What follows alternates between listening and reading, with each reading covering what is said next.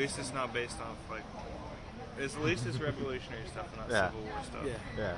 There's too many other states that have that. Yeah.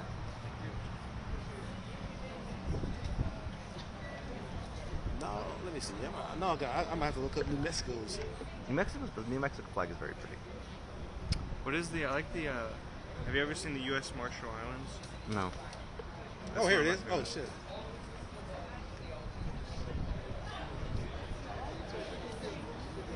That's it. See right here? Yeah. This is one of my favorite flags right here. Yeah. Yeah, it's pretty good. Oh, that's pretty. That's nice. I like that one. I mean, that looks like The orange is not in it. Like it would be like that. Yeah. that's almost like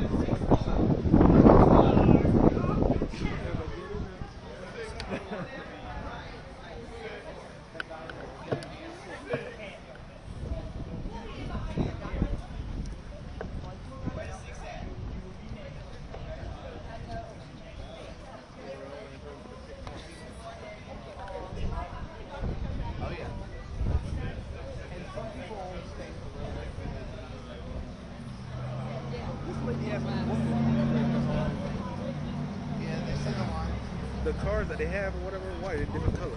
But I haven't been inside. Which one? One's media and one's public. Purple, I believe, is media. 50% of the seating is for media, 50% is for the public. For writers, I assume?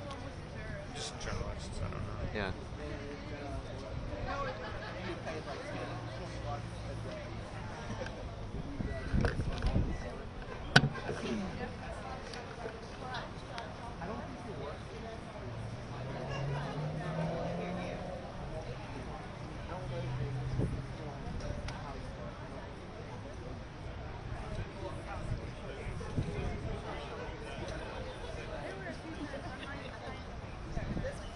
So what's at the White House?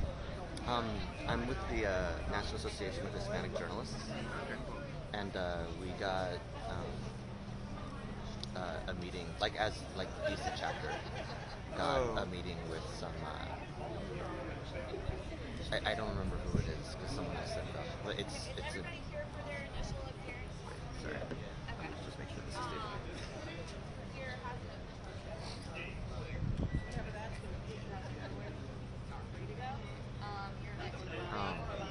We're meeting with some people about some press issues. Okay. That's kind of cool. Not fighting. Not. Yeah, I assumed it was like a press conference of some sort. But Yeah, no, and it's like a private thing that we can report on. It's on the record, but yeah.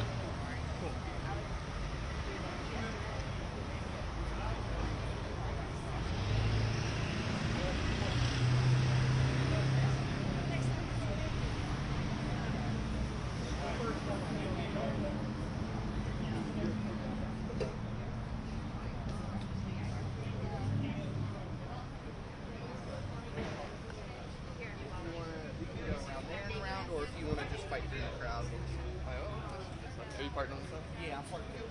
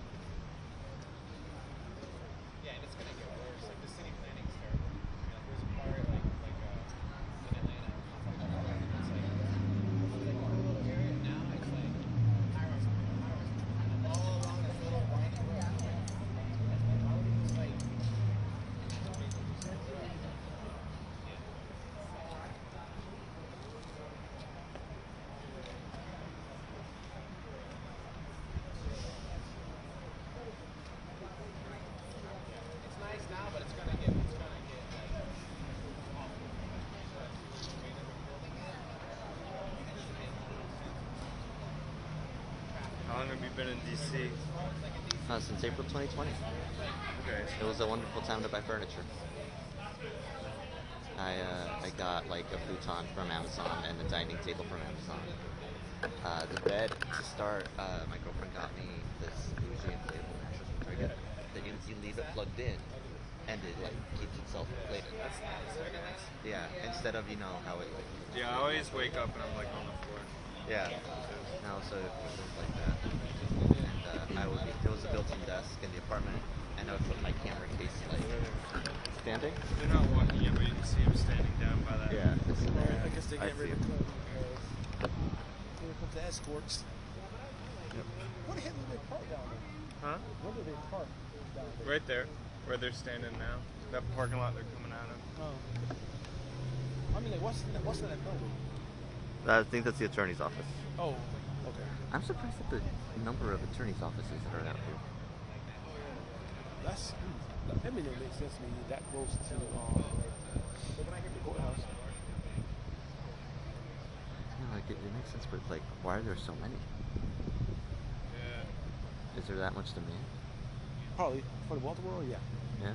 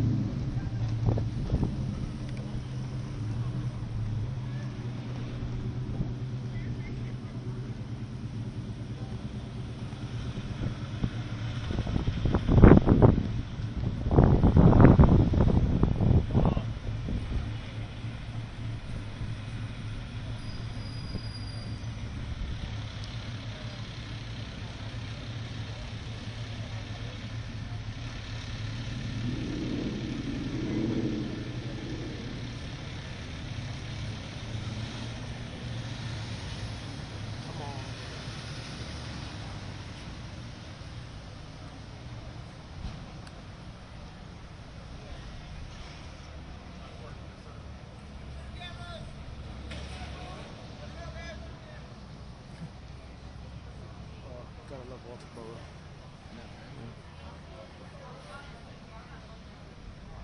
Jaywalking, get him.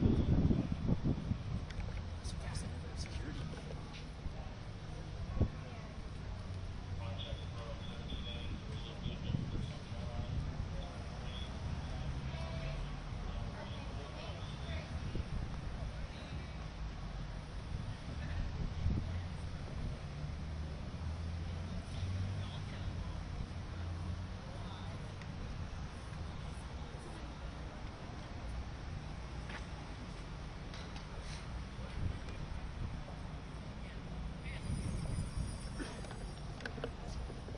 Josh Small.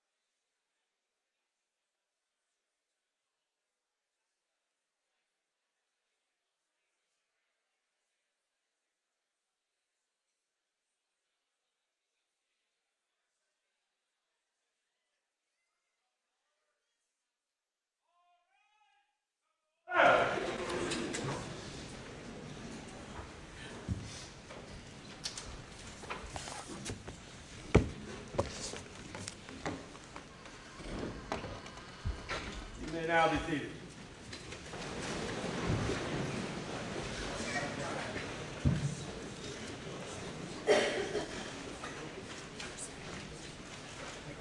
Good morning.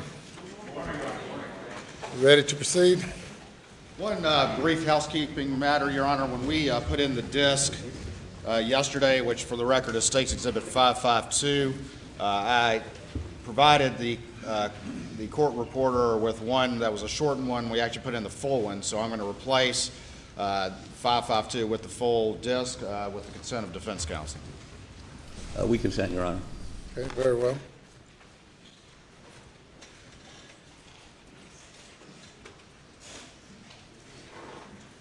With that, State's ready to proceed, Your Honor.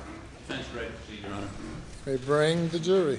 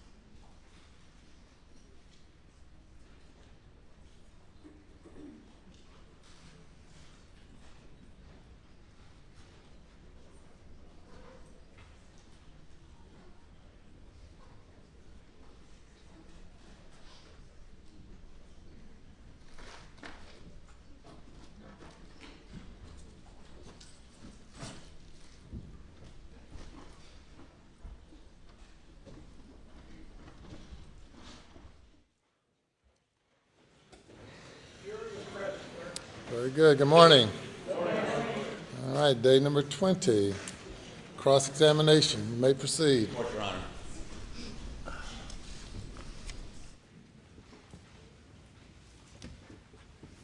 Good morning, ladies and gentlemen. Good morning.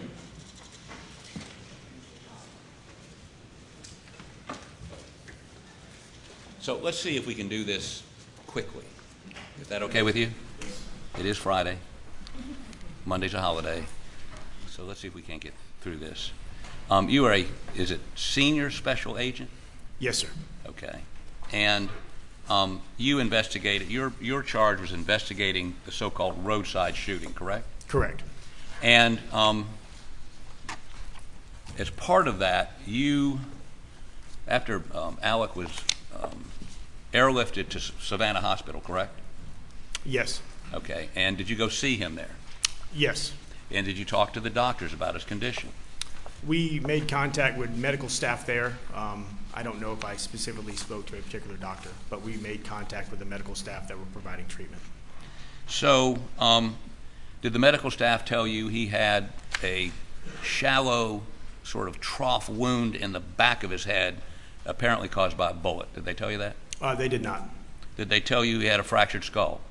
They did not. Did you look at his? Have you subpoenaed his medical records? We have, but at the Okay. time of my arrival, the tests were ongoing, and that those documents weren't readily available to me. But you've looked at him since then. Since then. So you would agree with me he had a fractured skull, a wound, a trough wound in the back of his head. I'd agree that's what the medical records state. Let me see if you can identify this.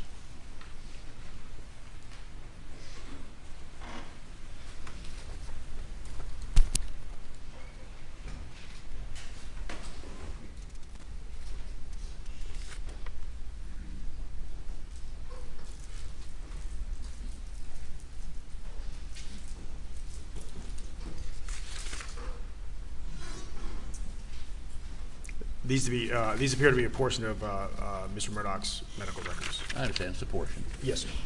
but it's the, sort of the summarizing portion, is it not? Yes, sir, it is. Okay. I think you furnished these to us. Do you have any objection? Objection, Rule 801.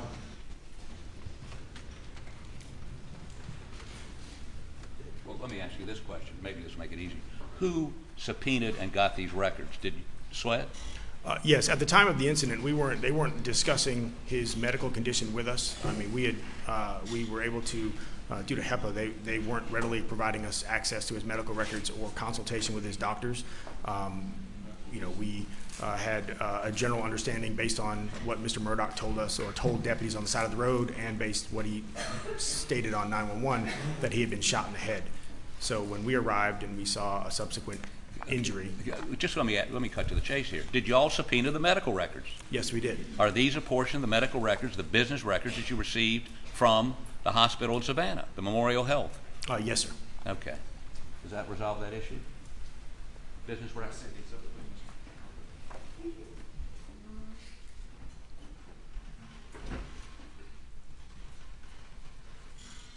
for the record, I don't redacted any personal identifying matters. That's what's redacted. With redactions, no objection. Admitted without objection. It's and that's number 124. So let me have you, if this will refresh your memory, look at page 1, what the medical staff says are his injuries.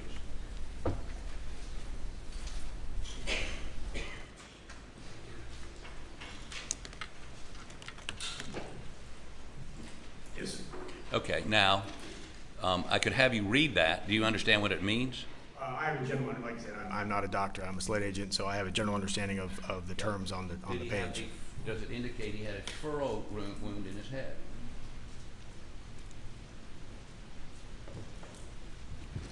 I'm not trying to play coy. It just says, I mean, I can read it. If it says, Okay, let me publish part to you and see what you think. Left posterior parietal subdural hematoma with adjacent blood products. What do you think that means? What's a subdural hematoma? Obviously, it's a bleeding on the subdural part of his head, so it's So it would be a brain bleed. Absolutely, yes. Okay. It says linear left posterior parietal bone fracture. That would be a fractured skull. Yes. Okay. Scalp laceration overlying the left parietal bone. That would be that furrow I'm talking about, right? If that's what you infer to, I'm not a doctor. I mean, a furrow is, you know, I can only testify what it states on the page. And attending radiologist reviewed all the images and agrees with the interpretation. So radiologist looked and saw brain bleed, saw a subdural hematoma, saw a fractured skull, and made findings consistent with a bullet wound to the head. Did they not? The medical professionals reviewed his charts and his tests. They came to that opinion. We refer to them as it relates to their findings. I'm sorry, refer to them what? We refer to them as it relates to their findings. If that's what they determined happened, we refer to them. So he had real injuries. There was a laceration on the back of his head that was consistent with a gunshot wound. Fractured skull, subdural, brain bleed, right? If that's what the records say, then yes. Have you ever told anybody that, specifically Maggie's sister and her husband, that Alec had been shot in the head? I mean, I can play it for you. You recorded it. Oh, absolutely. If it's, I mean, I'm not denying that I've done it. I don't remember off the top of my head. I just want to make sure you've told somebody that Alec got shot in the head. Yes, I've never questioned that Alec's been shot in the head. Okay, I'm just trying to. Okay, we're having a difficult time here communicating this morning. I don't quite understand it. The That's simple early. question was he shot in the head? And you say, I'm not sure until just now you said yes, he was shot in the head. I apologize. Yes, he So was we shot in agree the head. on that. He's shot in the head. Yes. Okay. And he was in intensive care for a while, and then he was let out relatively quickly. Isn't that right? Yes, I believe he was released on the 7th. Okay. Now I'd like to show you Defense Exhibit 125 and 127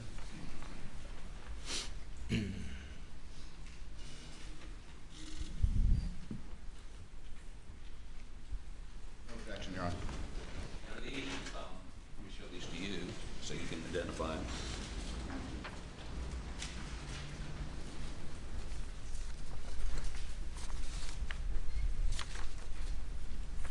Are these photographs consistent with what you saw Alex Murdaugh at the hospital? No. This first photograph was photographed by Hampton County EMS. Okay. So prior to my arrival, this was taken. When I arrived in Savannah, Alex was not in this condition. But you would represent that these This were, image is something that I saw at the hospital. I didn't see this. okay. So, this was taken by who? Hampton County? I don't know who took the photo, but it was included with the Hampton County EMS records that we obtained. Okay. So, did I offer these? No objection, Your Honor. Okay. So let's look at, do I have to go to the Elmo, or do you have these? Okay.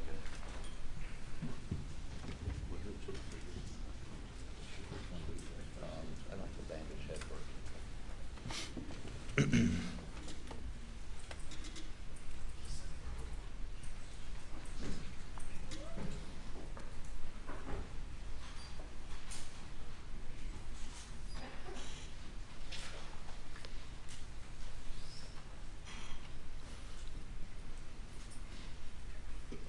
Okay.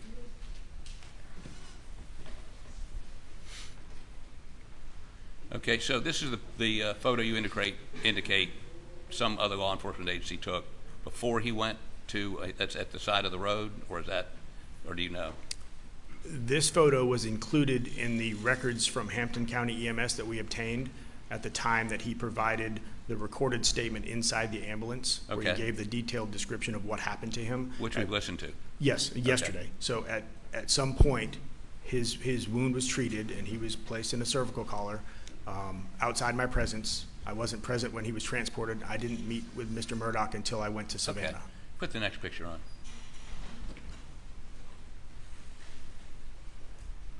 And who took this picture? This picture was, I did not take any pictures, so I believe it may have been, it was Agent Rebecca Gregg who was accompanying me to Savannah. And is that an accurate depiction of what his skull looked like at the hospital? Correct. And you noticed blood there? Yes. Okay. Go ahead and kill the Elmo, please. Now, as I understand it, after he was released from the hospital, he went to detox in Atlanta. That's what y'all told us, yes. I'm sorry? That's what you told me. Okay. And we called you from a facility in Atlanta to give the statement we saw earlier, correct? You called me from a telephone. I don't know exactly what your location. I wasn't there with you, so I don't know where you called me from. You're telling me SLED can't tell where a phone is? Mr. Harpootlian. I mean, if you're going to tell me that SLED can't tell us where a phone is, Pose the question. You must give him an opportunity to answer. I apologize. Mr. Harpootlian, you called me. I don't know what number you called me from. My cell phone. Okay, so you called me from your cell phone. I have that number, so it identified as yours. Right. But I don't know where you were at. You told me that you were calling from Atlanta. I took you at your word, but I can't testify to where you were calling me from because I don't know. Did you ever subpoena his detox records? We made an attempt, but we had issues with them honoring an out-of-state subpoena. Well, I mean, you can go to a court in Georgia and make them honor it, or we could have given you consent. Did you ask us for consent? No consent was given. No consent was asked for. No Right. consent was asked. No consent was given. So, Okay. But we represented on that call that he was in a detox facility before, when we called you to set up the call in Atlanta, and he was now, and I think we've said on the recording, that the doctors indicate he's coherent, he's been through the detox, which is a pretty tough process, and he was willing to talk to you once he was competent to do so. Isn't that correct? that's the information you relayed to me, yes. Okay. Do you have any reason to doubt that? No, sir. Okay.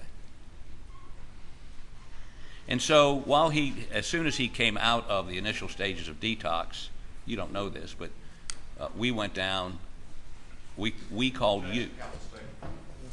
Mr. Harpootlian, you can't testify. Who called who initially to set that call up?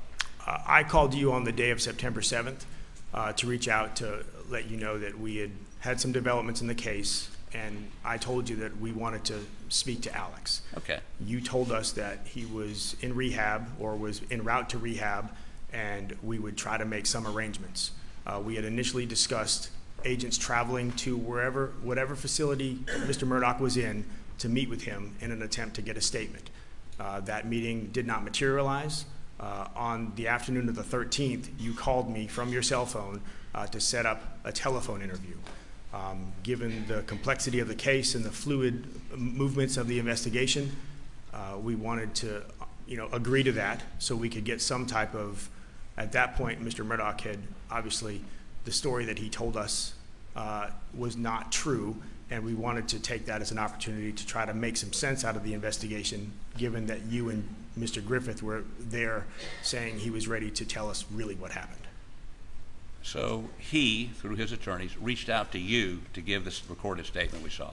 On the 13th, you called me, yes. Right.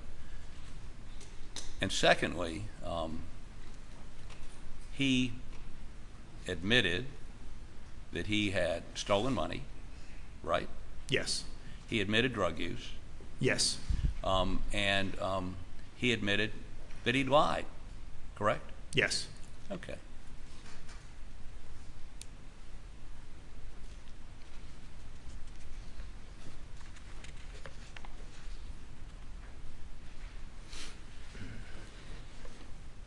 And as a result of that statement, he was charged with insurance fraud, conspiracy to commit insurance fraud, and filing a false police report. Is that correct?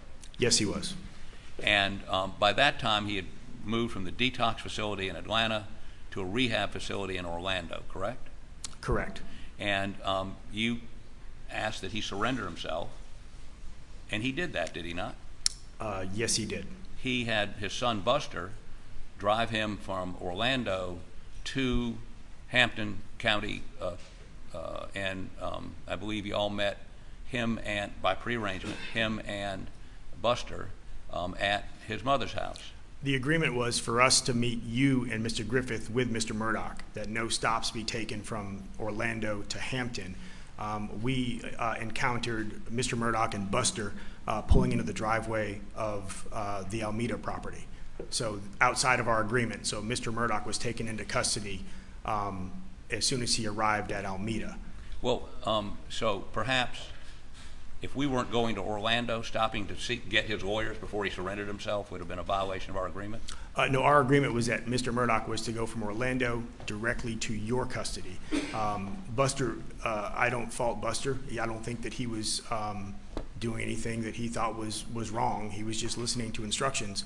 But we were supposed to meet him with you, and he showed up at his mom's house. So he was placed under arrest at his mom's house. Well, we showed up at Mom's house as y'all were taking him away, right? After he was arrested, yes. Right, but I mean, we were there minutes after you arrested him, right? Well, yes, because they called you. So, and I think I might have called you to tell you that we were arresting him as well. Right. He went to a bond hearing. Yes, he did. And he was granted bond. Yes. And one of the conditions of the bond allowed him to go back to Orlando to rehab, right? Yes. And he went back to Orlando to rehab. Yes. Until he was indicted on the financial fraud charges. Yes.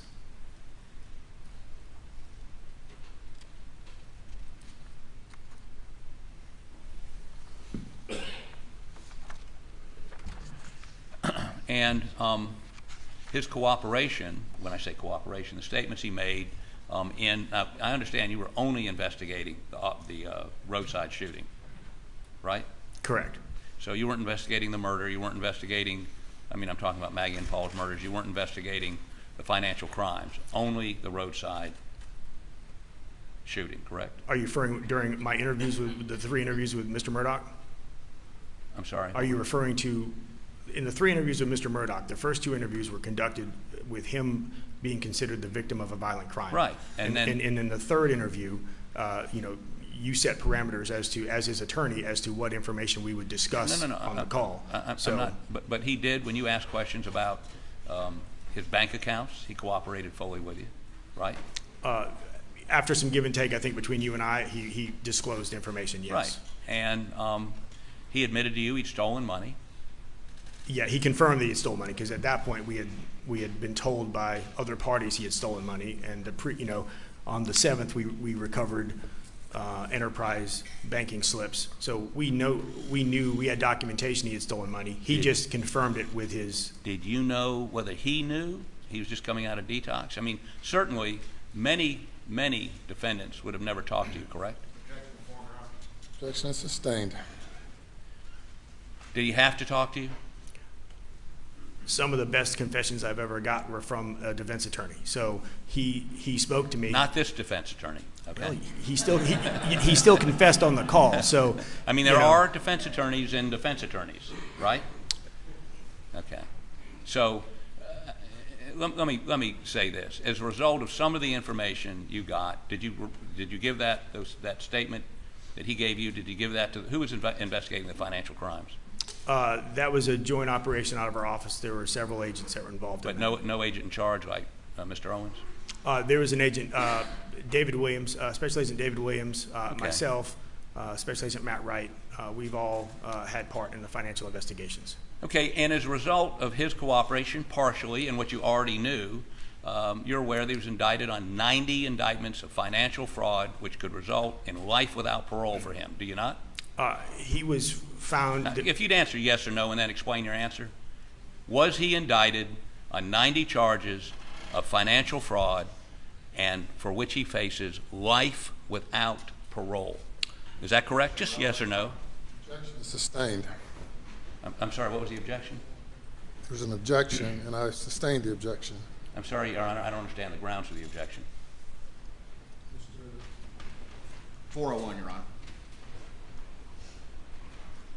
I'm sorry, I understand what 401 is. I don't know why it would apply to this. Objection is sustained.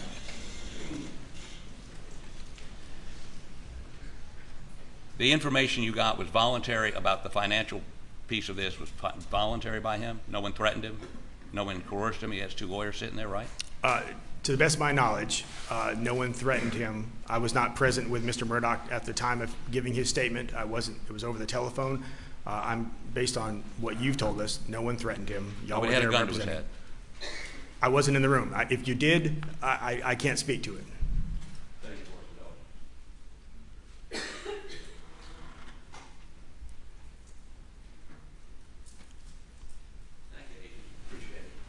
Thank you. Any redirect? Briefly, Your Honor, may it please the court.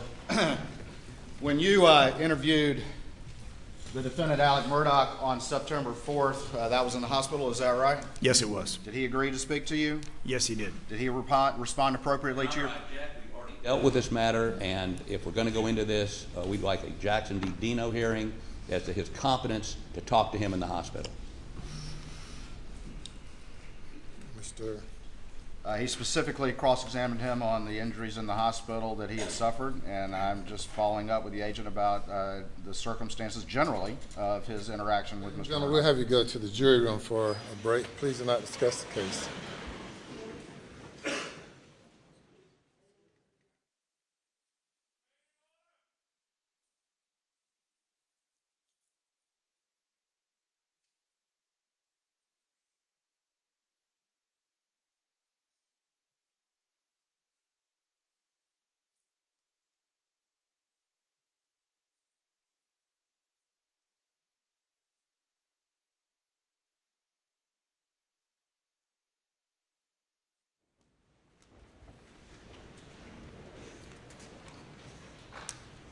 Everyone, be seated, please. What's the nature of the objection again, Mr. Harpootlian? Your Honor, there's several bases. One, that was a leading question, but if you get past that. Secondly, we had an agreement, which he complied with on direct examination, to have him say what happened there in summary fashion and not go into a quoting piece, even though we believe, and if you look at these medical records, he's showing positive for barbiturates and opioids, many of which were administered by the hospital. We believe the doctors will say he was not competent to give any sort of voluntary statement. And he was not advised of Miranda warnings. He wasn't in any way we don't, obviously wasn't in custody, but we believe that we're entitled to a hearing on competence to give a statement if he's going to go further on this. And to do so, we're going to need the doctors from Savannah here to testify what his condition was. So perhaps we should adjourn this and come back on Tuesday or Wednesday of next week to finish it. Your Honor, the sum total of my questions was specifically in response to the cross-examination. I was not going to ask him to go back to the to relate what he related to Agent Kelly, which again they had already agreed for us to do in summary fashion. It was simply going to be questions that he was not in custody. He was voluntarily agreed to talk, and his questions were subject matter appropriate, and he appeared to understand the questions. That was going to be the extent of it, and it was in direct response to their putting in the records and discussing the injuries that are reflected in those records. That was the extent of my questioning, not to reiterate the summary to which, frankly, they had already agreed to allowing us to do, which we did yesterday. If that's all he's going to ask, I withdraw my objection. All right, very good. Let's bring the jury in.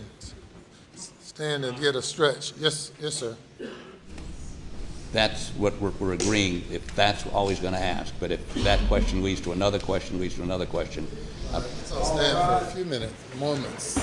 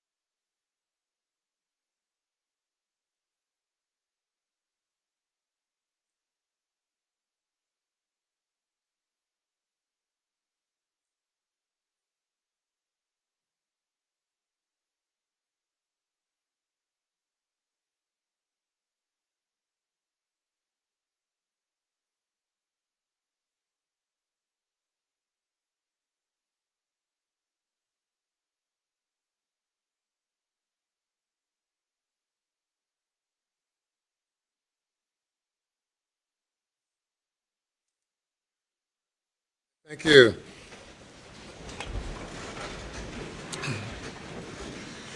The objection is withdrawn. You may proceed. Thank you, Your Honor. May it please the court. All right, going back to the question that I asked, when you interviewed, and I'm just asking these particular questions, when you interviewed the defendant on September 4th, that was the day of the roadside shooting, correct? Correct. Did he voluntarily agree to talk to you? Yes. Was he in custody in any way? He was not in custody. Did he respond appropriately to your questions? He responded appropriately and consistently to the answers to my questions that were given on the 911 and on the to Hampton County deputies. Did he appear to understand your questions? Yes. And did he respond appropriately to the subject matter of those questions? Yes. When you interviewed him on September 6th, he was still in the hospital, is that correct? Yes. And at that time, did he voluntarily agree to talk to you? Yes. Was he in custody at any point? He was not. Did he respond appropriately to your questions? He did. Did he appear to understand your questions? He understood the questions and, again, gave consistent responses to the interviews from September 4th, from the 911 call, and from the video from the ambulance. All right. And his answers related appropriately to the subject matter of your questions? Yes, the side of the road. You were asked a little bit about the circumstances of the telephone interview on September 13th, 2021, correct? Yes. And did you want to do a telephone interview, or did you want to speak to him in person? No, our initial inquiry was to go to where he was at. We did not know his location. They took him out of state. Our intention was to go meet with them wherever they had him to conduct that interview. When those plans did not materialize, time was of the essence. When they called us and agreed to have the telephone interview, we made an investigative decision to agree to that and conduct the interview over the phone. That time period between September 6th and 7th, when all the developments you testified to yesterday on the side of the road took place, and September 13th, was SLED just sitting around doing nothing, or were y'all actively attempting to further question the defendant? We were absolutely actively in working the active investigation. We were actively attempting to make contact to have that interview and make that take place. And it was not till September 13th that the defense agreed, but only through a telephone interview. Is that correct? Mr. Harpootlian had called me on the 13th, and he said, "Hey, we have a short amount of time. We can do this. Can we make it happen?" So we had to make it happen within about 30 minutes notice. So Agent Albayalde and I got to a place where we can conduct the interview, and the interview occurred. And when y'all had that phone interview that the jury heard yesterday, at the beginning, they put limitations on the subject matter of what could be discussed. Yes, they advised that they would only discuss the side of the road shooting, the Moselle incident, and the financial crimes are off limits.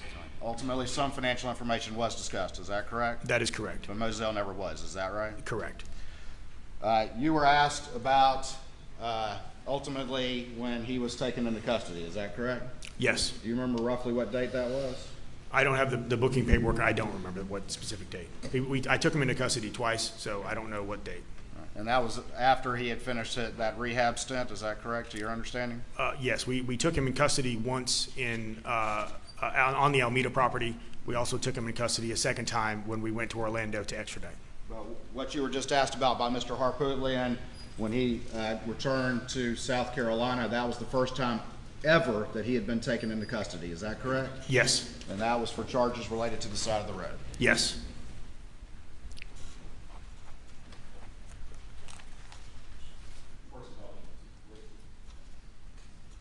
Thank you, Senior Special Agent Kelly. Nothing further. Thank you. Just a couple of questions. That second time you took him into custody, do you know when that was? I don't have the exact date in front of me. I apologize. If I told you October 16th of 2021, would that seem appropriate? I believe it was in the month of October 2021. Okay. And tell this jury, how long has he been out of jail since October 16th of 2021? I mean, did he make bond? I don't believe so. No. Okay. So he's been in jail since October 16th. Objection 401, Your Honor. Objection sustained. Well, what opportunity has he had since October 16th of 2021 to manipulate witnesses, to manipulate evidence, to manipulate anything in this case? What opportunity? Go ahead. There's an objection. I'm sorry, what's this objection? Objection 401, Your Honor. And response. Well, Your Honor, no question he's been in jail since October 6th. Your legal response to the objection. I don't The understand. 401 is the objection, relevance, and your response. My response is that they have him, they're trying to portray him as this manipulative Your Honor. person, and he's not got the ability to manipulate anything after October 16th. Objection is sustained. That's not relevant. Inappropriate argument to the jury. I'm sorry, Your Honor. Yes, sir. Now, did you tell anyone in his family the reason you wanted to see him while he was in rehab was to show him a picture of a truck?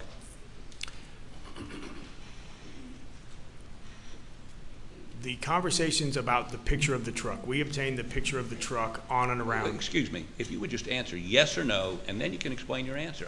We're going to go down this trail, and if you say no, then I'm done. If you say yes, then I'm going to ask you when you did it, and we don't have to go through this back and forth for the next 10 minutes. Did you tell anybody in his family you wanted to see him in rehab just to show him a picture, among other things, just to show him a picture of a truck? I believe that was one of the items we wanted to discuss with Mr. Murdaugh. Okay. And so you were giving the impression that at that point you still believed him, and you just wanted to show him a picture of a truck. 401, Your Honor. Relevance? Really? Let me hear that question again. You indicated to a member of his family you knew was communicating with him that all you wanted to do was show him a picture of a truck. Back to the forum, Your Honor. It's cross-examination. Thank you. Did you communicate? What's the response? I asked the question. Could you repeat the question, please? I'm sorry.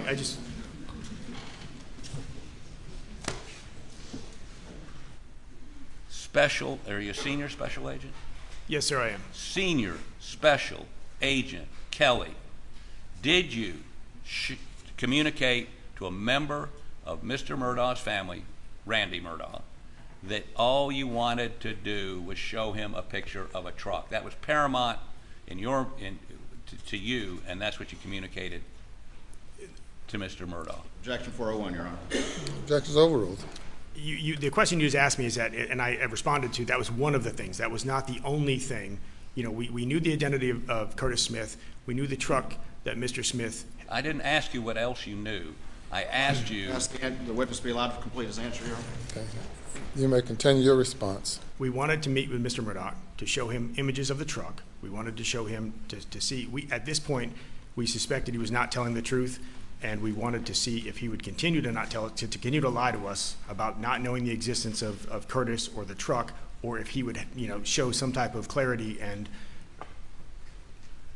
so, and this goes to sort of the same issue. When you wanted to see him, with the exhibits I just introduced. Okay. When you wanted to see him and you contacted me, I indicated he was in detox, right? Objection to counsel statement. Objection sustained.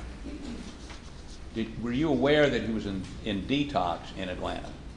I was aware that he was out of state, and based on the information you told me, and I took you at your word, that he was seeking treatment in an out-of-state facility. Okay. And did I indicate to you, or did anybody indicate to you, in detox you need an uninterrupted period to get off the drugs? I believe that is what you explained to me. Okay. And that he wouldn't be competent to communicate until he'd been, there was some hospital records, maybe I walked away. He would not be competent to speak with you until the doctor said he was competent, right? On the morning of, on the September 4th incident, he consumed opioids that morning. He was not detoxing or coming off those drugs. He did not appear to be under the influence of any narcotics. When we met with him in the hospital, he was on his cell phone, he was walking, he was talking, he was coherent.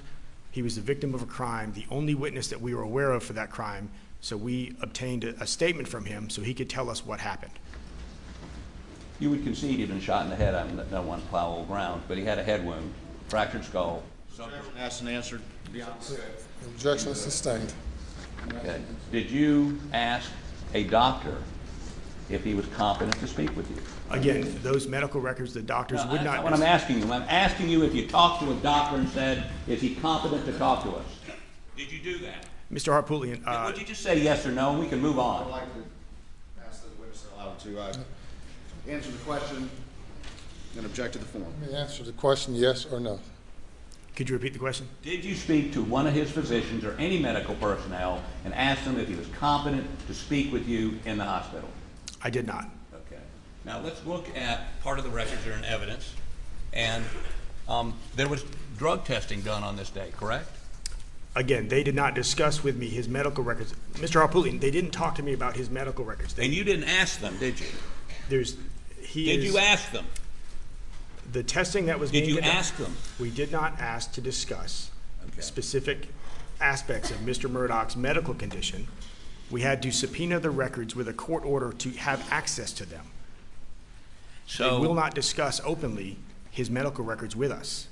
Did you ask a doctor? I'm just repetitive. But if you had asked a doctor, they would have told you, according to these records, that he was positive for barbiturates and positive for opioids, would they not? They would have told us they.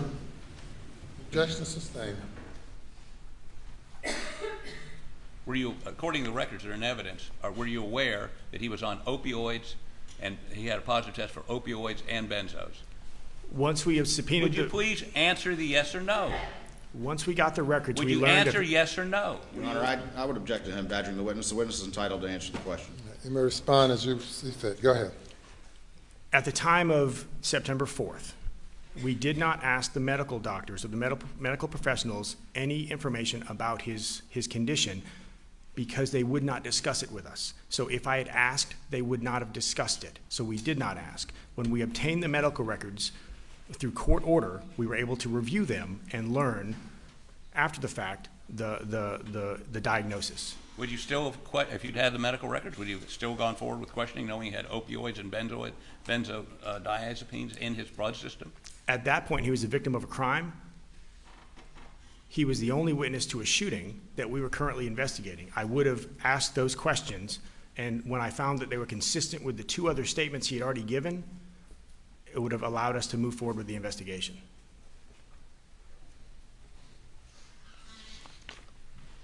Beg the court's indulgence.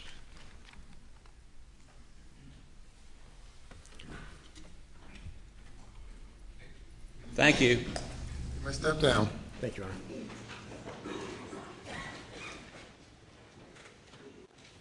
Let me call your next witness.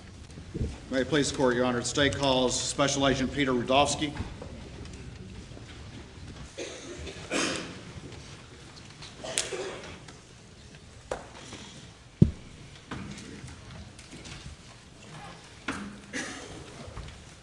Raise your right hand and come back.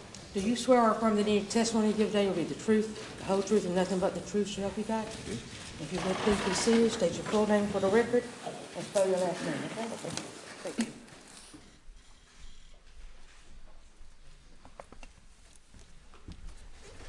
Special Agent Peter Rudofsky, that's R-U-D-O-F-S-K-I, and it's pronounced Rudolph and then Ski. All right, Special Agent Rudofsky, how you doing today? I'm doing good, how are you? I'm good. If you would, tell the jury just a little bit about yourself. Give us a little quick history of where you grew up, where you went to school, and how you ultimately ended up with your current position, please. I'm originally from Oakland County, Michigan, Metro Detroit area. Became a reserve deputy in 2015, a reserve officer with Bay City Department of Public Safety while I was attending Saginaw Valley State University to get my bachelor's degree. And then went on to work at Oakland County Sheriff's Office as a special deputy. Graduated in 2017 at Saginaw Valley State University with a criminal justice degree. And then in 2017, moved to South Carolina, worked for the Department of Public Safety. In 2020, came to the South Carolina Law Enforcement Division, where I am currently. Began in the undercover vice unit, worked in the undercover vice unit until October of 22, where I currently am a special agent assigned to investigative services. All right, and that was when again? That was October of 22 is when I have my new position. At some point in that position in SLED Investigative Services, did you get involved in the investigation of the murders of Maggie and Paul Murdaugh at Moselle? I did. November of 21 is when I was brought on to assist the Low Country region with this case. November of 21 or November of 22? 21. And let's talk a little bit more just about some of the experience you've had as a law enforcement officer. Have you had any experience with or had any training with using the FBI CAST program? I did. I took a basic 16-hour cell site analysis course, which allowed me to use their system CAST Viz, which is what if you saw Matt Wild's presentation, the mapping system and the plotting, it allows me to use that system and kind of do a basic level operation of it. And what has been your primary focus of your involvement, at least in the investigation after you got involved in November 2021? And to be fair, that was November 2021. You were not working in investigative services when the Moselle event happened in June of 21. Is that correct? That is correct. So when you came on in November of 21, what's kind of been one of your main focuses and main assignments? The main focus was to take all of the various forms of data. There's, a lot of phones, a lot of different data, and take all of that and put it into a readable timeline that you could start from, the beginning of the day to the end of the day and see everything with all those different phones and different, media sources all in one document. All right. Stand by for me just real quick.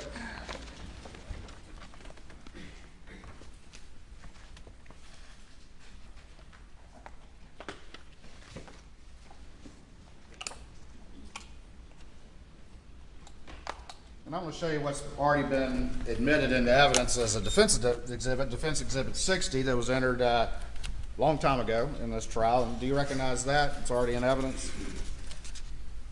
I do. All right, and what is that? Tell the jury what that is, please.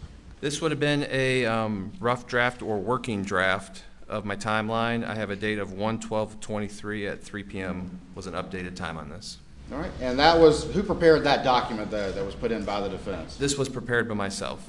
And was that provided to the defense a week or so or sometime prior to trial? It was. All right, and on that particular document, does it say that it is a working draft? It does on the top here. It's going to have in yellow working draft, and then as you go through the document, it's going to have the same yellow on the top working draft and draft across the document. All right. And as you have, how long have you been working on this document right here? Roughly about a year on this document. All right. And as new data came in, new data has been analyzed from various sources that have been put forward to this jury. Has that been incorporated into your timeline here? It has. All right. And since the time that this was initially prepared, has there been additional information added to it, and that document continued to be worked on? There has. All right. And has that been provided to the defense as well? It has.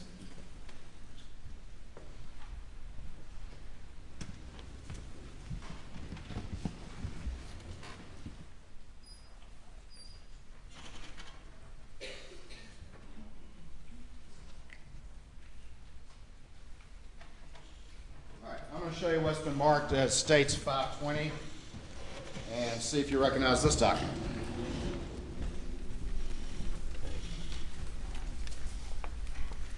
I do. This is going to be the full timeline. This is going to be the latest copy. And I'm going to show you what's been marked as 519, and do you recognize that document? I do. All right, and tell the jury what that is. This is going to be a condensed timeline of this document here. Instead of having the whole day, it's going to have roughly from 6 p.m. to 11 p.m. on June 7th. 2021? 2021. Your Honor, at this time I would offer States 519 and 520 into evidence. No objection. They are admitted. All right, we're going to get back to those in a second.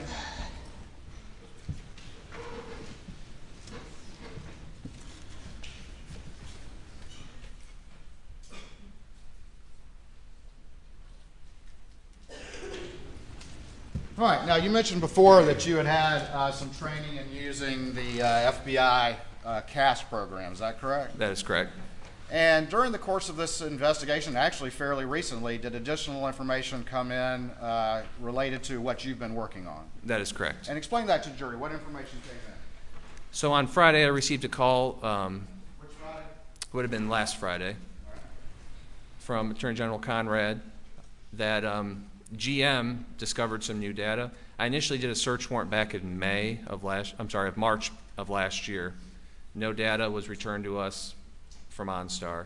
We get a call saying that they have data and that they're going to be sending it to me. I received an email on this past Saturday with 3 Excel files of data from GM.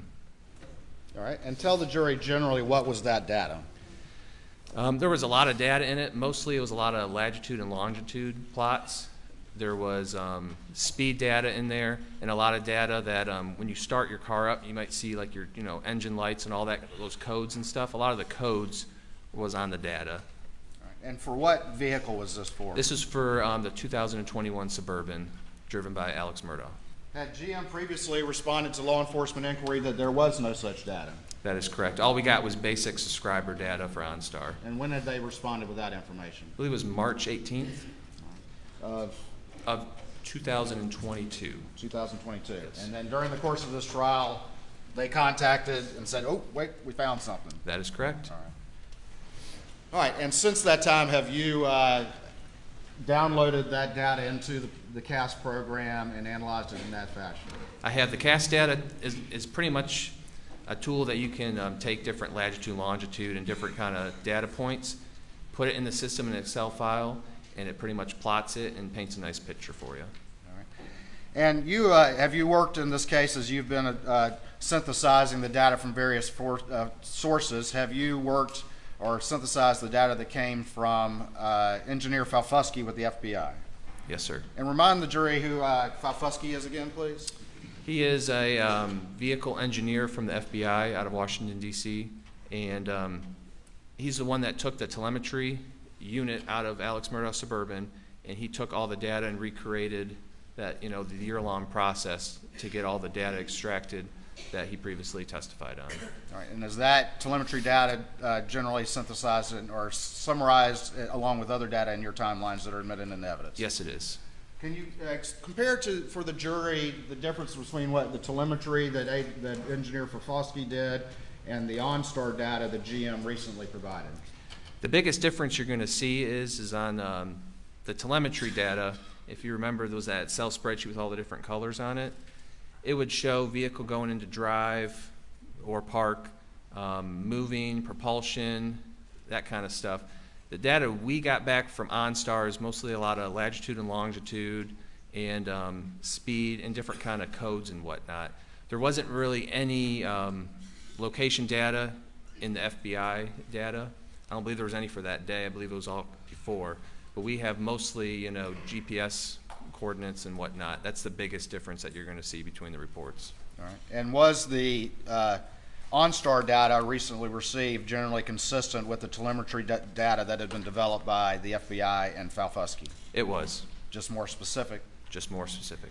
All right, I'm going to show you what's been marked as States 524 to this trial and see if you recognize this document. I do. All right, and tell the jury what this is, please. This was a presentation I created that is based on the GM OnStar data that was received last week for 6/7 of 21 for a 2021 Chevrolet Suburban. Your Honor, at this time I would offer in the evidence States 524. Submitted.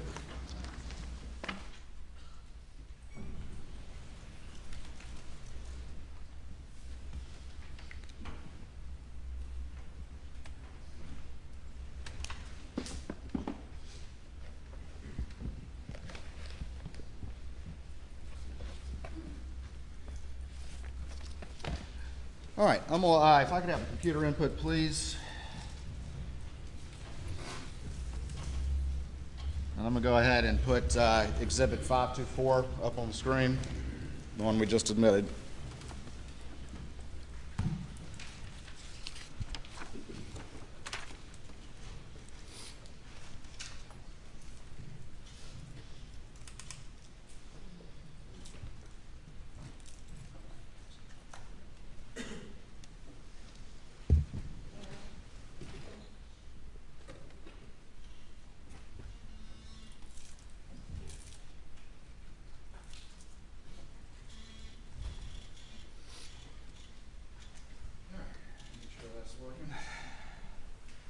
All right, is this the 524 the exhibit we just put into evidence? That is correct. All right, and that's your name up there, and it's got the CAS program and everything, is that right? That is correct. All right, moving on to this next slide, and can you see all right up there? I can. All right, if your little screen becomes hard to see, just let me know, and we can have you come down here and look at the big one. All right, what's up on this slide? Tell us what this represents to the jury. What you're going to see up on the slide is going to be 3 file names that we received from GM. These are all 3 Excel files. This is what they were labeled to us from GM. And what does this slide reflect? This is an overview. Do you mind if I step down? Yeah, to point out? This is going to be an overview slide here. Top point is going to be Moselle, the Moselle house property. Bottom left, we're going to have Hampton. Far right is going to be Alameda. There are 4,820 data points that make up these lines here. When you zoom in a couple more slides, you're going to see the individual dots. This is kind of like an overlay of all of those dots. Right. But just for reference, that's where we're at in the map. And just very quickly, tell the jury, when we're talking about these dots, is that what the CAS report did? Is plot the dots based on the data provided by GM OnStar? That is correct. Each dot's going to represent a latitude and longitude.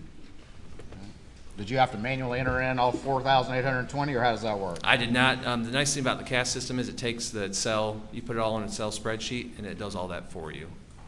Kind of like Google Earth would do in comparison. All right, this next slide, what is that? This is the same slide. It's just showing on a different, the last one was like a Google Earth kind of view photo. This is just a regular like map photo.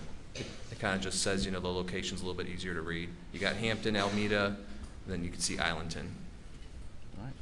Go on to this slide. Is this just a general representation where you can see some of the individual dots? This is going to be the general overview of Moselle.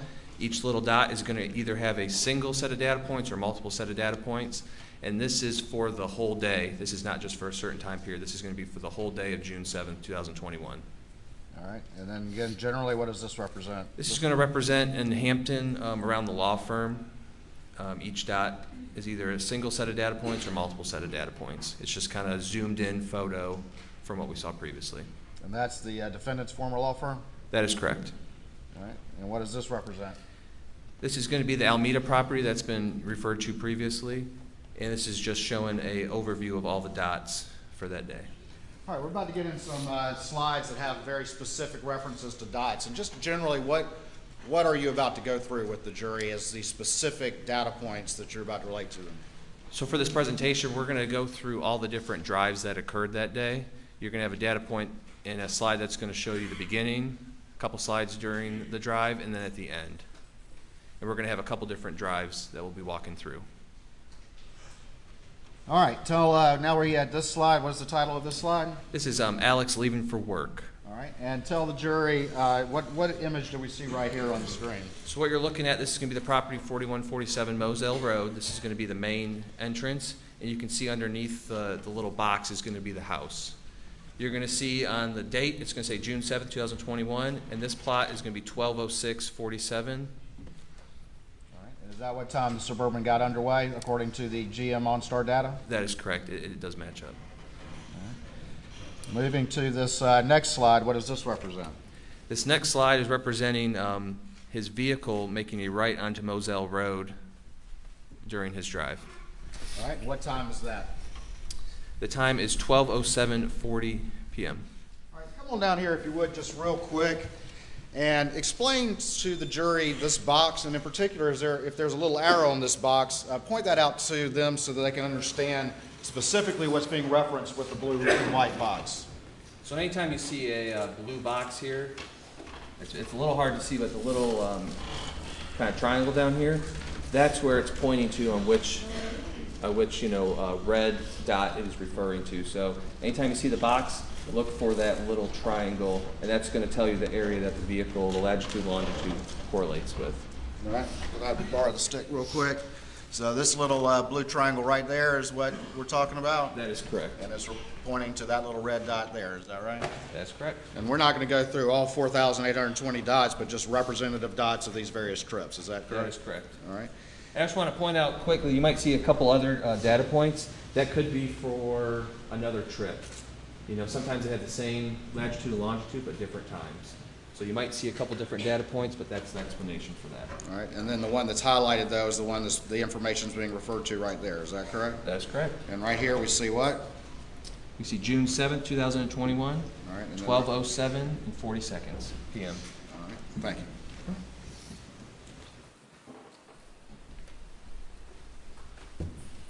All right, before we move on to the next slide, what's the car doing at this point in time? The car is moving. All right, and what location is it? Just generally an orientation to the property? Moselle Road, coming out of that main gate. That driveway? Main driveway. Moving on to the next one, what does this represent? This is 12:07:42, and this is representing, you're going to see a mile per hour is going to be the new line that just showed up. And this is showing 12 miles an hour the vehicle's traveling. Generally on these blue boxes is the little arrow at the bottom. Is that kind of in the center bottom in most of these little blue and white boxes? That is correct. All right, and some of the entries have a miles per hour reading, is that correct? That is correct. And that's being recorded by the vehicle and by GM OnStar? And it's being uploaded to their servers. All right, and so what was the speed of the defendant's vehicle at this time? Approximately 12 miles an hour.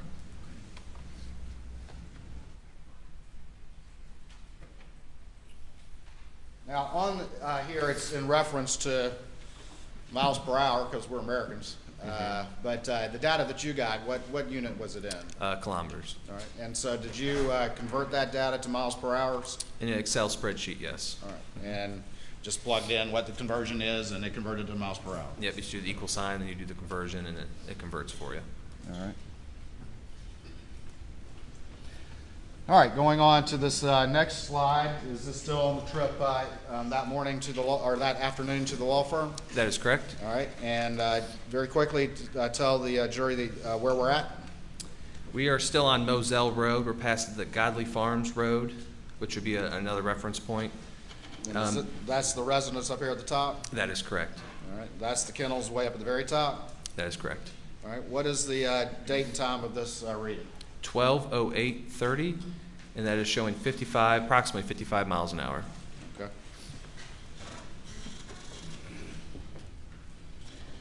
All right, tell me about this next one. This is still on the drive to the law firm. This is showing at 12:16 on the dot, and we're showing approximately 60 miles an hour driven. All right. And where is the arrow on this particular one? So on this box, the arrow is actually going to be on top, and it's pointing to one of the data points. The speed again? Approximately 60 miles an hour. Going on to slide 13 for the record, what does this reflect? This is reflecting coming into Hampton to the law firm. And this is actually, if you look, it's pretty much right on top of the law firm. It's 12:21:37, and we have no speed associated.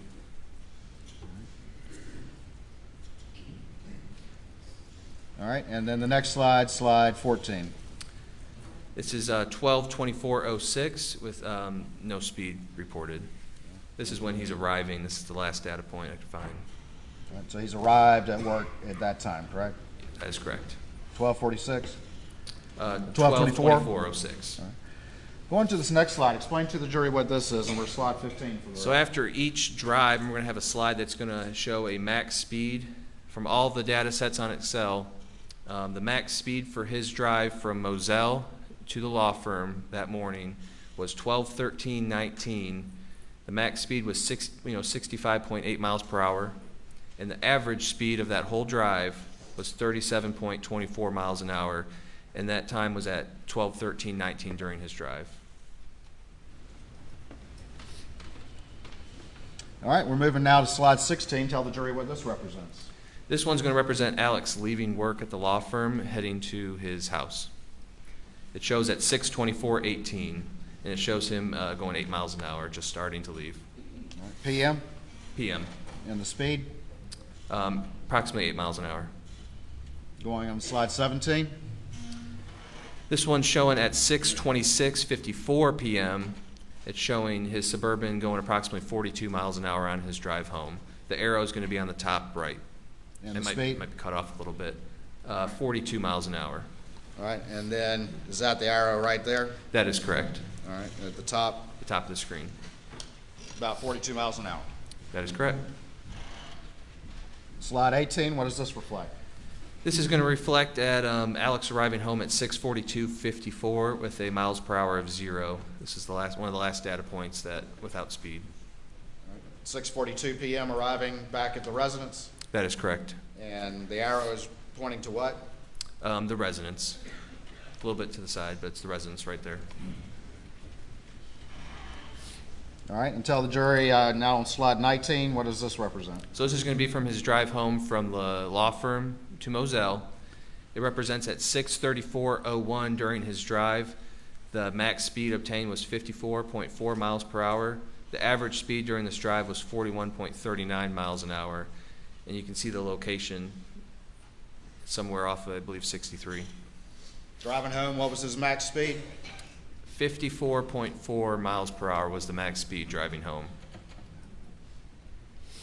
All right, slide 20. All right, so now we're at where Alex is leaving for Alameda. This is going to be 9:07:06 p.m.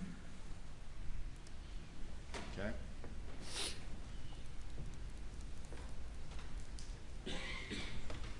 And again, we'll go through the timeline in a bit, but is this generally consistent with some of the telemetry data that Falfosky did? It is. Suburban goes underway at what time? 9:07:06 according to this data. Moving on to the next slide. Like previous where's the Suburban at this point? Like previous slides, this is going to be the Suburban pulling out onto Moselle Road, coming right out of the main entrance, going about 15 miles an hour. This is going to be at 9:08:06.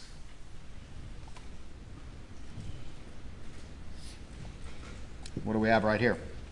This is going to be 9:08:18 with speeds approximately 37 miles an hour.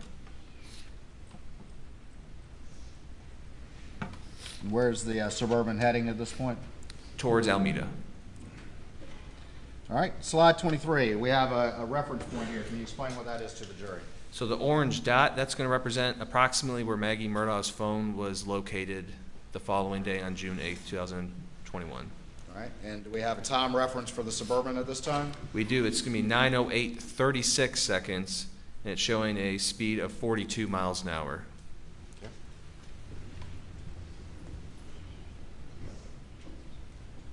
Moving on to the next one. Tell the jury what this is. In the grayish white looking box, you can still see the little circle where it says Maggie Murdaugh's phone location, and right under it's where the pinpoint's going to be. It's going to be 9:08:36, 42 miles an hour.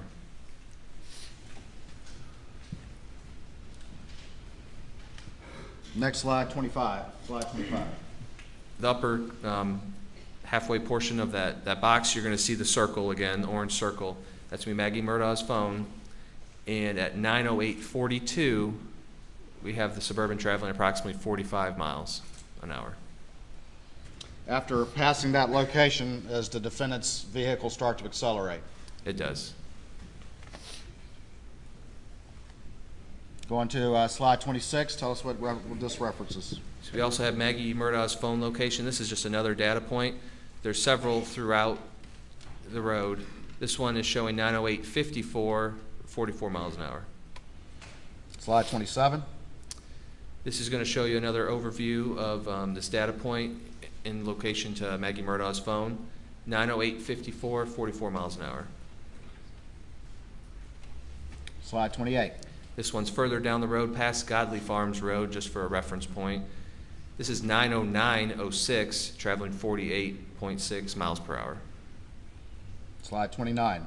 This is another data point in reference to where the phone location is. 9:09:18 p.m., traveling 49 miles per hour. And slide 30. This is going to be another data point at 9:09:18, traveling approximately 52 miles an hour. Slide 31. This is also going to be another one on Moselle Road, coming up to Dobson Road. It's going to be 9:09:24 p.m., traveling approximately 52 miles an hour.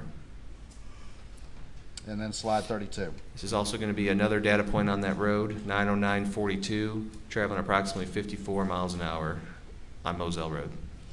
All right, going to slide 33. Has our sort of map orientation changed? It has. This is still on the drive to Alameda. I believe this is going to be 63 or Snyder's Highway or Walterboro Highway. This is at 9:13:30 p.m., showing a speed of 68 miles an hour on that drive to Alameda. All right.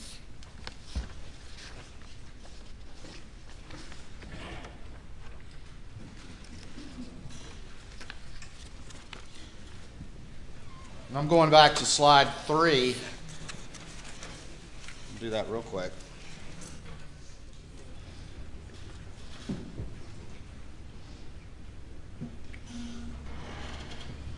And the slide that we were just seeing when the orientation changes, can you come down real quick and kind of describe generally what we were looking at when we started and then the where we're at on that slide that we were just about to look at? All right, so where we started on this drive would have been right up here, 4147 Moselle Road. 4147 Moselle Road. This would have been Moselle Road that we just showed all those data points. Would have made a right onto Dobson Road and then a right onto 63 Snyder's Highway. It's approximately somewhere around here on Snyder's Highway where that data point we just looked at. All right, returning to slide 33. All right. And right there is going to be approximately where the data point is at. Okay, and what's the speed there? 68.7 miles per hour. All right. Going on to slide 34. This is going to be at 9:14:36, showing an approximate speed of 69.4 miles per hour. And it's going to be on the top portion. All right, moving on to slide 35. This is going to be at 9:16:48, showing approximately 70 miles an hour. It's going to be the top portion of your screen here, coming into Varnville. All right, and down at the bottom center of the screen, what is that? Right here. That is going to be the Alameda property, and just a reference, this is going to be coming into Varnville. All right. right here, what do we have on slide 36? This is going to be the Alameda property. You can kind of see it behind the other record part, but it's showing at 92206. His Suburban's pulling, making a left into the Alameda property.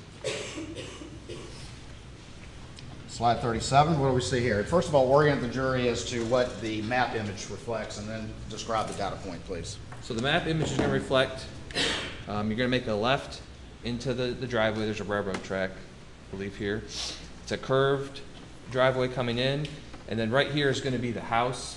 There's a little carport right here, and then the driveway is this whitish part that you see on your screen. All right, and then up here, generally in the property, we can see a roof and that sort of thing. What generally are those? Those are going to be some outbuildings on the property. The trees are kind of, there's a decent amount of trees right here, but there's, I believe, 2 outbuildings right here. This white area right here just above the house, what is that? That's going to be where you would park. It's a paved area in front of the carports. Where do the data points reflect the Suburban going, though, when it arrives? The data points for the Suburban, it looks like it went toward, like, a little bit into the grass, closer to the wood line over here. And that's going to be at 92239. Closer to the wood line and the outbuildings? That'd be correct. All right, and again, what time is the arrival at Alameda? 92239. And this is just, so that this right here is going to be a better overview without the box. The box. You can see right here is going to be the driveway leading in. And this is where a carport would be, where the vehicles would be parked. And then this is the main house here. Then you have your outbuildings.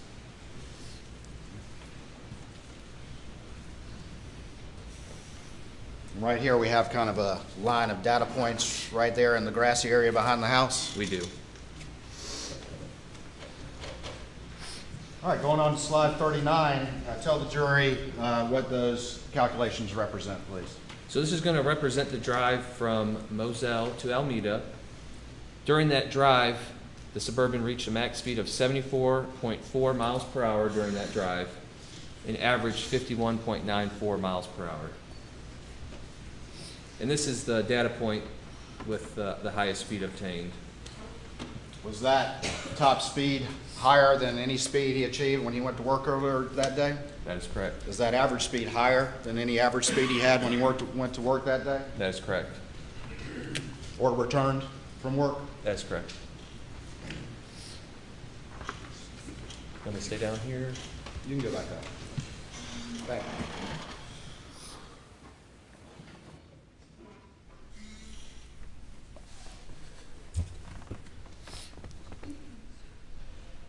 That max speed again is what on the trip to Alameda? 74.4 miles per hour. And the time again that he arrived? At Alameda? Yes. I believe it's going to be 9:20. Let me back up. If you go back. Or back up to? 9:22:39. So 9:22:39, he reached his max speed at 9:14:13. On June 7th, 2021 at 9:22 p.m. is it dark? That is correct. All right, we've gone on to slide 40. Please tell the jury what this represents. This is going to represent at 9:43:18. This is when we first saw movement. And this would be Alex leaving Alameda en route back to 4147 Moselle Road. It's shown approximately 2 miles an hour. All right, and the time again? 9:43:18. The arrival time that you just testified? That's correct. What was the arrival time that 9:22. And he's leaving at what time? 9:43. So approximately how long? 20 minutes.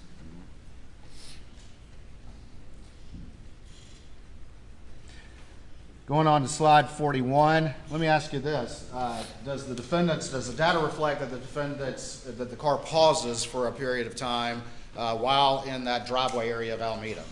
It does, about halfway between on the driveway. Come on down and show the jury if you would. I just sent you back, I'm sorry.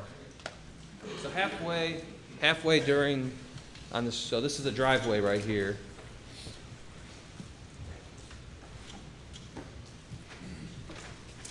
So this is the driveway just for reference.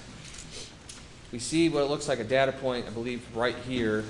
And if we click on that data point, it's going to be about a minute until this data point will show up leaving the property. All right, and then on slide 41, we have a, what's the time stamp that you have on that one? And show the arrow to the jury too, please. Yep, 9:45:22, and the arrow is going to be all the way down at the bottom, right across the railroad tracks, turning onto Yemassee Highway. At 9:45. That is correct, 9:45:22.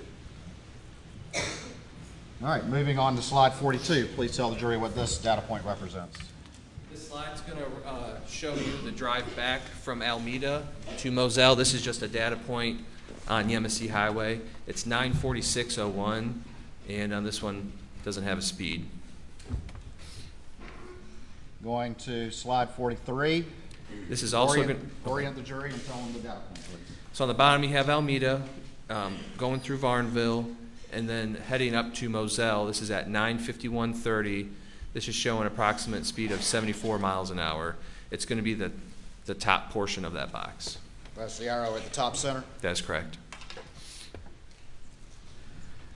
Slide 44. Please tell the jury what this data point represents. Top of the map, you're going to see Moselle, and this is going to be on 63. This is going to be at 9:54:24. We have approximately 70 miles an hour. And the arrow is located where? It's going to be on the bottom. Slide 45. What do you have right here? This is going to be at 9:59:18. This is Moselle Road coming up to Godley Farms Road for reference. Top portion on the left is going to be the Moselle property. This is at 9:59:18, showing a speed of 57 miles an hour.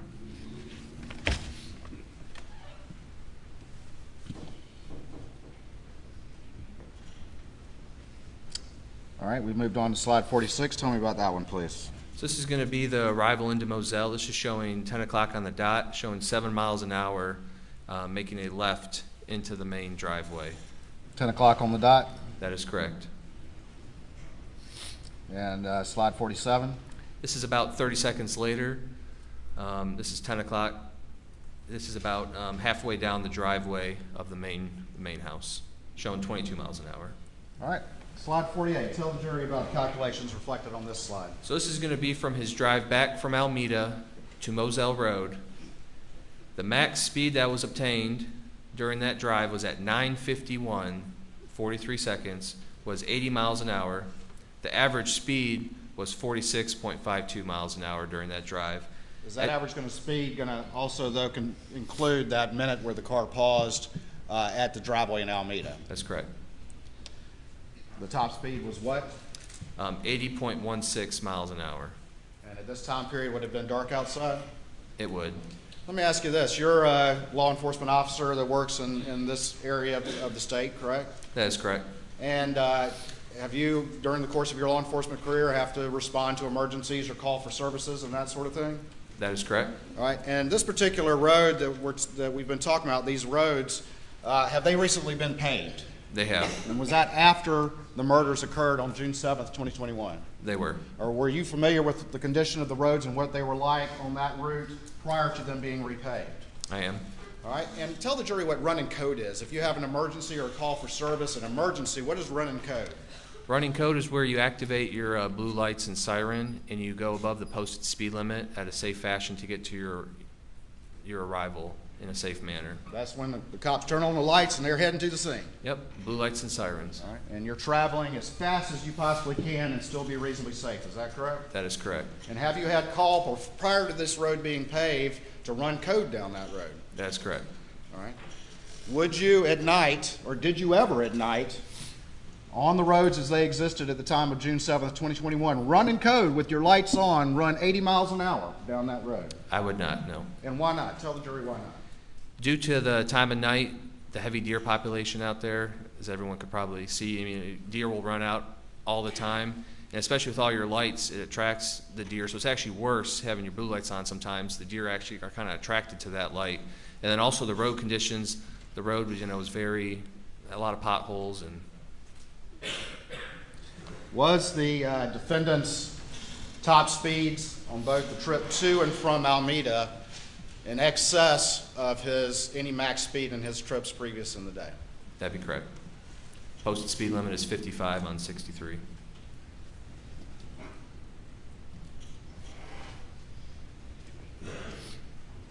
All right, we've gone on now to slide 49, and tell the jury what this represents. This is going to be a timestamp of 10:05:06 p.m., and this is showing Alex Murdaugh leaving for the kennels. And where's the dot on this particular slide? The dot's going to be on the bottom towards the middle, right by the house. Moving on to slide 50, tell me what this represents. This is also showing the drive over to the kennels. The timestamp of this is 10:05:39. And where's the arrow? The arrow is going to be on the bottom. You kind of see it by the field. All right, going on to slide 51, what does this represent? This is just saying the max speed was obtained 28 miles an hour at 10:05:49 during that trip. Okay. And then slide 52. This is showing the Suburban arriving at the kennels 10:05:57 p.m.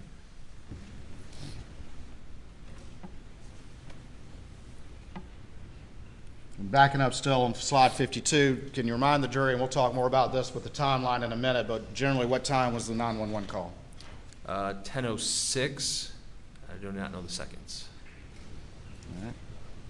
And to your recollection, during the 911 call, did the defendant say he was returning back to the residence during that 911 call? He did. All right, and so we're on slide 53. What does this reflect? This would be him heading back to the house around 10:11:54. All right, slide 54. This is just also showing him driving back to the house at 10:12:18 p.m.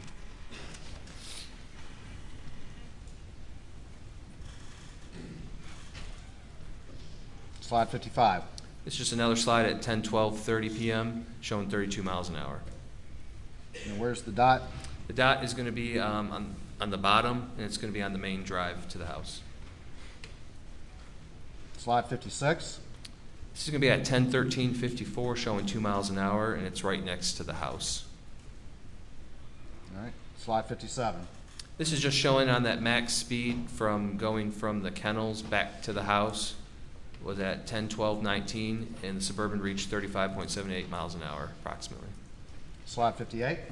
This is just showing the drive back down to the kennels. This is during the 911 call at 10:14:30 p.m., showing approximately 24 miles an hour. And then the final slide in this exhibit, what is that? This is just showing the max speed at 10:14:25 of 30 miles an hour during that drive. Does that complete your placing of those GM OnStar data points into the CAS program and these slides that you relayed to the jury? It does. Your Honor, I'm about to move on to another exhibit that's lengthy. This might be a good time. I would request or suggest a break at this time. All right, ladies and gentlemen, we'll take a break at this time. Please do not discuss the case.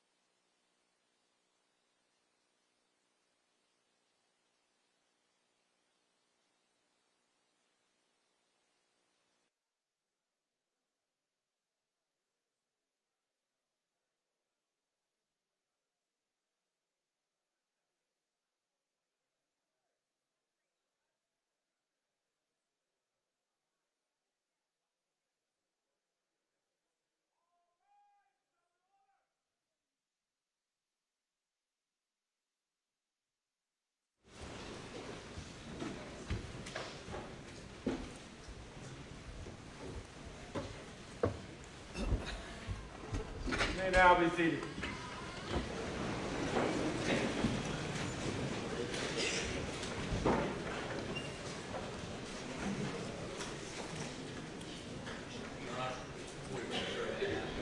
Yes, sir. Logistical question. I've talked to Mr. Waters. He thinks he's probably going to go close to lunch. I'm just estimating. And then we've probably got 2 hours across on this witness. So we've got short witnesses, we've got some long witnesses we could bring once they rest. We've got a motion for directed verdict, which I don't think will take that long, 15, 20 minutes. I mean, I don't want to start a witness today and finish him on Tuesday if it's a long witness. So should we tell maybe some 30-minute, 40-minute witnesses to be here about this? I just don't want the court to sit here or have to go home without maximizing use of your time.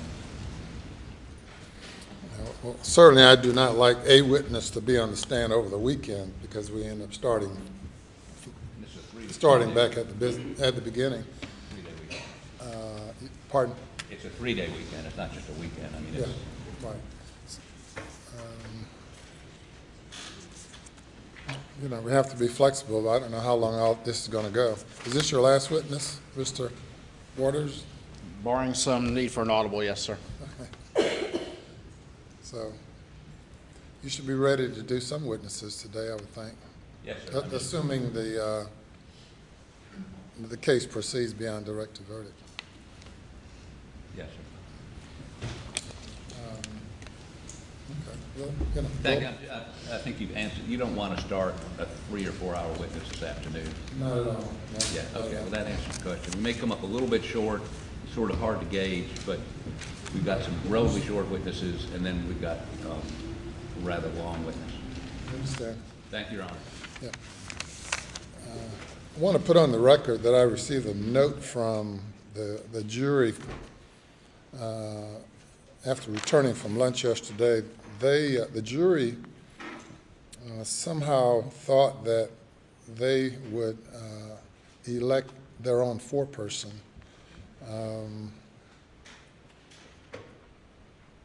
And asked me if they, whether there's a reason for appointing someone else or if we could keep the same foreperson. I don't know who gave them the notion that they would select their own foreperson. And I know, as I told them, that it's done differently in different places. I appoint forepersons, and I did not change.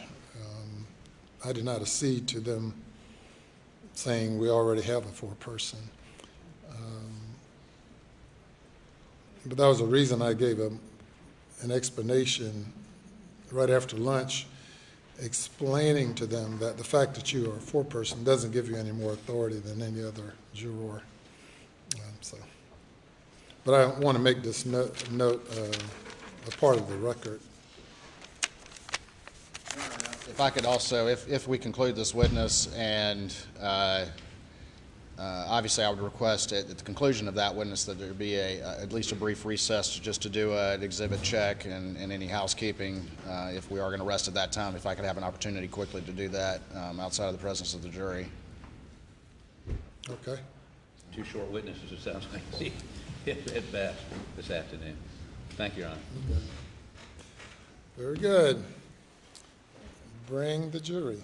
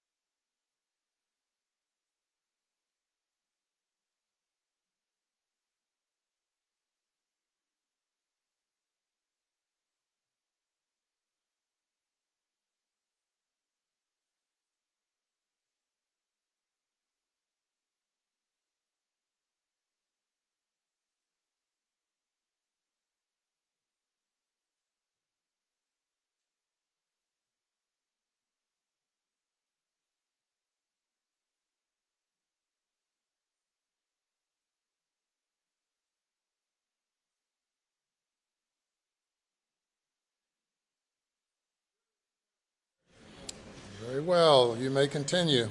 May it please the court, Your Honor. All right, Special Agent Rudolski, we just finished with the GM OnStar data. That was 524. And again, just to remind the jury, you prepared two timelines. One is 520, which is the big one, correct? That's correct. With a more expansive timeline relevant to June 7th, correct? That's correct. And surrounding days, correct? And then this one, which is 519, which is a condensed version of this that focuses just on the hours, evening hours of the day of the murders, correct? That is correct. All right. At this time, I'm going to publish 519 to the jury, and let's discuss it.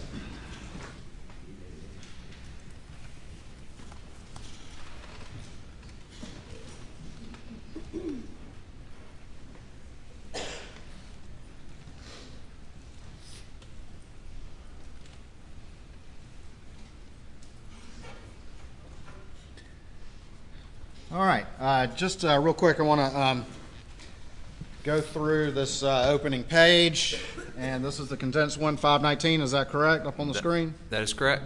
All right, and has your name on it, correct? That's correct.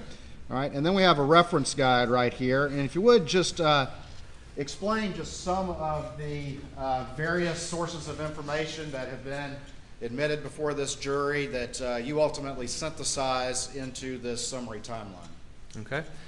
What we have here is we're going to have cell Cellbrite extraction report. It's going to be for Paul Murdaugh, which as you go through this timeline, PM is going to refer to Paul Murdaugh. We're going to have AM, which is going to be Alex Murdaugh's cell phone extraction, and then MM, which is going to be Maggie Murdaugh. So anytime you see the abbreviations, that's what it's going to refer to. We have their cell phone extractions here. We also have the FBI telemetry report. We have the FBI CAS data. We also have different reports from the phones, like the Axiom reports.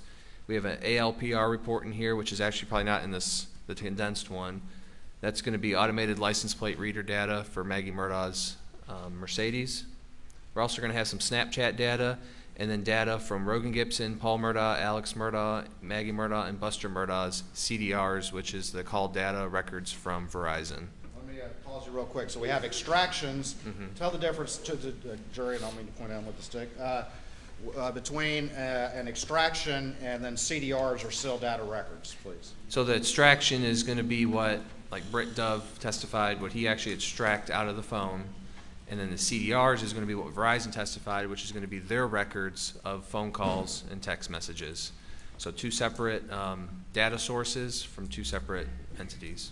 All right, and continue on, please, with the remainder of the data in your summary timeline. We have referenced here a couple different, like Knowledge C database. That's kind of like the Axiom database. It's just another database that was, records were provided to me from. We also have a PMPED building access log, and then in the big timeline we have the 911 recordings, and then just want to point out a Dylan Hightower extraction. That would have been the first phone extraction of Alex's phone 2 days after the 7th. All right. And then we have the GM OnStar data. Okay. All right, and then down at the bottom here, we have some color-coded things on the left of the screen and then a box on the right. So quickly explain to the jury what those reference points mean, please. On the right of the screen, you're going to see the 2021 Suburban log file excerpt.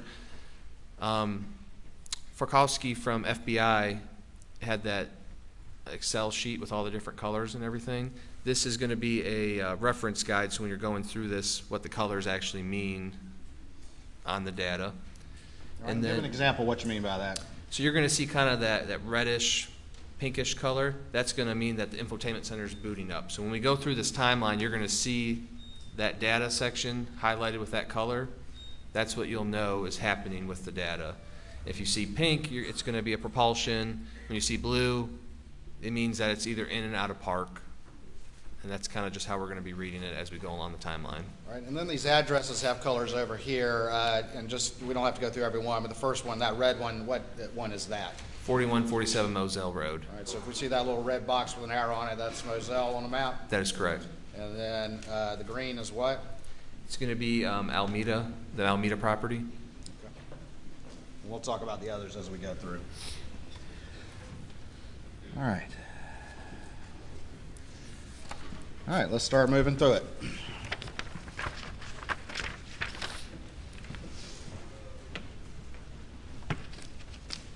Just give me 1 second.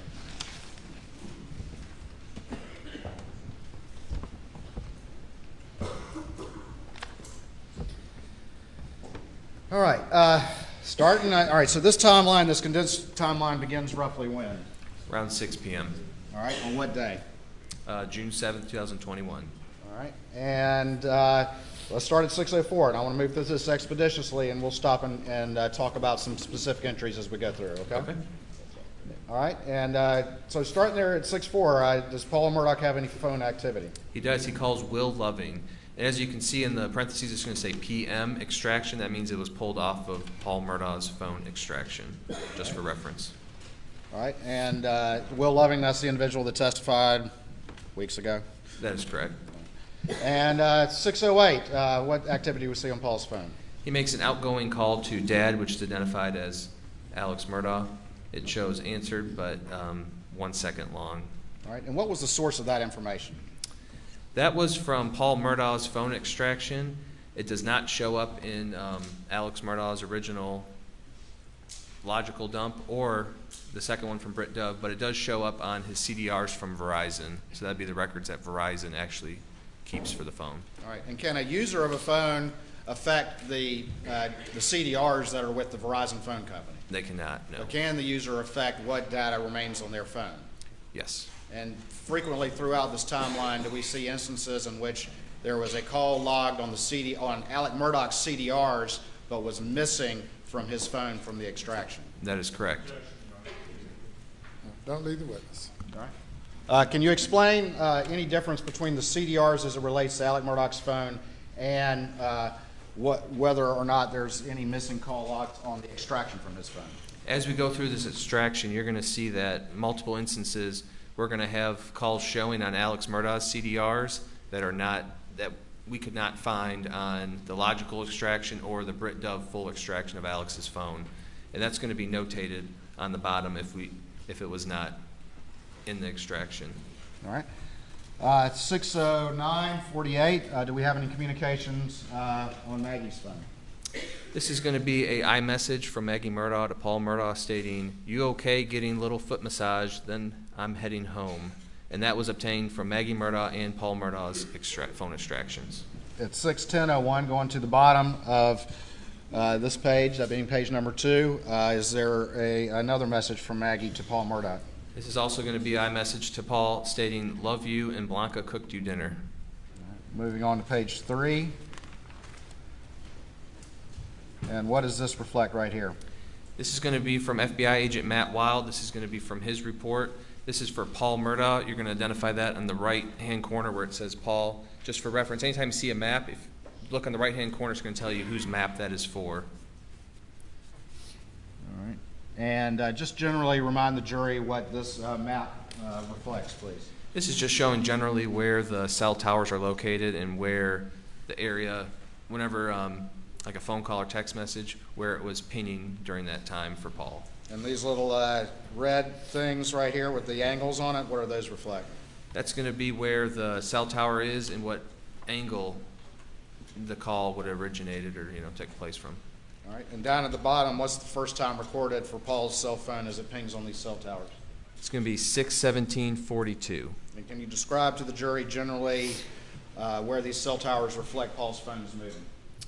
So it'd be at the Beaufort area down the right-hand side, moving up towards Moselle, which you can see in the far right corner, that little badge-looking red dot. All right, up here at the top center, what is that right there? That's going to be an arc. It's just a distance arc. But the red dot, what is that? The red dot, that's going to be 4147 Moselle Road. All right. And what times does Paul's phone ping off any cell tower near Moselle? 6:53 p.m., 7:05, and 7:30:05. All right, and we see a 3 right there. Does that refer, or what does that 3 refer to as it relates to that cell tower location near Moselle? It's just going to show you what side of the cell tower it's on, what arc. And what time does it first ping on Sector 1 facing Moselle? 7:05:33 p.m.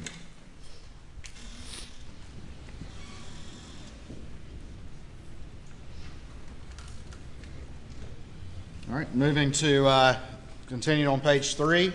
We have a time reference at 6:20:53. Can you explain to the jury what, if anything, that indicates? We have Maggie Murdaugh. She received a phone call from Proctor Marion. That's how it showed up in her phone. Through the phone number, it's actually Marion Proctor. That's just how it relays in the phone. And it shows rejected. All right, and after that, what, if any, communications were there? Right after that, at 6:21:28, Maggie Murdaugh sends a text message to Marion stating, "Can't talk, getting food, massage, we'll call you back." That was from her phone extraction. Moving on to 6:23, are there any communications with Maggie and Paul? There are. Paul sends a message to his mom at 6:23:27 stating, "What did she make?" And then Maggie replies back shortly after saying, "Country fried steak and mac and cheese." Below that, we have a orange and blue box. What does that represent? So this is going to be from the FBI telemetry data from that Excel spreadsheet that's already into evidence. And this is just showing with that color coordination I talked about earlier. The orange is going to show a system startup. And from previous testimony, that could be, unlocking a car, locking it, getting in close range with the key fob, opening up the rear hatch. Just something that makes, when you get in your car, you kind of hear that noise before you start it up, the telemetry. It's just inner workings, anything could really cause it. Well, I'm asking you, going back to that map, the incident location at Moselle where Paul and Maggie were found murdered, what county is that in? That's going to be Colleton County. And then if you look, we have the pink, which is going to kind of show propulsion, and then blue, which is going to show some kind of shift in the vehicle transmission. All right, down to the bottom, 624, what is that? 624-2, that shows from the FBI report, telemetry report, that the Suburban shows a device connection. That would be Alex Murdaugh's phone? That'd be correct. Okay. Moving on to 6:24 p.m. Is there any data points as it relates to the defendant's Suburban? It is. We have one at 6:24:18 around the PMPED law firm. All right, and what time is that? No, 6:24? 6:24:18, correct. All right, and that map there, is that a data point from the CAS data that you just explained to the jury? That is correct. All right. Moving down, we have some various messages from some of the individuals, is that right? We do. Okay. We have Alex Murdaugh receiving a phone call from Jay Parker at 6:25. 6:27, Paul is sending a message to Britt, saying maybe Saturday. He calls Robert Boyle shortly after, and then at 8:38 p.m., Rogan calls Marianne Dempsey.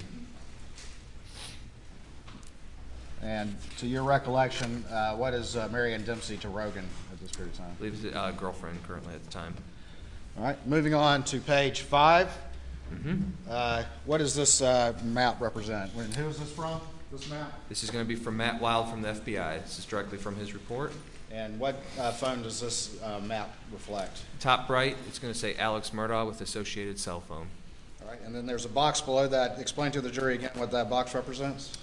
So the box below that, that's going to represent all the times that the pings were logged that Matt Wild actually put in the report. And then the black circle with the angle in the middle, what is that? That's going to show you the cell tower and then the kind of angle that the calls or texts would have been in. And what property is in the sector of that cell tower? 4147 Moselle Road. And it's identified by that red badge-looking dot. All right. On here, this box with the times, those are times of what again? This would have been times of activity that would send to a cell tower that they would have data on. In the 6 o'clock hour, what is the latest time period that you see Alex Murdaugh's phone reflecting activity? 6:52 p.m. And then after that, what's the next time period that you see reflecting activity? The next time showing on the map is going to be 9:04:24 p.m. Does the defendant's cell phone reflect any activity between 6:52 and 9:04? Between 6:52 and 9:04, there's no activity reflected. At least on the cell pinging. That is correct.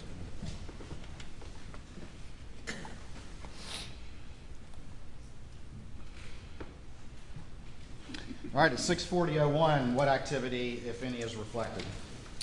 Paul calls, and it's going to show up as PA in the extraction, which is Alex Murdaugh based on the phone number.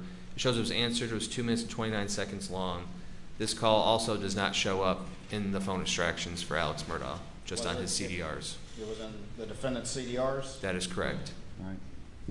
And it was also in Paul's phone. It shows the phone call.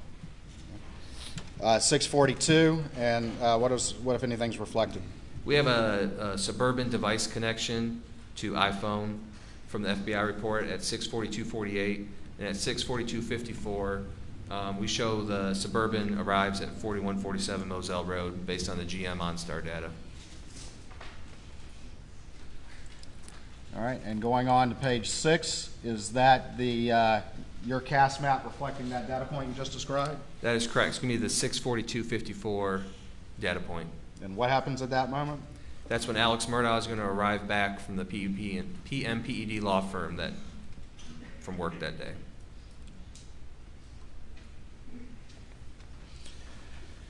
All right, moving on. 6:43:50, what if any activity do you see?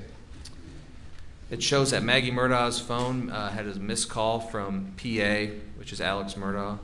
It shows missed, but also it shows up in Alex Murdaugh's CDRs, but does not show up in either one of the phone extractions. All right, and moving on, we have a couple of the orange and white boxes. Tell the jury again what those reflect.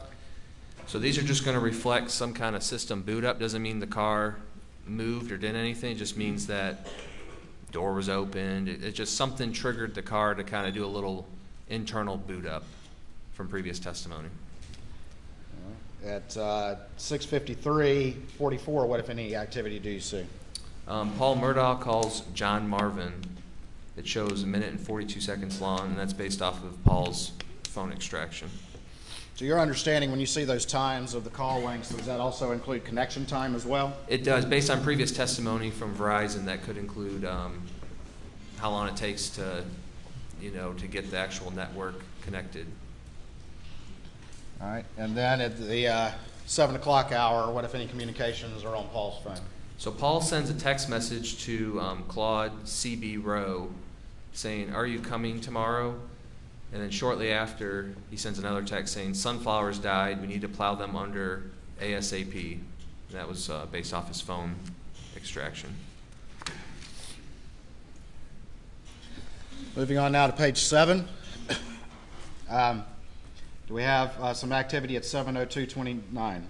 We do. Maggie Murdaugh calls Alex Murdaugh. It shows 2 seconds, and this also does not show on Alex Murdaugh's extraction. It shows on his CDRs, and it also shows on Maggie's phone that Maggie called Alex, but does not show on Alex's phone that call was there. Missing from his phone, though, correct? That is correct. All right. Missing in the call log of the phone. All right, 7:03 to 7:11. What, if anything, is reflected on Alex's phone? His phone's showing approximately 165 steps taken during that time frame. And then what happens at 7:04? 7:04, through the catch data database, it shows that Paul Murdaugh is at the residence of 4147 Moselle Road. Does Maggie's phone reflect any activity as we move on to the 7:04 time period? Her phone showed that between 7:04 and 8:17, her phone was showed a Bluetooth connection to MBUX 95224, which is her Mercedes-Benz. And so anytime we see MBUX 95224, what, if anything, does that represent? That's going to reflect her Mercedes-Benz. MB for Mercedes-Benz? That is correct. All right. Moving on, at 7:05, does Maggie call anyone? She does. She calls Marion at 7:05:13. It shows answered 7 seconds. At 7:05:55, is there any reflection of a communication between Alec and Maggie Murdaugh? There is. Alex sends a message to, in his phone, it's Maggie May, stating, "Paul said you were getting a petty. Call when you done." That's from the that's from the extraction. Moving on, do we have any communications between Maggie and Paul during this time period? At 7:05:32, we have Maggie calling Paul. It shows answered 1 minute and 31 seconds. And then does Maggie attempt to call Marion again? That's correct. And I'm sorry, that would be at the bottom of the screen. Yep, that'd be right the now. 70749. Maggie Murdaugh calls Marion. And when it says Marion, it's Marion Proctor. All right, moving on to page 8, we have another map. Can you generally explain what this represents to the jury, please? So in the top right-hand corner, we have Maggie Murdaugh with the associated phone number.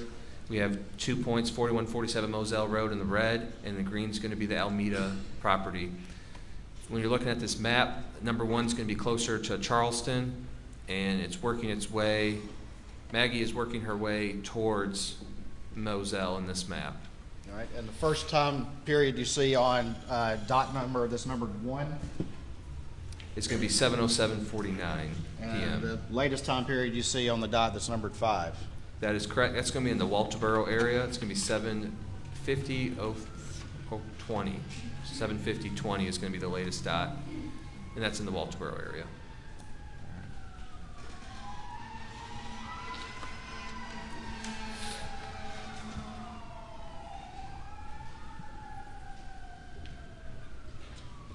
All right, moving on, looking down at 7:09:43, what if any activity do we see on Maggie's phone? Maggie calls her mom. It shows answered 8 minutes and 17 seconds long. Would that be Ms. Brandstetter? That is correct. We have an orange box. Tell the jury that quickly, please. So that's just showing a system boot up. Could have been getting close to the Suburban, unlocking it, locking it, opening up a door, or it could just be some kind of internal components based on previous testimony from the FBI. After that, we have 2 entries. Can you tell the jury what those 2 entries are, the time periods, and what they represent, please? Yep. So the next 2 entries is going to be 7:14:13 to 7:22:19. It's going to be Paul Murdaugh's iPhone showing approximately 208 steps traveled during that time period. And the one below it's going to be 7:15:35 to 7:21:52. This is going to be from Alex's phone, showing that approximately 200 steps were taken during that time frame. So we have 208 steps taken from Paul during his time frame, and then Alex is around 200 steps traveled. And both those time periods for those steps for Alec and Paul, are those generally roughly the same? Generally the consistent? same. That's correct. 7:18:44, what if any activity do you see? Alex Murdaugh sends a text message to CB Rowe saying, "Call me please." Going now to page 9. At the top, those 2 entries, again, explain those 2 entries to the jury. So the first entry is going to be Paul Murdaugh's iPhone from 7:25:03 to 7:34:47, and it's showing 139 steps taken during that time period. This is approximate. 7:28:35 to 7:37:11 is going to be Alex Murdaugh's iPhone, showing approximately 47 steps traveled during that time period.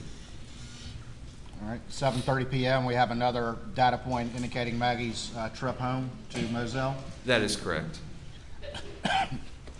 All right, we've got another map. Tell the jury what this one is, please. This map's just showing that her phone was pinging. It's starting at 7:30. Whose phone is this? This is going to be Paul. I'm sorry, Paul Murdaugh. It's going to be in the right-hand corner. So it's going to say Paul Murdaugh with the phone number on top. This is just showing where his phone was pinging on June 7, 2021, starting at 7:30, and then all the way to 8:40 p.m. All right, we see 2 cell towers there and then some arcs. Where do those arcs intersect? The arcs intersect close to the property at Moselle Road. And if you would, just tell the jury the earliest time that's reflected here and the latest time that's reflected here. The earliest time reflected is going to be 7:30:05, and the latest time reflected is going to be 7:40:21 p.m. on June 7, 2021. So Paul's phone is at the Moselle location according to this data. That is correct. All right.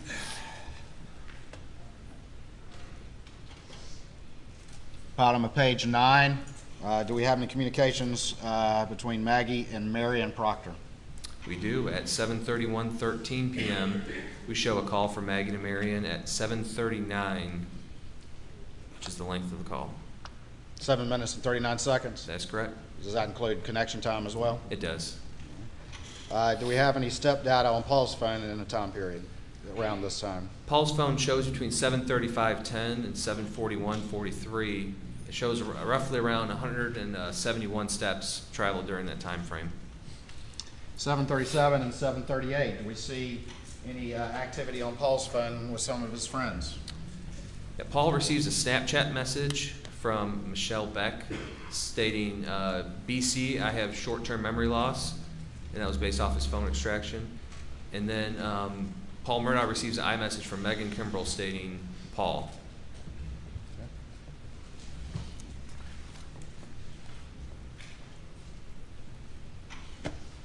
All right, moving now to page 10. Going to 7:39:55. Can you tell the jury what that data point reflects on your summary timeline? So from earlier testimony, you've seen this this video. This is just a thumbnail picture, and this is when it's showing it was created in Paul Murdaugh's phone. And we have a little screenshot of the creation time. It's going to show 7:39:55 is when this thumbnail was created in Paul's phone. And remind the jury what video that is. I'll say we got a thumbnail there, but Yep. what video is that? This is going to be that Snapchat video that was sent to a few friends of the tree. You have Alex Murdaugh and the tree that's leaning over. All right, and again, this is when that video, at least the timestamp, was its creation? That's correct, based on previous testimony, yes. All right. 7:41 to 7:48. What, if anything, is reflected on Alex's phone? We show that 29 steps were traveled on his phone, approximately between 7:41 and 7:48. All right, and just talked about the Snapchat video. Looking at this map, whose phone is this? And explain these data points to the jury, if you would, please. Or whose phone is this first, if you would, please? So this is going to be Paul Murdaugh's iPhone, and below it, it's going to be his iPhone location data. So this is not going to be Verizon location. This is going to be location data directly off of his phone. So this is GPS data that's more specific? That is correct. All right, and we see a number of dots up here. What is this area up here generally sort of in the center of this image? That's going to be the kennel area, and then there's that little house. The cabin? The cabin. All right, and what time periods in that upper box do we see GPS data on Paul's phone up there in the kennel cabin area? We're seeing between 7:45 and 7:54 is location data for that area. 7:54 or 7:56? 7:56, sorry, it's hard to see. All right. And then we have two data points at the bottom. Mm-hmm. Is that where is generally that on the property? That's going to be what previous testimony talked about, like a dove field. Mm-hmm. It's going to be past the main house, closer to the Godly Farm roadside, and that's going to be a data point at 8 and 42 seconds and 8 and 44 seconds. 8 p.m.? That's correct, 8 p.m., June 7th. Oh, darn it.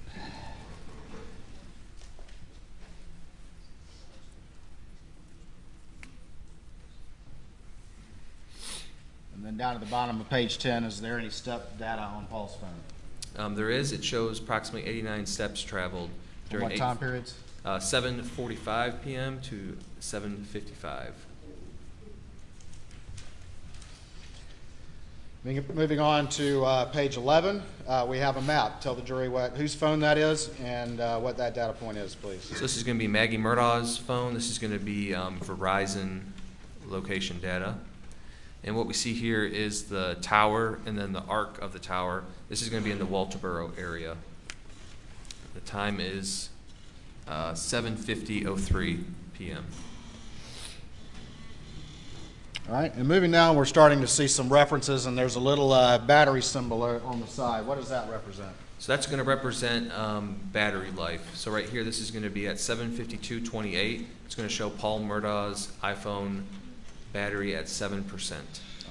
And in your review generally of Paul's cell phone data, was it generally consistent for him to continue to use his phone even if he had a low battery life on it? That's correct. All right. And is that also consistent with the testimony from David Grubbs from yesterday or the day before? Previous testimony, yes. All right, below that 7:55 time period, we have two entries. Can you explain those two entries to the jury and how they relate to each other, if anything? So 7:55:44 to 8:05:28, we have Paul Murdaugh's iPhone showing approximately 262 steps traveled. And a close time frame from 7:55:32 to 8:05:07, we show Alex's iPhone traveling approximately 270 steps during that time period. And then at 7:56, what is reflected as it relates to that Snapchat video? This is when the Snapchat video referencing Alex Murdaugh would have been sent through Paul's Snapchat account to his friends, based on previous testimony. And it was created, you already testified to this, but it was created when? I believe 7:39:55. And it was sent out to his friends when? At 7:56 p.m.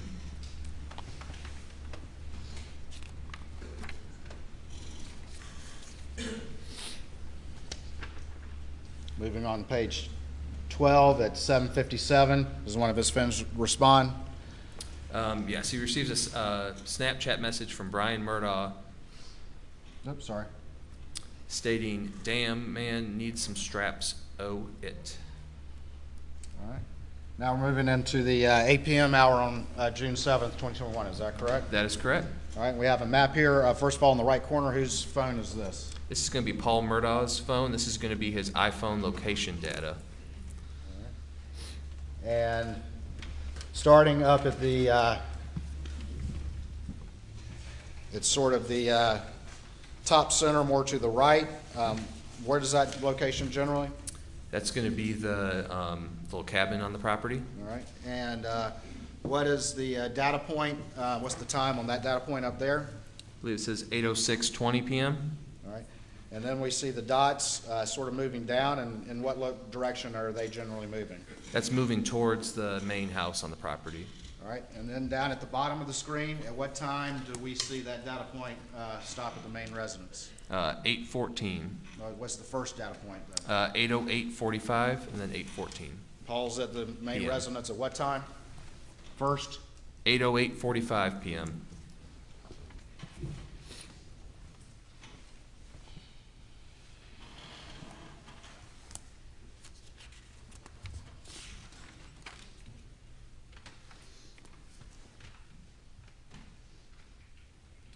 All right, and just on page 13, we have some earlier data points. Is this map kind of out of order just a little bit? It is. So this is just going to be earlier data points at 8:05:14 and 8:04:45, just showing some location data from his iPhone. All right.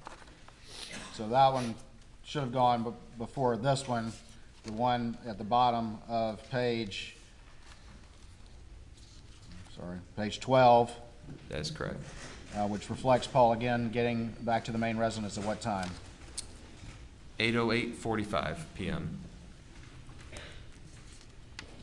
Looking below, again on page 13, do we see two entries for Paul and Alex's phone? And if so, please explain to the jury what they are.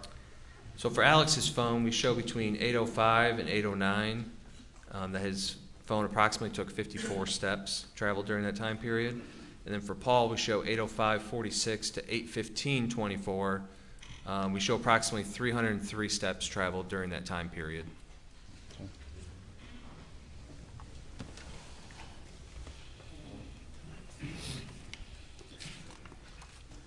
Moving on to page 14, do we see that same map again of Paul's phone reflecting him arriving at the residence at 8:08? 8:08:45, correct. And then still pinging there at what time, at the bottom time? 8:14 p.m. All right. Again, at 8:07, what, if anything, do we see? At 8:07:20, we see that Paul is sending Snapchats to a few friends. That's based off his Snapchat records. All right, the next entry is in purple, and then there's kind of a line going from that. Explain what that purple reference, that time period references, and then the line that travels down the side of your timeline. Explain to the jury what that's going to represent generally to the various phones as we go forward. As we go forward, anytime you see in purple, that's going to represent Maggie Murdaugh's phone. And for this instant, it's going to represent on the left-hand side, the line going down. Anytime you see a line next to something, that means whatever it says on the left. So if it says device locked, it means the device was locked during those other time periods. So this is going to show from 8/11/08 to 8/31/15 that Maggie's iPhone was locked. And as we move down, you can see it continue to the next page. That means during those times it's locked. All right, so we'll see multiple of those as you go forward, just explaining time periods where various devices were locked or other things were going on. That is correct. All right. Moving on to page 15, we have a map. Explain to the jury whose phone this is and what it represents. So this is going to be for CB Row, and this is a overview map. You can see Augusta, North Augusta area, and it's showing the sector and the tower that it's pinging off of at 7/13/15 in the North Augusta area. You say 7/13 or 8/13? I'm sorry, 8/13/15. All right. So CB Row's phone is pinging over here, way over here in Augusta. Is that right? That is correct.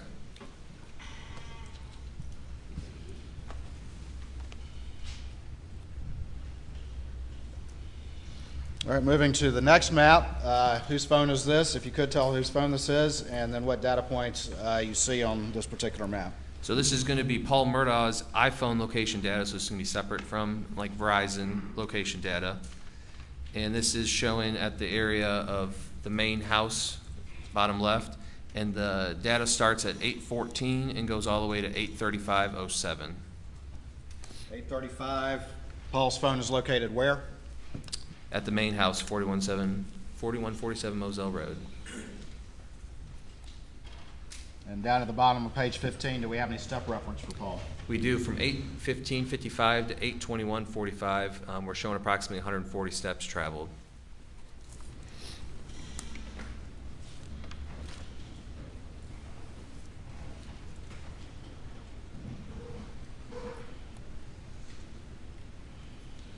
Paul arrived back at the residence about 8:08, you testified, is that correct? That is correct. At 8:17 and 14 seconds, what, if anything, do you see on Maggie's phone? So it's highlighted purple in reference to Maggie. It's going to show that her phone ended at the connection to the Mercedes-Benz, which is the MBUX 95224. It shows that it's unplugged. And what does that mean? What does that reference mean as it relates to Maggie's phone and the Mercedes she was driving? It means that she unplugged her phone from that vehicle. And the data generally reflects that she's at the residence at that point? That is correct.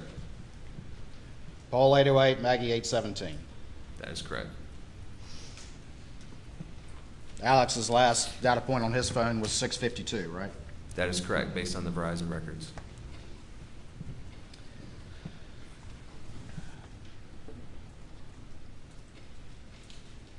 We have at 8:17:44 p.m., do we have a battery reference for Paul? We do. It shows that his iPhone was at 4% battery life at that time. As we continue forward, do we see Paul continue to use his phone? We do. At 8:17 to 8:18, what, if anything, do we see on Maggie's phone? We're showing approximately 38 steps taken during that time frame. All right. And that would be after her phone disconnects from the Mercedes? That's correct. 8:19 p.m., what do we see on Paul's phone? We see that he connects to a PRTC Wi-Fi and that he receives a Snapchat message from Ansley Wilson stating he got the magic touch. And he also sends another outgoing text message or Snapchat message. All right. Now, PRTC, his phone connects to PRTC. What is PRTC? So PRTC is going to be the local internet telephone provider for this area. All right. So it's just showing a Wi-Fi connection. And was PRTC, to your knowledge, providing services to Moselle Road? They were providing services to the main house and then the cabin. All right, going below that, we have a series of communications, and whose communications are these going sort of back and forth, a series of communications? This is going to be Paul Murdaugh's series of communications. All right. And I'm not going to read each one or have you read each one, but are these generally communications going back and forth with his friends? That is correct.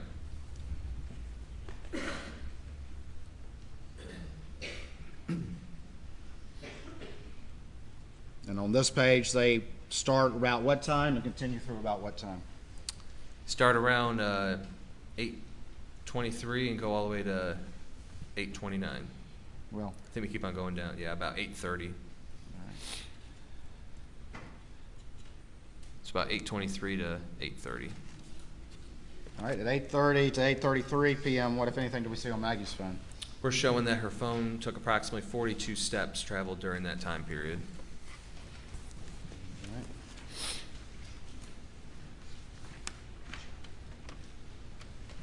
And that starts at what time that Maggie's phone starts reflecting steps? 8:30 p.m. About 8:30. Going on to the next page, page 17.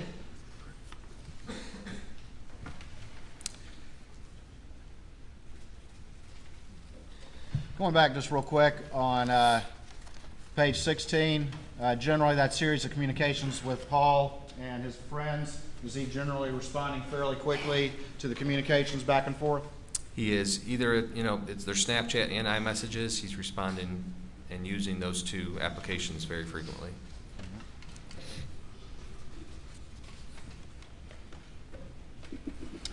Now we're at the top of page 17 at 8:31 p.m. Describe to the jury generally what this data entry is. So this is going to be a group message from John Marvin Murdaugh. It's talking about how they're planning to go visit their dad tomorrow and asking if anyone else is going. Listed here, everyone that's in that group message. And that's generally a number of family members? That is correct. And the dad they're referring to is who? It's going to be Alex's dad. Mr. Randolph? That is correct. And based on your knowledge of the investigation, he had a turn for the worst health-wise around this time? That is correct. All right, well, let's talk about that very quickly. Did the defendant receive, or did his phone receive that text? His phone and Maggie's phone both received the text message. And did the defendant ever read that text, according to the phone at least? According to the phone, it was not read until the following day, 6/8 of 21 at 1:44:49 p.m. And that text came in at what time? 8:31 on the dot. And did Maggie read that text right away, at least according to the phone, her phone? She did not. All right. And when did her phone finally read that text? Around 8:49:26. What time? 8:49:26 is when Maggie read that text. 8:49. 8:49.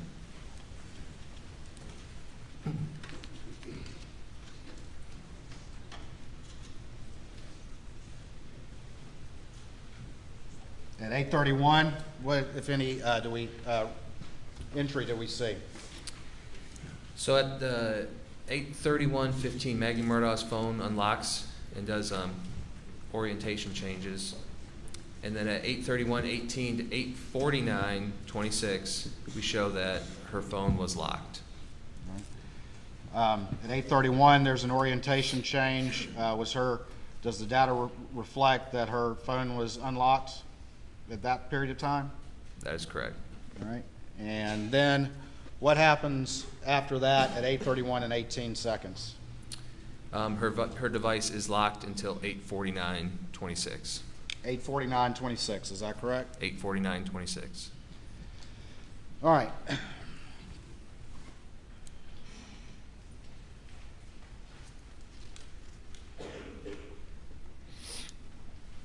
At 8:32:25, we have an entry in green and then a line going down. Can you explain to the jury those time periods and what, if any, significance they have? So green is going to reflect Paul Murdaugh. Anytime you see green, it's going to be Paul, and purple is going to be Maggie. That's reflecting that his iPhone moved approximately 283 steps during that time period. So on the left-hand side, as we go down, and you're going to see other data entry points, if you see the green next to it, that means that those steps are being traveled during that time frame. And now we have a map. Whose phone is that? This is also going to be Paul Murdaugh's, and this is going to be his iPhone location data. All right. And where is that iPhone location data located? That's going to be at the kennel area of the property. All right. And tell me the time periods that he is at the kennels at this point in time. At this point in time, he's at the kennels at 8:38:07 p.m., 8:44:53, 8:44:55, and 8:44:56.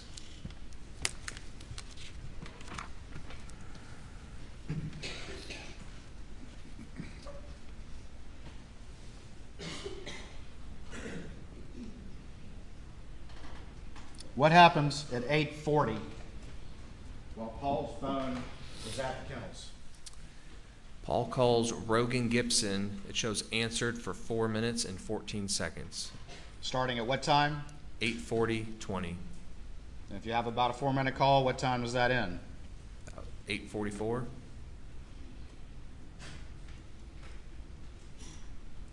At 8:44:34, what, if anything, does Paul's phone indicate? So at 8:44:34, Paul Murdaugh initiates a FaceTime video call with Rogan Gibson. It shows answered 11 seconds long. And that's based off of Paul and Rogan's information. And then at 8:44:55, what does it reflect on Paul's phone?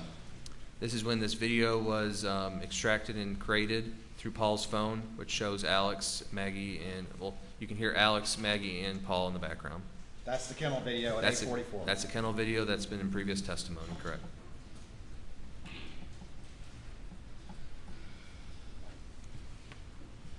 Following below that, at 8:47 and 8:48, does Paul continue to communicate with his phone? He does. He uses the iMessage feature in his phone to send a couple messages to Megan Kimbrell. And it looks like it's based off of movie recommendations. Are those communications for 10 minutes or just for a couple of minutes or a minute or so? A minute or so.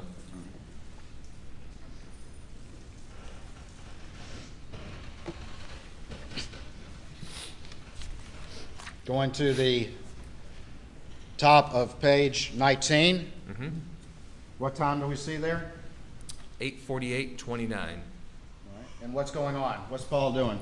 He's receiving a message from Megan, and we have some backlight on data at 8:48:56. All right. And the next entry, tell me the time periods for that entry. 8:48:58 to 8:49:01. All right. And what happens there? Paul Murdaugh's phone that's the last time that it was unlocked. Ever? Ever.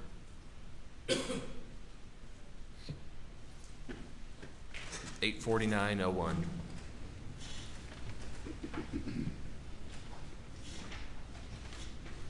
And the next activity that we'll see on Paul's phone occurred when?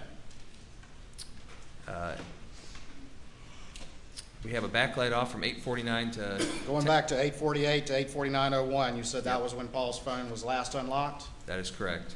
And continue on with that data entry, what does it indicate? What's the next time ever that Paul's phone shows any activity? 10:18. That's when... And the 8:48 to 8:49 p.m.? Oh, I'm sorry. Next activity notification is going to be the Rogan Gibson call at 9:58:35. That's the next time that any activity or notification shows up on his phone.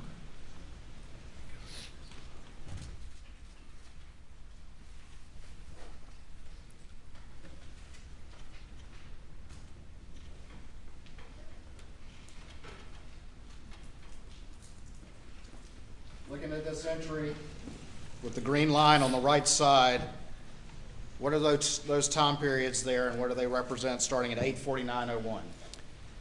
Starting at 8:49:01 to 10:34:23, Paul's phone shows device locked. Was it ever open again until it died at 10:34:23? It was not. 8:49:01 is the last time before that Paul had ever unlocked his phone. That is correct.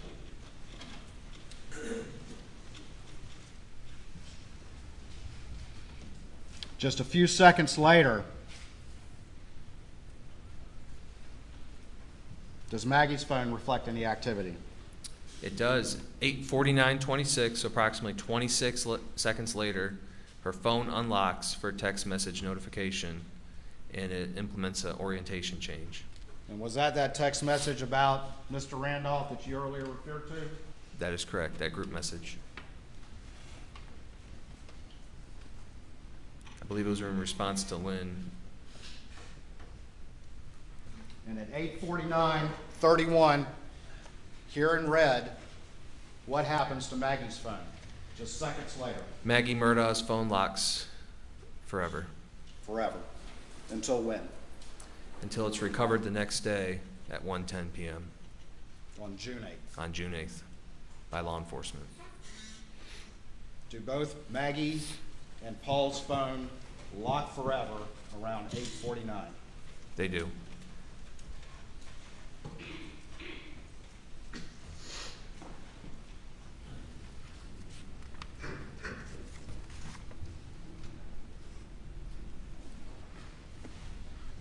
At 8:49:35, does Paul's phone receive a text from anyone? It does. It receives a text from Brogan Gibson. And what does that text say? See if you can get a good picture of it. Mary Ann, referring to his girlfriend, wants to send it to a girl we know that's a vet. Tell him to sit and stay, and he shouldn't move around too much. That shows unread. You never read that. Never read it. According to the investigation, is that the conversation that Paul and Rogan were actively engaged in starting at 8:40? That is correct. The kennel video was at what time? 8:44. And the defendant repeatedly denied that he was ever at those kennels with the victims just minutes before their phones go silent forever. Objection. Basis for the objection. Leading. It's leading. Don't lead the witness. Restate the question. Did the defendant repeatedly deny ever being at the kennels at that time period? Yes, he did. Various interviews with law enforcement. And was that kennel video, what time was that kennel video? 8:44. And what time did Paul and Maggie's phones go silent forever? Eight. Answered it several times. Objection is overruled. 8:49 is when their phones went silent forever.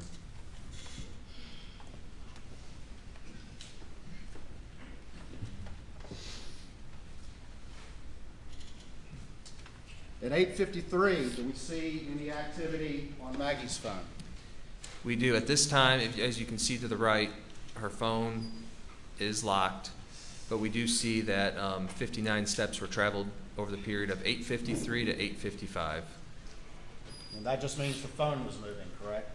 That is correct. Do we see some orientation changes as well? We do. Between 8:53:08 and 8:55:32, we see various orientation changes, which would indicate someone has the phone based on previous testimony.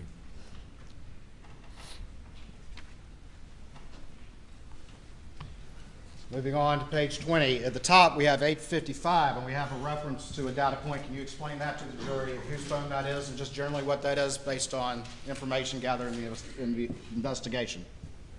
8:55:48? 8:55:48, yes, sir. That's just a internal application running in the background for Maggie Murdaugh's phone. It's just the iPhones will take a random snapshot of what's going on in the phone. So that's just reflecting that there was some, behind the scenes stuff happening in her phone. It's not saying that someone was actively using it.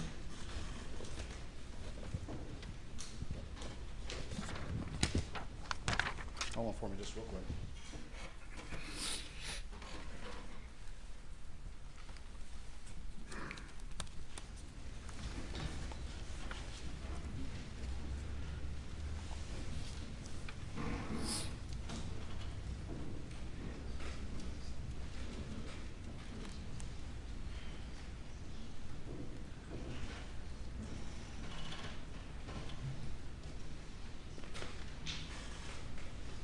Right here at the bottom of page 13, we have a reference to step data on Alex's phone.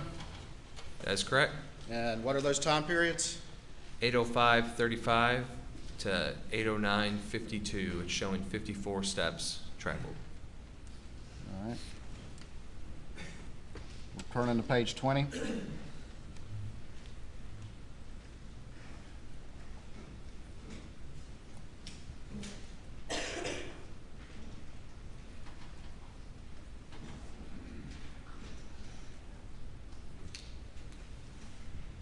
What suddenly happens to Alex's phone around 9:02? Pretty much wakes up. And what data point is reflected?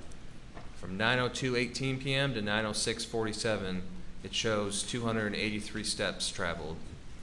And how long? How many minutes, roughly? 5 minutes, 5-6 minutes. I'm going to show you what's been marked as Exhibit 521 to your testimony and see if you recognize that. I do. And tell me what that is, please. This is going to be a PACE spreadsheet for Paul Murdaugh, Maggie Murdaugh, and Alex Murdaugh that I created. All right. Your Honor, this time I would offer States 521 into evidence. No objection. Submit it.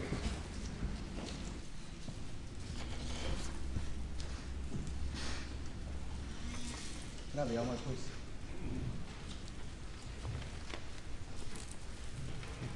And General, if I could have the screen.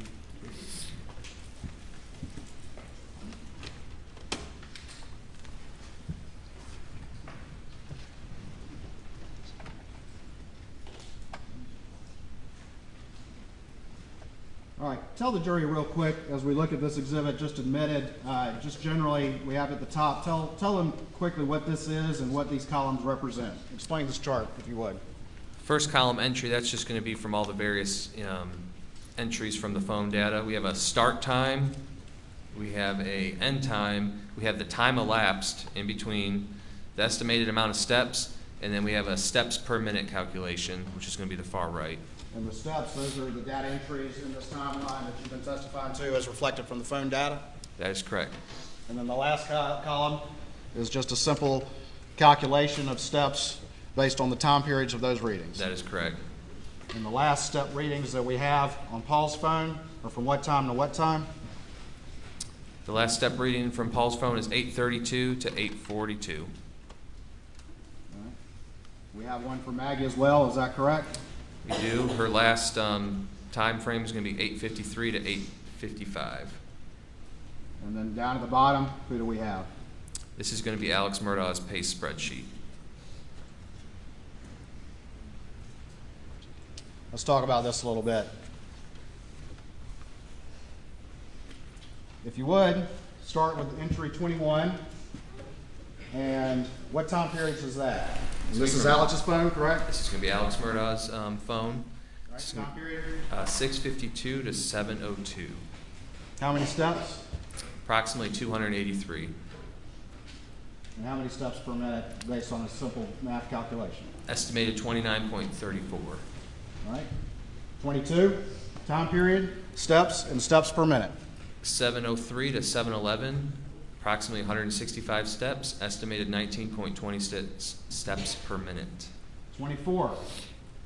24 is going to be 7:28 to 7:37, approximately 47 steps, and estimated 5.46 steps per minute. 25. 7:41 to 7:48, we're showing approximately 29 steps, 3.97 steps per minute. 26. 26 is showing 7:55 to 8:05, 270 steps, approximately 28.2 steps per minute. 28. 28 is going to be the 8:05 to 8:09. It's showing approximately 74 steps at 17.28 steps per minute. And as you testified, that was the last entry on Alex's phone before we get to the 9 o'clock hour. Is that correct? That is correct.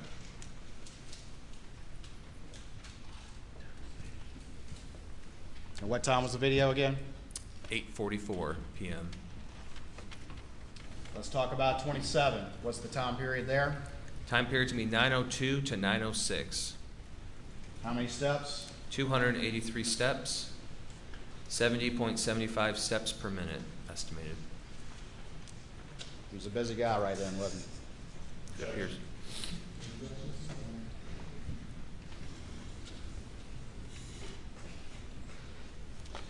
What was the average steps per minute from 902 to 906? 70.75. And was that far in excess of any ratings on his phone in those prior entries? According to this table, yes. Could I have the computer back again, please?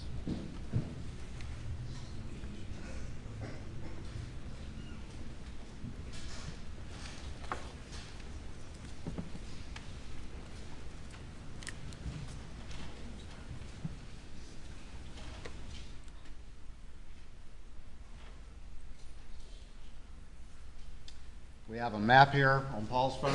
Tell me very quickly what that represents. We do. This is going to be based off of Verizon records for Paul Murdaugh, and it's showing 903.22 and 903.30, just showing what cell towers it was pinging off of. Again, is his phone still locked during this time? That is correct. Paul and Maggie's phones are still locked at this time. Bottom of page 20, we got a pink box. What does that reflect? That's from the FBI telemetry data, just showing a system startup with the telemetry system. On which To vehicle? be, Alex Murdaugh's 2021 Suburban.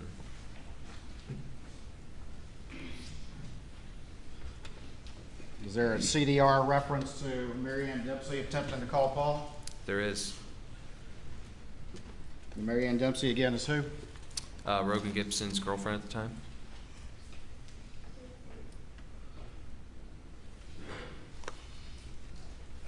We have two entries after that. Can you explain those entries to the jury and tell the jury what those are, please?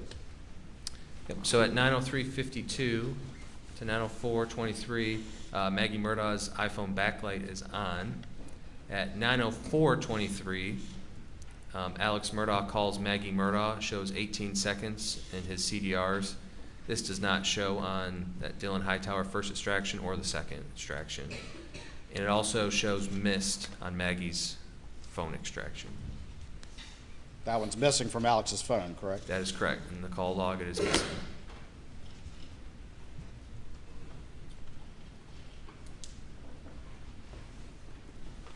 At 9:05:15, is there any activity on Alex's phone? It shows that Alex Murdaugh calls Randolph Murdaugh, 18 seconds. Does not show on Dylan Hightower extraction or the second extraction, just on the CDRs. We have a pinkish box. What does that represent? Pinkish box can represent that system startup for the telemetry data for the 21 Suburban. At 9:06:12, what happens? Between 9:06:12 and 9:06:20, Maggie Murdaugh's phone implements orientation change from portrait to orientation sideways. That starts at 9:06:12. Yes, and it goes to 9:06:20. The orientation starts to change. What happens 2 seconds after that orientation starts to change? At 9:06:14, so that's 2 seconds afterwards, the phone receives an incoming call from Alex. Was that call on the call log when Dylan Hightower downloaded the defendant's phone? It was not.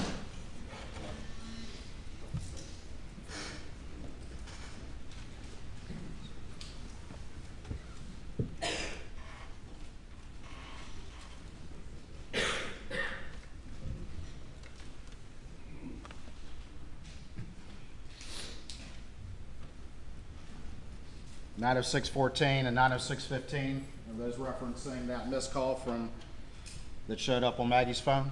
That is correct. And 9:06:20, we're still seeing an orientation change? Yep, that's when the orientation ended. Moving down to the bottom of page 21, we have a bluish and a green box. Tell the jury what that is. So, according to the FBI telemetry data, the blue is going to indicate a shift in the transmission, and then green is going to show driving. The Suburban's underway? That is correct, according to the telemetry data. At the bottom of page 21, is there another call from Alex Murdaugh's phone to Maggie's phone? There is. At 9:06:52, Alex calls Maggie. It shows 7 seconds long, and that's based off his CDRs since it was deleted off the call history. It wasn't on Alex's extraction, correct? It was not. 2 missed calls? 2 missed calls.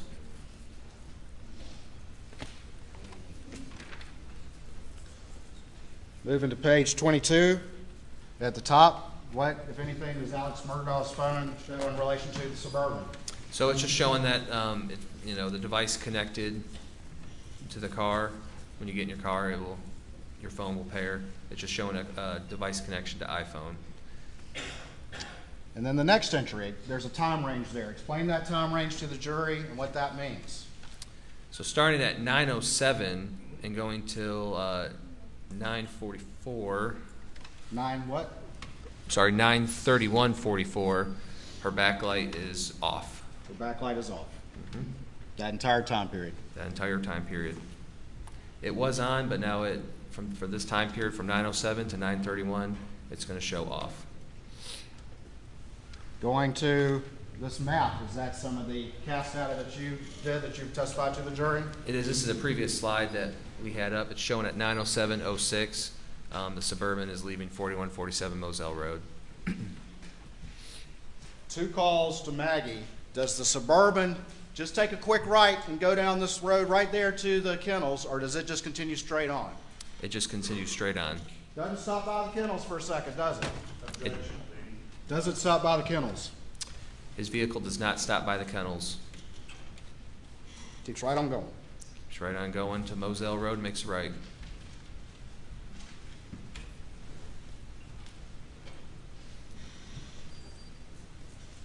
Going down to the bottom of page 22. This is just another data point. It's showing the approximate location of Maggie Murdaugh's phone when it was located. And at 9:08:36, it's showing 42 miles an hour on Moselle Road. And in reference, we're coming up to Godley Farm Road on Moselle Road.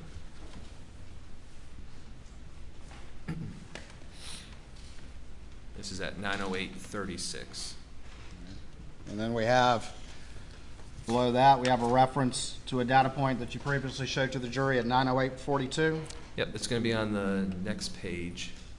All right.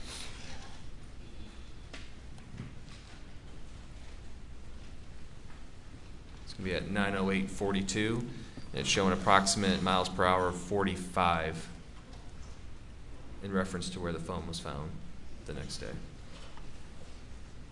And what's the speed on the defendant's vehicle at that point? 45 miles an hour. And is Maggie's backlight off during this time period, this entire time period? Her phone is locked, yes. And the backlight is off.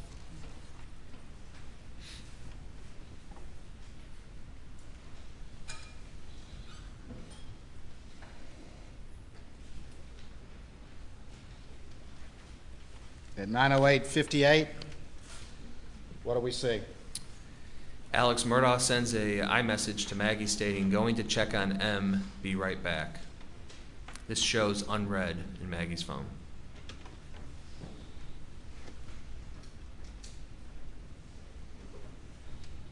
Moving on, does Alex's phone reflect a series of calls being made? It does. Tell me about the first one. First one's going to be at 9:10:47. Alex calls Buster. It shows 60 seconds long. That's based off of CDR since it's not in his phone extractions. And that's again also missing from that entire series of events around the time of the murders that was not on Alex's extraction when it was downloaded. That is correct. It's not in the call log. I'll move on. Been asked and answered.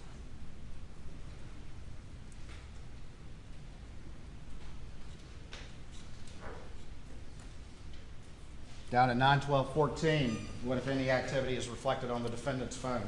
Alex Murdaugh calls Chris Wilson. It shows 42 seconds long. That's based off his CDRs because it's not in any of his phone extractions or call log. Its connection time as well. It does.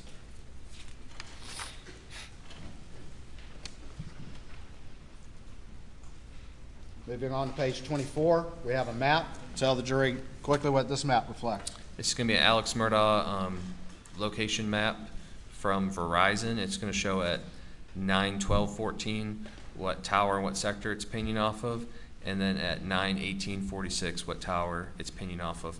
The red dot's going to be Moselle, green one is going to be the Alameda property.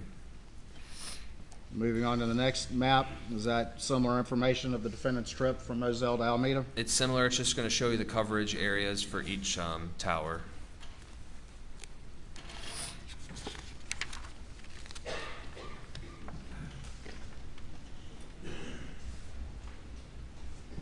And then on page 26, what does this map reflect? This is going to be Verizon records for CB Row. Far right, the little red dot, that's going to be Moselle. Blue dot is going to be CB Row's home in Brunson. This is just showing the cell tower data at the time frame of 9:14, 9:20, and 9:21. And? In 11:37 p.m. This is close to Fairfax, just for reference. He's pinging in the arc near his home over here in Fairfax, is that right? That is correct. The home's Where's gonna be Moselle? Moselle's going to be that red dot to the right.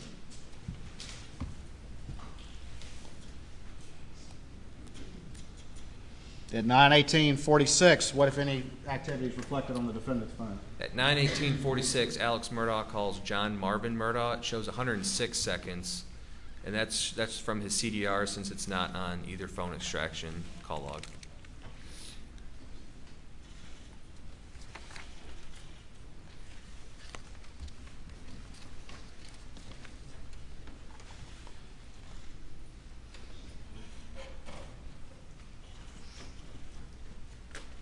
All right, we're on page 26 now. Tell the jury quickly what this map reflects. There's also going to be Verizon records from Alex Murdaugh's phone plotted. It's showing starting at 6:20:34 all the way to 9:46:35.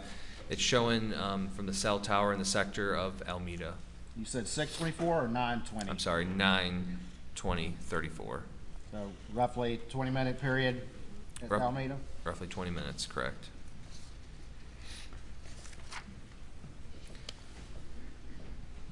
Moving over to page 27, what is this map? This is just going to be a zoomed in picture from the previous one, just showing the same time frame, just showing a little bit more zoomed in from the cell tower in proximity to Alameda. At 9:20:34, what, if anything, happens on the defendant's phone? At this time, Chris Wilson calls Alex at 9:20:34. It shows for 131 seconds, and we got this data from his CDR since it does not show on either one of his extractions. And during that time, Claude CB Row at 9:21:36 calls, but Alex does not answer it. And again, his phone was pinging back at his house in Fairfax at that time period, correct? That is correct. We see the blue and green box. Tell the jury what's happening with Alex's Suburban at this point. So at 21:22, which that's military time, it's going to be 9:22. Green is going to show vehicle movement, and blue is going to show transmission shifting. And is that consistent with the OnStar data at 9:22:49 of him arriving in Alameda? It is.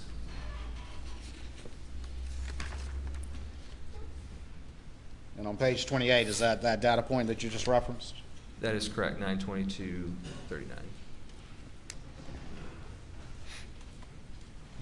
Starting about 9:22, does Alex's phone reflect any step activity?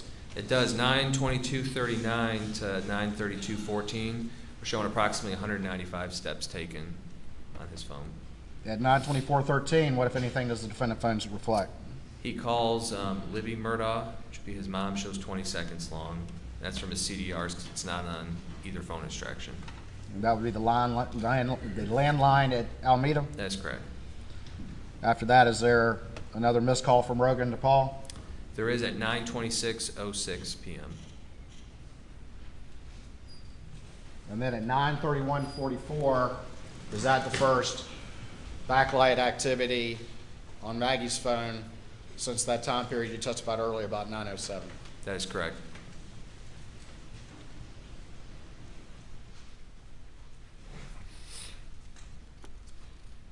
At 9:34, around that same time, is there any communication on Maggie's phone? around the time of that backlight activity? There is at 9:34:14. Rogan Gibson sends an iMessage to Maggie Murdaugh saying, "Tell Paul to call me," and that shows unread. Never read? Never read.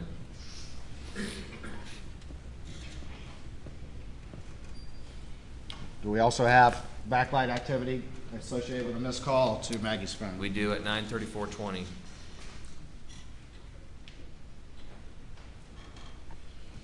Up here at 9:34 to 9:36:20, it says Maggie Murdaugh's iPhone backlight. Is that backlight off? That's going to be backlight off. Just the off is missing from the words? That is correct. 9:35 to 9:45, 10-minute period. Is there any activity on Alex's phone? It's showing approximately 60 steps taken on his phone during that time frame. And also, as you see on the right-hand side, Paul and Maggie's phones are locked. It's referenced with the lines and the color coordination on the right-hand side. And those lines have been continuing through the past few They've been pages. continuing, correct.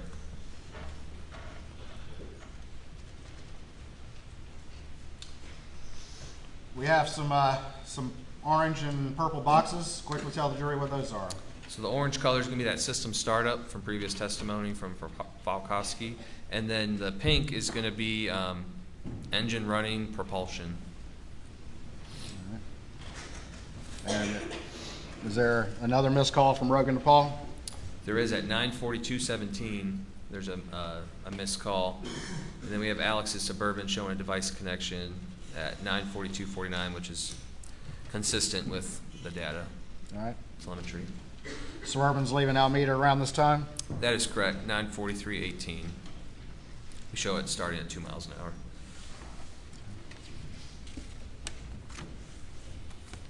We have some additional telemetry consistent with him leaving. We do. Is there any activity on Maggie's phone at this point? So at 9:44:04 to 9:45:04, it shows that her backlight was off. And is there a missed call associated with that backlight activity or around the same time? Yes. Maggie Murdaugh received a call from, it's going to show as PA in the phone extraction, which is it's Alex's number, and it shows missed. And was that call missing from Alex's phone extraction? It was missing from both phone extractions.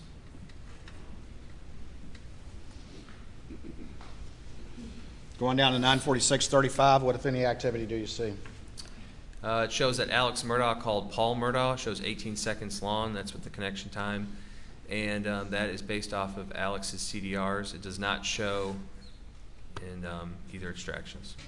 9:47:23, what do we see, if anything? Alex sends a iMessage to Maggie stating, "Call me, babe," and that shows unread in Maggie Murdaugh's extraction. And do we see some backlight activity around the time of that text do. message, that unread text message? We do, a couple seconds.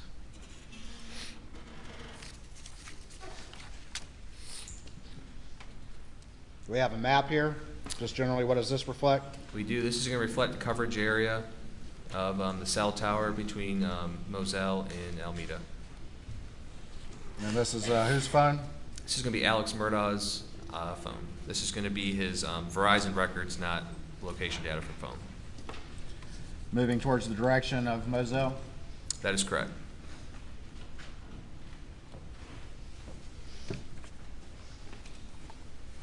Additional maps consistent with that as testified to by Matt Wild? That is correct, just showing coverage area.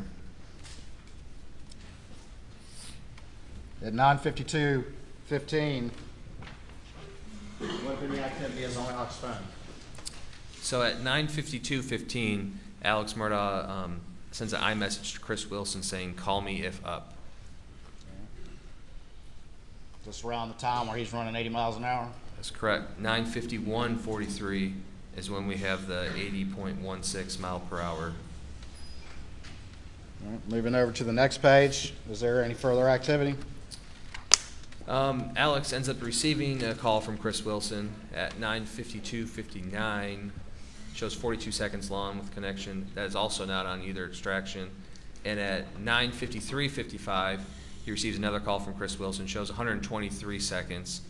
And that is on his CDRs, but not on either phone extraction. And then from At about 9:56:57, what, if any, activity do you see on Alex's phone? So from 9:56:57 to 10:06:57, it shows that Alex Murdaugh traveled approximately 231 steps traveled during that time. Starting at what time? 9:56:57 to 10:06:57. Remind the jury what time the 911 call was. It was 10:06:14.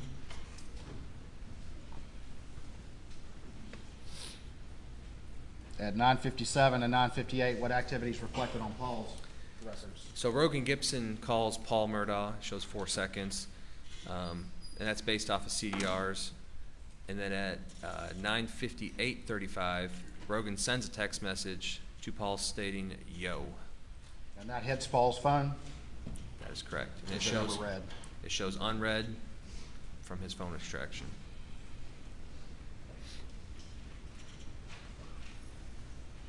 We have a bunch of green and blue boxes. Is this more telemetry data from the Suburban? This is, the green's going to represent drives, and blue is going to represent some kind of gear shifting with the vehicle. Well, the GM OnStar data reflects what, about 10 on the dot? It reflects him pulling into the driveway at 4147 Moselle Road, the main entrance. And where did the Suburban go first? The Suburban went directly to the house, bottom left. It didn't go to the kennels first, it went to the house first? That is correct. And what time does it arrive at the house? Or what time right there in that map? That's what, the map at the top? That's what the time that it pulls into the driveway.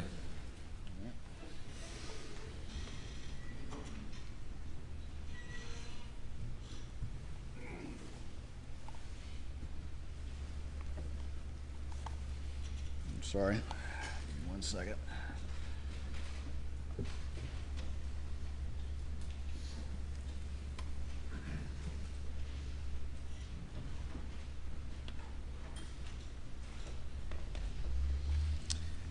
At 10:03:36 p.m., there's 2 entries around that time. Can you tell the jury what, if any, activity you see as it relates to Maggie's phone? So Alex Murdaugh calls Maggie Murdaugh's phone at 10:03:58, and backlight is on associated with that. And then starting about 10:04:08, what don't we see for a time period? So from 10:04:08 to 10:46:40, there is a gap in activity. I don't see any activity on Maggie's phone at all through the Knowledge C database. At 10:05:06, what, if anything, does the data reflect? It reflects Alex's Suburban leaving the main house based on the GM data. Going over to page 35, is this one of your cast maps? Yes, it is. It's 10:05:06, and it's showing the time the Suburban starts to leave down to the kennels. And going to the next map, what time is that? Next map's going to be 10:05:57. That's the arrival time at the kennels. According to that GPS location data? Yes, sir, from GM and OnStar. What's that time again? It's going to be 10:05:57. Down at the bottom of the page, what time is the 911 call? 10:06:14. How many seconds is that from the time the Suburban arrives at the kennels and he calls 911? Roughly 20 seconds. 20 seconds? That's correct.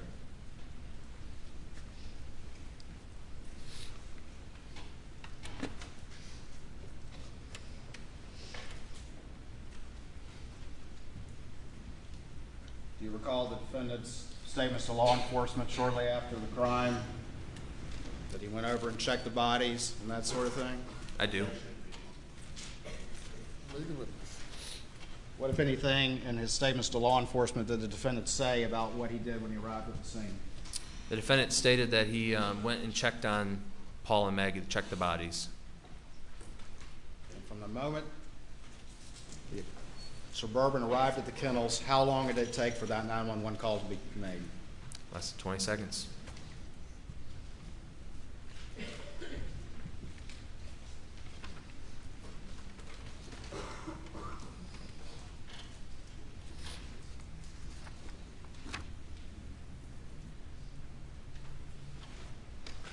Another call from Rogan to Paul that never be answered. That is correct. 10:08:27, never answered.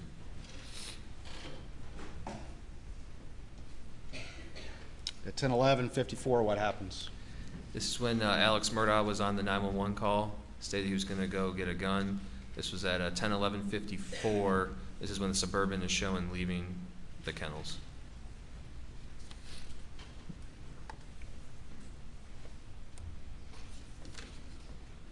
And down at the bottom of page 36, we see another map. What does that reflect? That's going to be 10:13:54. And on the next page, it's going to show the map. That's when his Suburban left the main house going back to the kennels. And what time does the location data reflect that the Suburban arrived back at the kennels? 10:14:30 is when it's going to reflect driving back to the kennels. Or approximately. This is when he's coming into the view of the kennels. And then what time does the 911 call end? So the 911 call is going to end at 10:17. And then the step data is what the 10:16:37 p.m. is referring to. That's going to be when his step data ended. I believe it was 594 steps taken. After the 911 call, does the defendant's phone reflect any activity? It does. It shows him calling Randy Murdaugh. Shows 16 seconds long with the connectivity time. And that's based off his CDRs. It was not found on either extraction.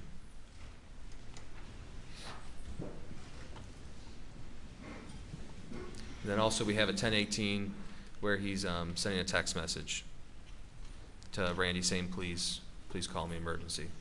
Is there step activity around this time on Alex's phone? There is 10:18:53 to 10:28:05. We're showing approximately 525 steps taken during that time frame. And does Paul's backlight come on again at 10:18? It does. 10:18:08 to 10:18:20. We're showing backlight. Was that after the 911 call had ended? No. I'm sorry, yes. Yes, it was. Yes, it was. Yes, it was. So 10:17 is when the 911 call ended, and this would have been at 10:18:08. So this would have been right after. And the last text that hit Paul's phone was from whom? Rogan Gibson. I believe it said yo. Paul's phone still hitting, of course, at the kennel location? That is correct. This is going to be off of his iPhone location data. And where was Paul's phone found again, according to your knowledge of the investigation? It was found on Paul's rear end, facing up.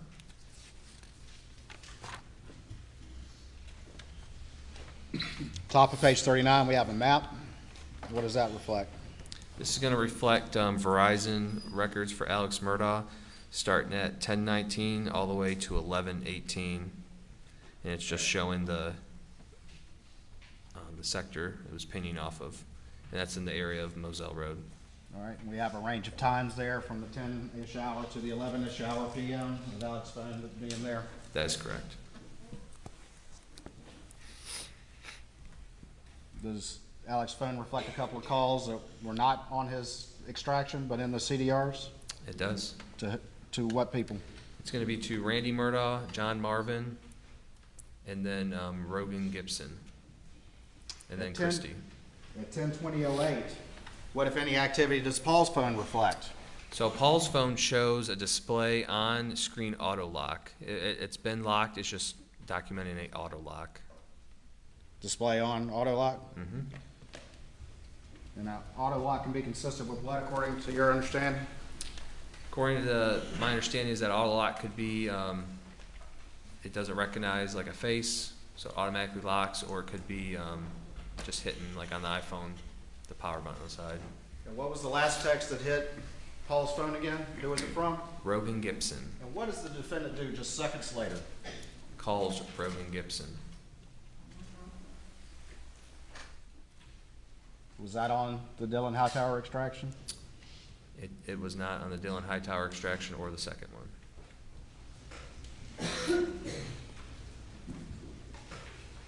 You mentioned before that there was a group text about Mr. Randolph's health. And when did the defendant finally read that text? The following day, so that'd be June 8th, 2021. At 10:22:09, was there a text that the defendant read? There was 10/22/09. He received a group text message from Michael Gunn and a few people saying she brought the heat from Miami boys, and it was read the same night at 10:38:42 p.m. An associated picture is below. The 10:24 and the 10:25 hours, what, if anything, does the defendant's phone reflect? Alex tries to call Rogan, and then he sends an iMessage stating, "Call me." And then he attempts to do a FaceTime, and this is going to be the first log that we see on his phone records is going to be this FaceTime call with Rogan on his extraction for the day of June 7th, 2021. Multiple attempts to contact Rogan, huh? That's correct. And what time does law enforcement arrive on the scene?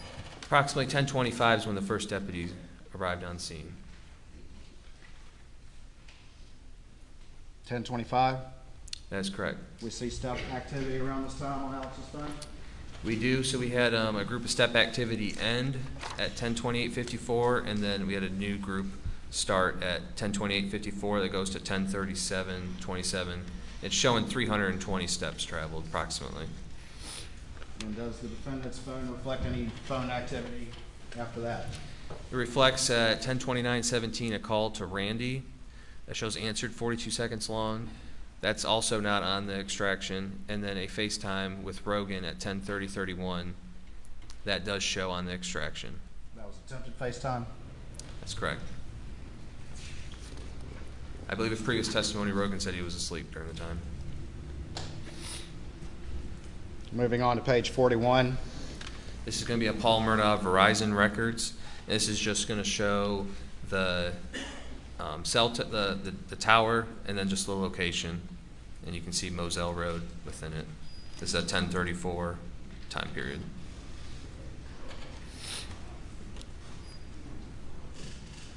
Is there a display on activity on Paul's phone, but also a phone call from Nolan Tootin around that time? That is correct. Correct. Around 10:34, it's showing display on, and then a Nolan Tootin phone call. And then finally, what time does Paul's phone finally die? Paul's phone finally dies at 10:34:24 p.m. on June 7th, 2021. Almost 2 hours after the kennel video? That is correct.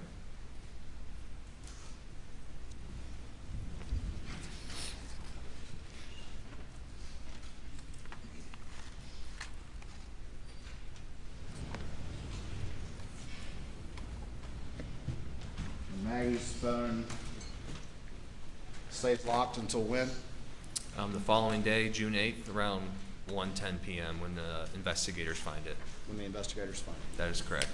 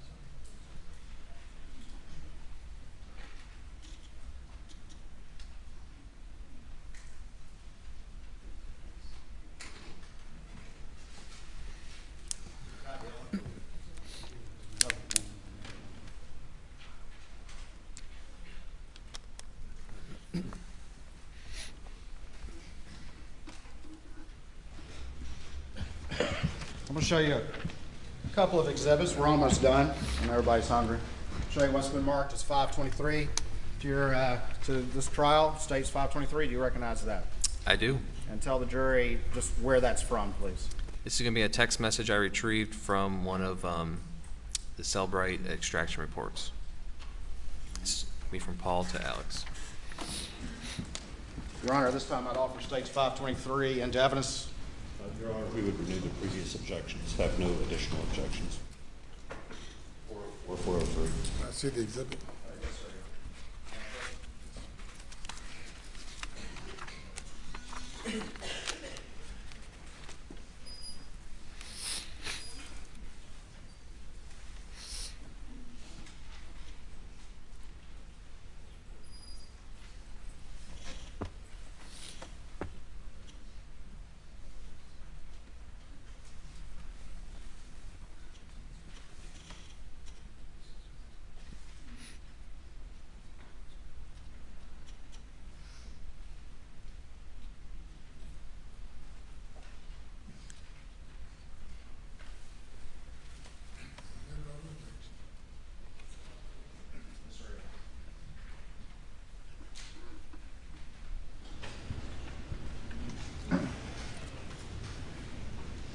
I'm going to show 523, and this is a text from which person to which person? So this is going to be from Paul Murdaugh, and it's going to be to, it says voicemail. That's going to refer to Alex. This is obtained from his phone. It's going to be the owner. So that's going to be Paul to Alex.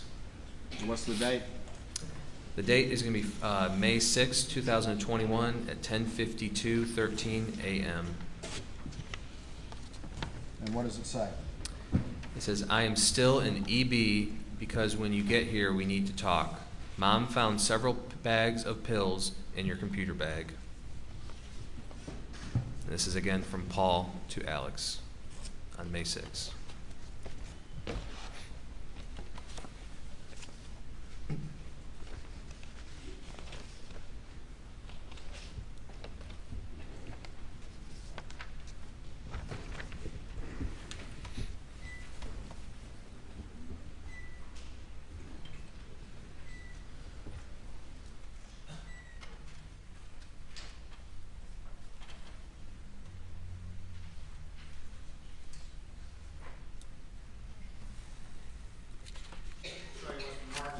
States 553. Let's see if you recognize this exhibit. Okay. I do. Tell me what that is. This is going to be some searched items that I obtained from Maggie Murdaugh's extraction report. Your Honor, this time I'd offer States 553, I believe, without additional objection. No additional objections, Your Honor. Submit it. And tell the jury what this exhibit is, please. So this is going to be Google searches. Far left, you're going to have a timestamp. The source, which is going to be Safari, that's for Apple. And then the value is going to be the searched item. And on May 26, 2021 at 11:21 p.m., Maggie searched green gel pill P30. She also searched 11:20 p.m. Green gel pill P30, white pill 30 on one side RP, and if you look to the right, you're going to see a column that says deleted. That one is showing yes has been deleted, and then if we go down to row number 4, it's going to be May 6, 2021 from Safari, white pill 30 on one side RP, and that's also shown deleted.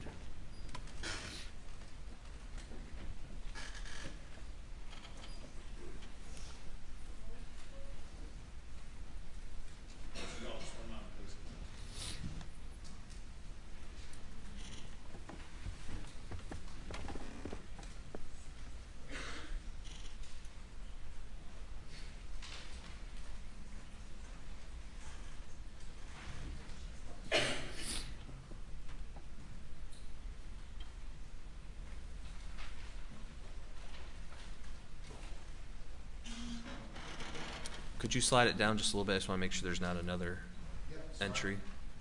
Okay.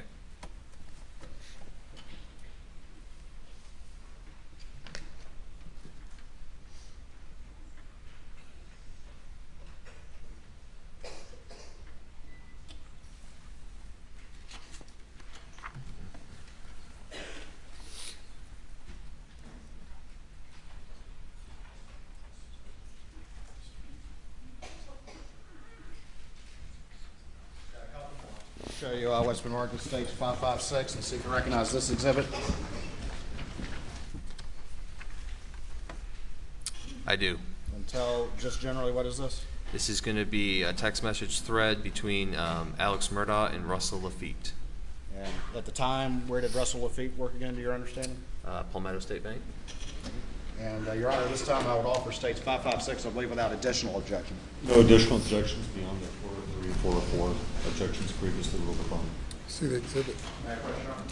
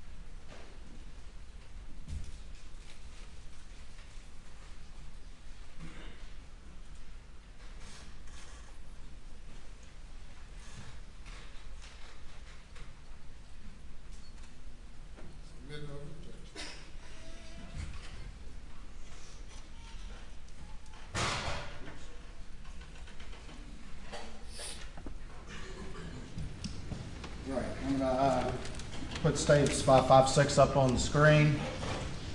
And again, tell the people on this text and the time and what it says.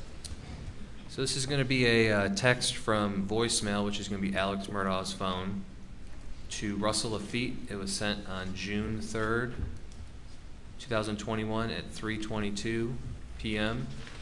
This is from Alex stating, "I need to extend farm credit line another $600,000. My dad will sign also if needed. How much turnaround will that take?" And again, that's from Alex to Russell Lafitte on June 3rd, 2021. Show you two final exhibits, states 554 and 555, and you recognize those. I do. And where were those found? These are found from Maggie Murdaugh's iPhone extraction. Your Honor, this time I don't offer 554 and 555 into evidence, I believe without objection. No objections. They're admitted.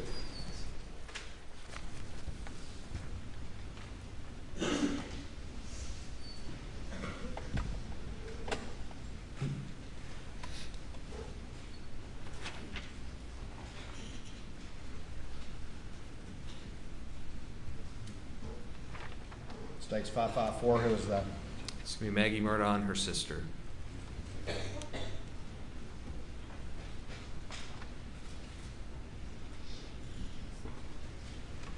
States 555, who is that? It's going to be Buster Murdaugh, Maggie Murdaugh, and Paul Murdaugh.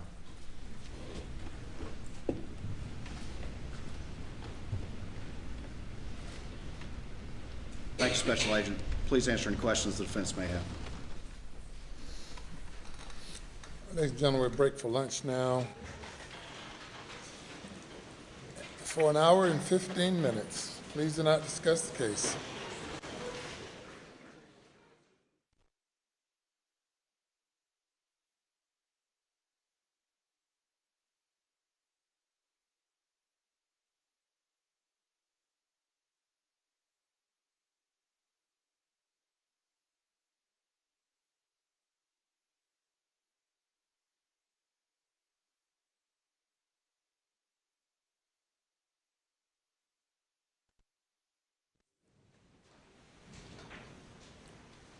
Please do not discuss your testimony during lunch. And we'll be in recess. All right.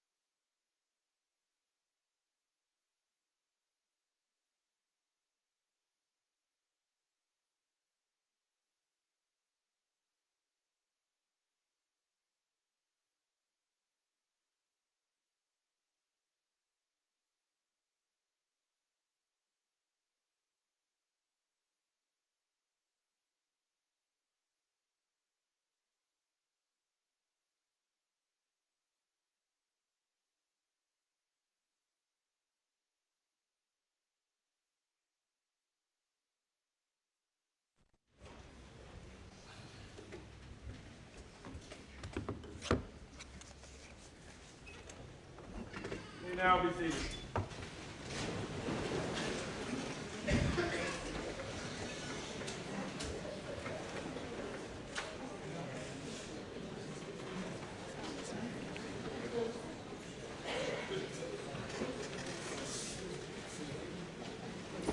You bring the jury. Order. Bring the jury, please.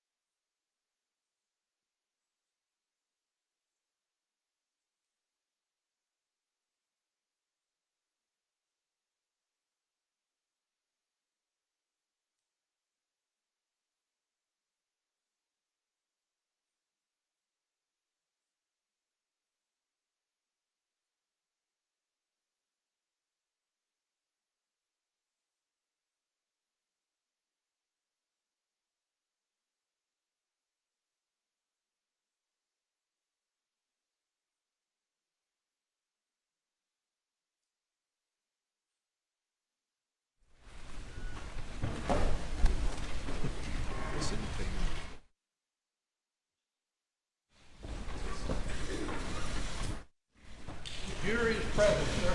All right, thank you. Welcome back. Cross-examination. Mr. Barber. Please, the court.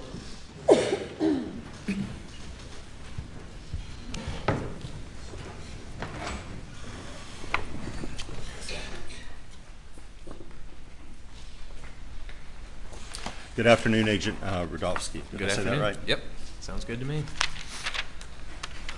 Let's start first with the GM data that recently came in. I think that may have made things a little more clear, right? We don't really need to look at a lot of those cell phone tower plots now that we have the exact position of the car, do we? I agree, yeah. The GM data is pretty clear. Don't really. At first, you did an analysis of driving to and from the office in Hampton in the middle of the day. Not too interested in that, but let's skip to the drive from Moselle to Alameda. Okay. How long was that drive? How long did it take him from start to So finish? I'd have to look back the drive. So you're referring to the 9:06 time? Yes, sir.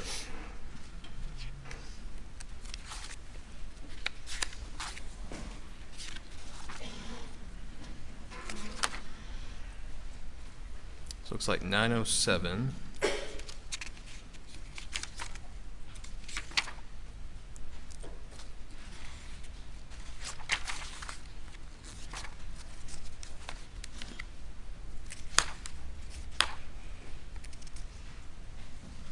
To 9:22, so about 15 minutes. And do you need, is it more like 16 minutes? Do you 16 need a minutes, pen and yeah. paper, 16 minutes? Yeah, sure. Okay. I'll go there. Okay, and coming back, how long was it?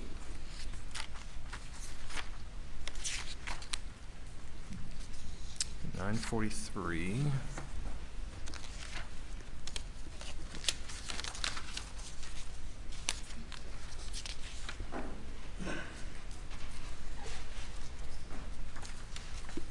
About 18 minutes. 18 minutes? Mhm. Okay. Approximately. So the top speed on the way back we saw was a little faster, but it actually took a little longer to make the return trip. Is that accurate? That's correct. Okay. And you're referring to the same drive to Alameda and back? Okay. Exactly, yes. Okay. Are you aware that Senior Special Agent David Owen did a test drive from Alameda to Moselle on January 3rd of this year? That's correct. I was in the passenger seat of that. And how long did that take? I would have to see the data. I don't remember. You don't have that? You don't know if it was 17 minutes and 35 seconds? If I was presented with something, it could be, but I do not have that number in front of me. If it were that, it would be right in between those two times that we just saw for Mr. Murdaugh going back and forth, would it not? It could, but there was different variables at the time. It was during the day, wasn't it? It was. It was.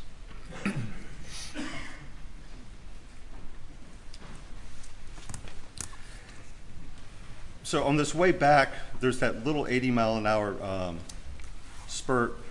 How long did that go on? I am unsure of that. It's just the data point is plotted.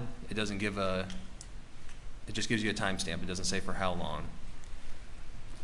In your experience, I think you talked earlier that you would respond to calls in a marked car with blue lights. Not a marked car, but an unmarked car with blue lights, yep. Is it extremely unusual for someone who's on a straightaway in a rural road at night to give it some gas on a little burst? A little bit of gas, but when it's 55 and you have deer and other environmental factors that play in. Yes, but it's not that unusual, is it, for someone to give it a little gas on a straightaway in a rural road? It depends on what a little gas is.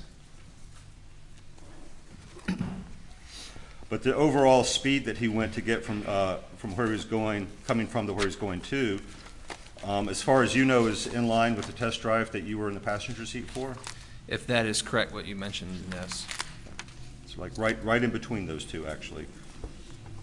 Like I said, I don't have that test drive data in front of me, but. Well, let's move on then to when he drove past that point where Maggie's cell phone was later recovered. And I think that may start on slide 23. 23?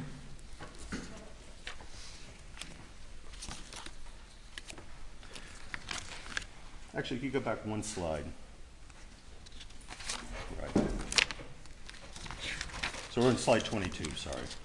22? Okay. So he's going 37.2 miles an hour here? That is correct. And next slide. Now he's still approaching it at 42, so he's accelerating gently. Is that fair? That's correct. Next slide. Looks like he is just past it, going slightly faster than he was on the previous slide. Is that correct? That's correct. Next slide. He's continuing to, now he's a good bit down the road there at 45, but is it fair to say he's continuing a fairly gentle acceleration? I would say so, yes. So what we saw as he passed it, he did not slow down and speed up as he went past that point. He continued his same gentle acceleration? Per the data, yes. And we won't go through it, but if we went down later to when it goes down to the bottom of the screen, it would show that he slowed down slightly, corresponding when he sent that text, "Go to CM, be right back." Is that accurate? I believe so, yes. Okay. We'll be done with that. I'm going to now just skip with this data all the way to when he approaches the kennel coming from the house right before he calls 911. Okay.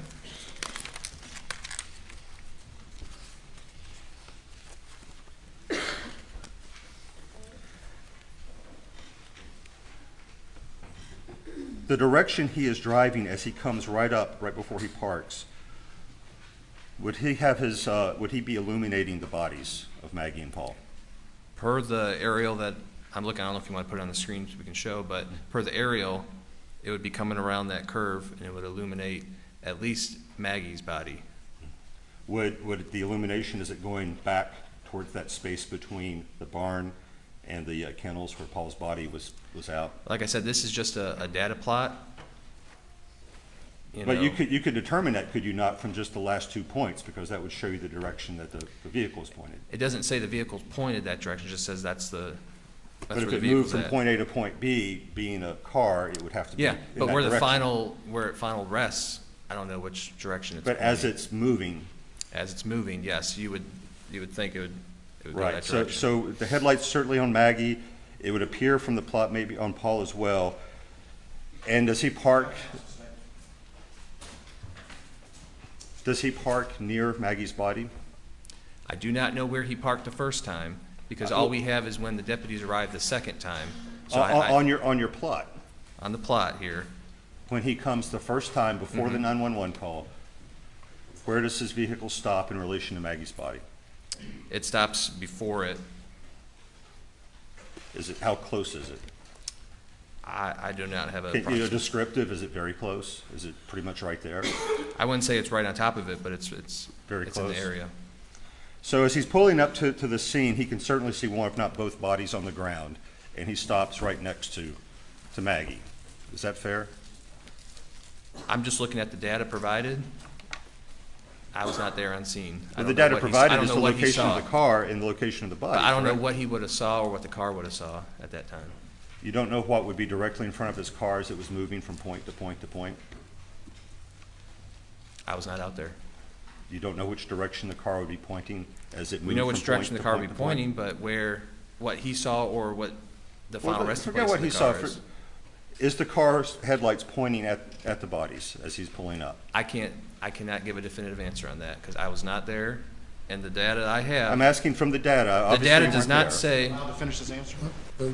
You must give the witness an opportunity to respond fully. You may proceed. There is no data that says that the headlights were pointing in a specific direction or at a specific object, so I cannot answer that. When you say there's no data saying the headlights are pointing in a specific direction, were they not pointed along the line that would connect the last two data points before the car stops and goes in the park? For the drive position of it, so I cannot answer that. Right, and we're not talking about the dot, we're talking about a line connecting two dots. Okay, but And you a were car moving asking along that. that line, the headlines would be pointed down the line, correct? Objection asked and answered. Objections overruled. Ask your question again. We're talking not about a point, but about a line, and Mm-hmm. a car moving down a line. As it moves down that line between 2 points, would its headlights not be pointed in the same direction down that line? I would assume. So he arrives at the scene, gets out, presumably he goes in the park, and then 20 seconds later, first dials 911. Is that your testimony? Yep.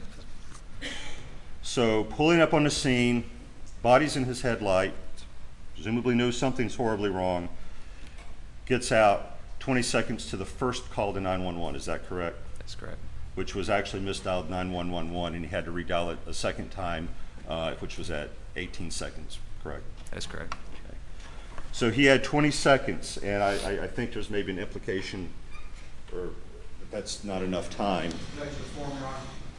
Objection is sustained to the comment of counsel.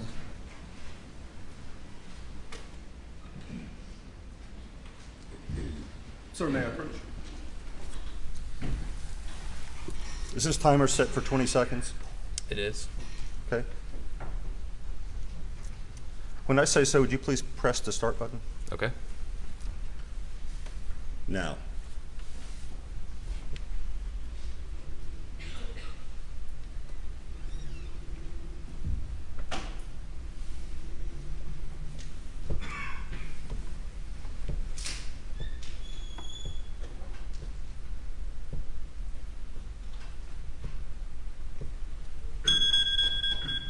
That was 20 seconds, would you agree? Per your phone, yes. You don't dispute the phone I do not. accuracy, do you? If the person getting out of the car had seen the bodies already and already knew something is horribly wrong, do you believe that that is an unreasonably short period of time to inspect and call 911? I'm here to testify on this data, not the hypothetical. I think you're asking the wrong person on that. Fair enough.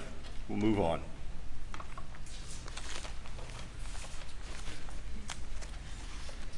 Okay, I'm going to turn to your condensed timeline, Okay. which I think is State's Exhibit 519.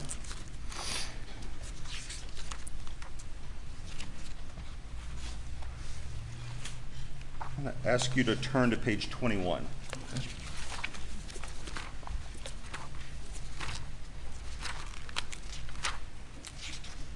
Okay. And towards the bottom, 9:06 and 20 seconds, it says Maggie Murdaugh's iPhone sideways orientation, That is correct. and meaning that her phone at that time went to a sideways orientation? So between 9:06:12 and 9:06:20, from the phone experts, that it started at 9:06:12 and it ended at 9:06:20. Okay. Those but two orientations. I'll ask it this way. Okay. A second later, what would be the orientation of her phone?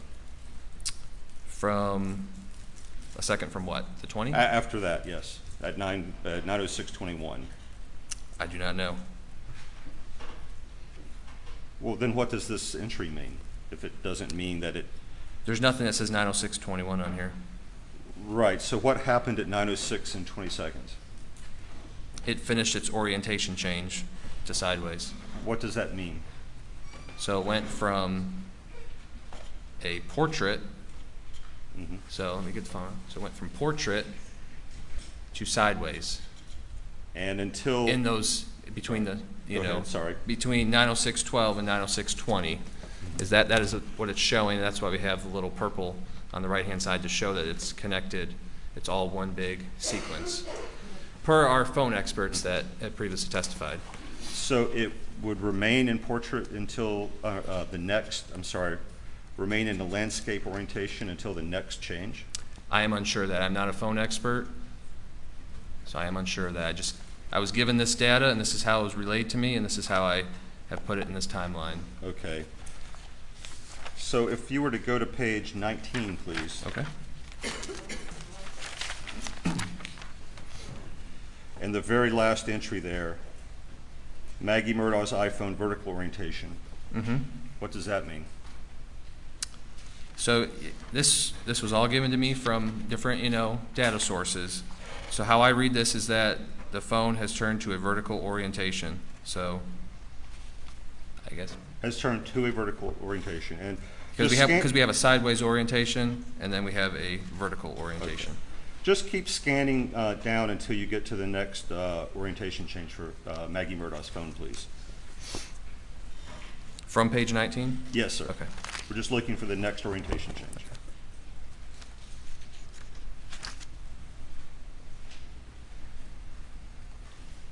I believe it's going to be that 906.12. And what does that say? Implements an orientation change to portrait. But the previous change was to portrait, was it not? It says vertical orientation. So there's no intervening orientation change. It just goes to portrait and then changes to portrait again? As I read the data, yes, that's correct. Like I said, I'm not a phone expert. I was given these different pieces to plot, and this is how they've been plotted.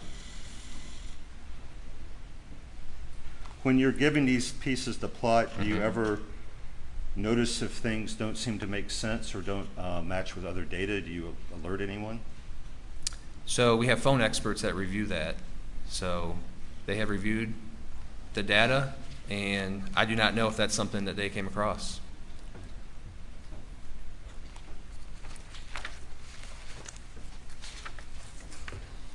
And you can't tell me with that last, or can you tell me this? The last orientation change here on page 21, is that the last change on her phone until the extraction at the SLED lab? I would have to go through and double check. Would you like me to do that? You may. Okay.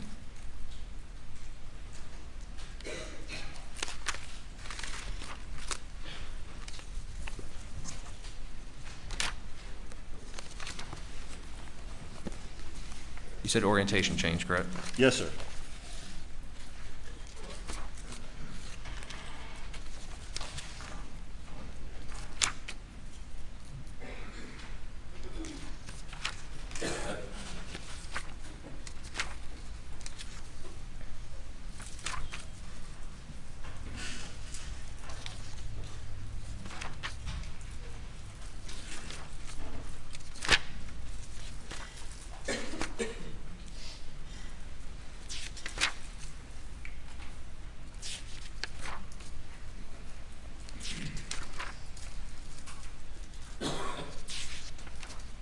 Per this condensed timeline, you are correct. That would be the last orientation change that I see noted.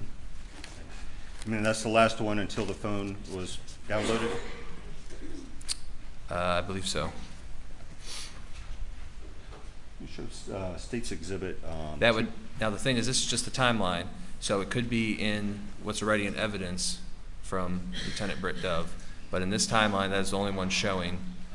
Okay. And for orientation changes, we were really only concerned for the day of, Right. for this timeline. Show what's been previously admitted as Defense Exhibit 38.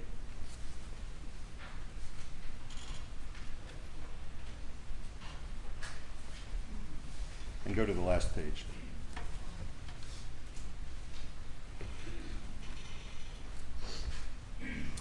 This was previously admitted in evidence during the examination of Lieutenant Dove. It's a complete list of every orientation change recorded on her phone as of the extract. Is the last one listed, the very last one, the 906 orientation change? The 906.22 on the bottom? Yes, sir. That's correct. The 906, yep, the far bottom column. Yes. Can we show State's Exhibit 278?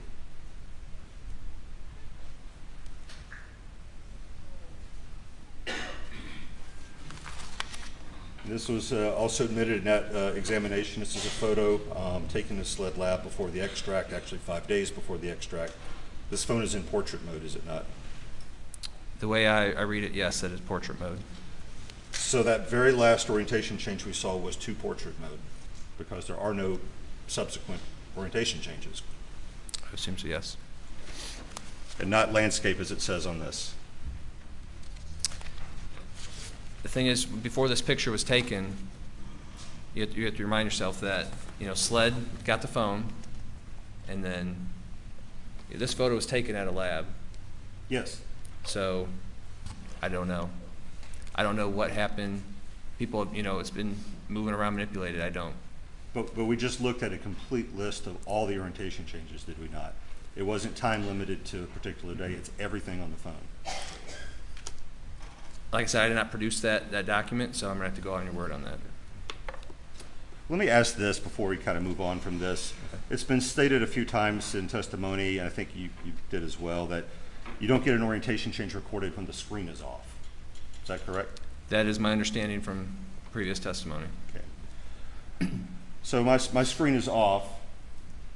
If I turn it, like to get an orientation change, and it's off, if I just stand here for a while, however long, an hour, and without moving the phone, turn the screen on, will there be an orientation change? That is a technical question for an expert that we had up here yesterday. I am not an expert, and I am not a phone expert. So where I'm going with that is simply, you don't know yourself in preparing this timeline whether the orientation changes that you're putting on here correspond with movement of the phone at that moment. I do not. I'm going off of data I was given from phone experts that gave me the data and it has been put on this timeline.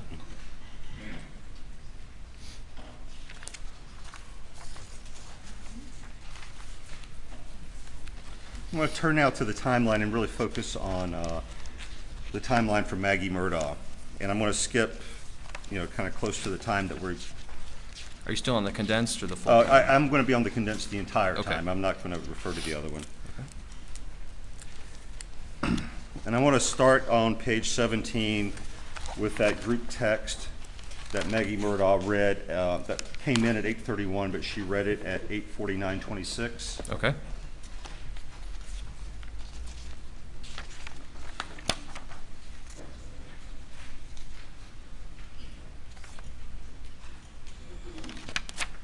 And I guess the actual reading of that would be on page 19 for your reference. We'll start there.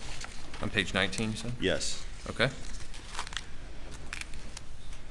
You have some screen off on times here, but you didn't put every time the screen went on and off, did you? I do not recall. I'd have to look at what was given. So you don't know if the screen of her screen went off at 8:49:28, came back on. Everything should be on this document. Okay.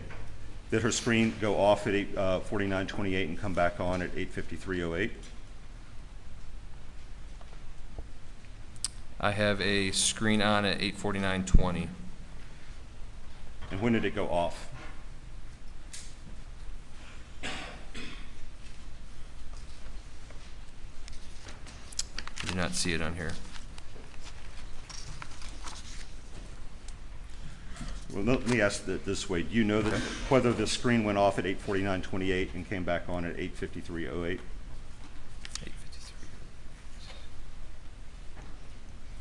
8:53. I do not unless I have it on here. And then she has steps that begin at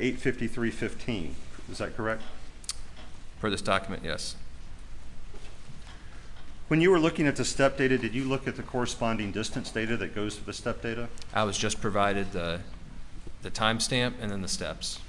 Are you aware that the phone in the same database keeps distance data with the step data? I have been made aware of that. But you have not looked at any of that distance data?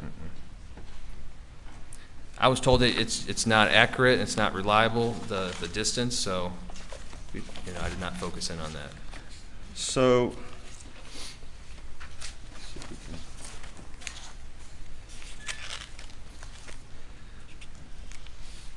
would you think that it is possibly, well, just as an investigator, on your spreadsheet, I won't bother to put it up, but you had a bunch of time periods where Alec had steps, different times. Do you think there would be any relevance to whether the number of feet per step on all those different increments was extremely consistent? Is there any relevance to it? Would it maybe suggest the same person was walking? Objections overruled. I would have to,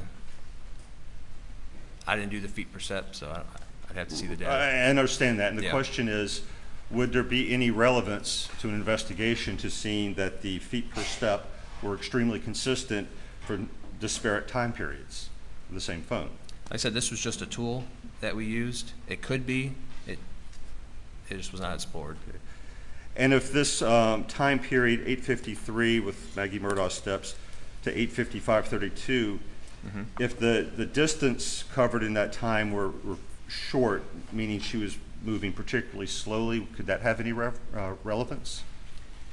It depends, but that distance is, we're told, is highly inaccurate, and everything is an estimate. So even the steps, that's we're told by the phone expert that's an estimate. That's not an exact number. The same, I would assume, for the distance. So you don't think, you did not check to see if the speed at which Maggie Murdaugh was moving on that very last increment, the last time the phone says she was ever walking, there was no, how fast is she going, is she running, is she creeping? No one looked at that. Objection, facts not in evidence. Objections overruled. I did not look at that, no. I cannot say for anyone else. And the same question for Alex Murdaugh. Did anyone look for, I think you have, over 8 of these increments listed out, whether he was going particularly fast, unusually fast for him, unusually slow for him, the same speed he always goes. Did anyone look at that? All we have here is the data that is on that sheet. And you do have these steps per minute, but do you have any data suggesting that within, and I'll pick one just to make the question simpler, Alex Murdaugh's first, well, I'll pick an even easier one, entry number 30. Okay.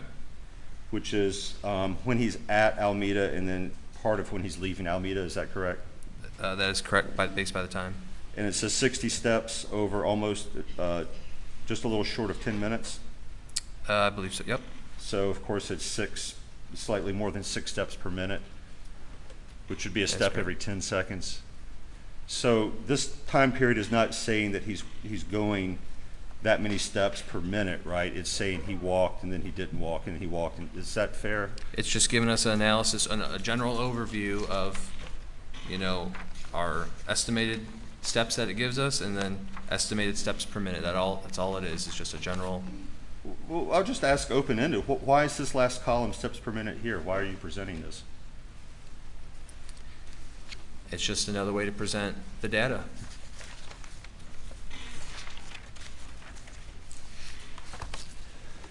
So turning back to, I think we were on page 19. Okay.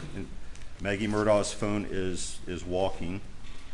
Now we had from previous testimony an activation of the Siri user interface with the side button. Did you recall that from previous testimony? I do not, but it could have been. Okay, you don't recall previous testimony about that. Can we bring up Defense Exhibit 41?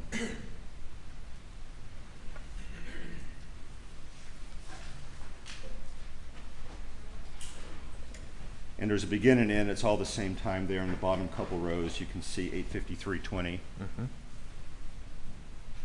I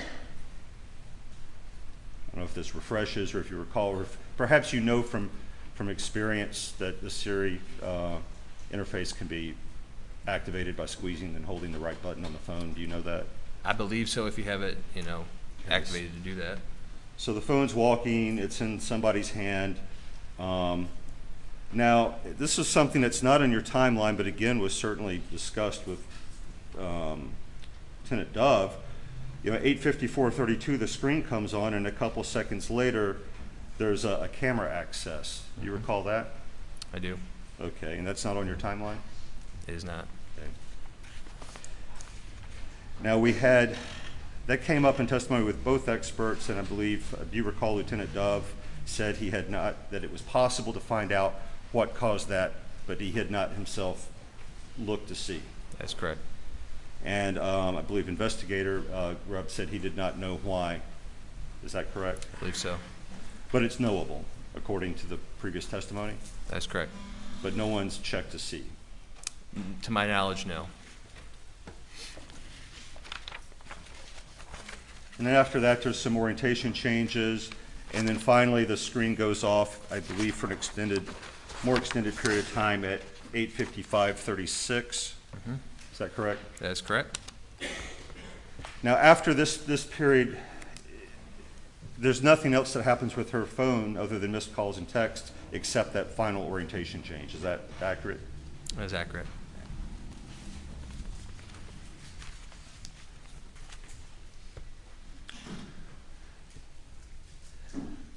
Now, does that fact that we aren't seeing anything after 8:55:36, does that mean that she was dead at 8:55:36? Like I said, this is just data that I plotted. So the answer is no? I don't know that It does not answer. mean that? I have to go by the data here, and there's no activity. Right. You can take that however you want, but there's no activity. I mean, is it fair, and this isn't trying to be tricky, if use of the phone ceases as time goes on, it's more and more likely there's something amiss, right? The first second no one's using the phone is normal. I mean, someone might easily go, even Paul might go 5 minutes without using his phone, but as you keep going on, it gets a little more likely something's wrong, right?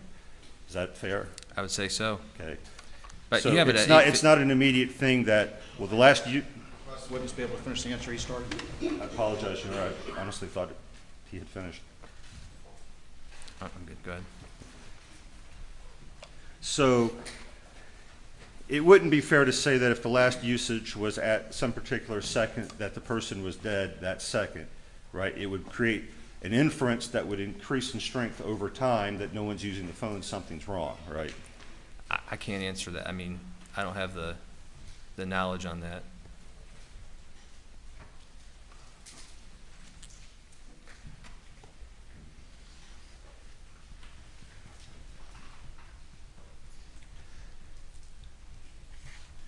Do you recall in previous testimony that Special Agent Owen said with regard to Almeida and I think a blue raincoat, that it would take, in his estimation, 5 to 10 minutes to dispose of evidence already wrapped up? Do you recall that? I do recall. Okay. So to be consistent with the data you have here, well, let me ask this. How long with the test drives was to drive from the kennels to the main house? I know we did various ones. I'd have to look at the data. We did at various speeds. It was very short. 15 seconds? That would be a lot, I would say. Okay. So, and we know that Alex's phone is at the house, right, from 8. It got left at the house. It's not going anywhere since it was up the house with the family. I just show no activity on it. Right. You can assume it is at the house. But it started showing activity again at 9:02 and 18 seconds. That's when the steps start. That is correct. 283 steps. So From that 8:55:36 to 9:02 with a minute and some seconds to get up to the house, you would have like 5 minutes if it were him to do everything and get back to the house in his house to the phone. 5 minutes.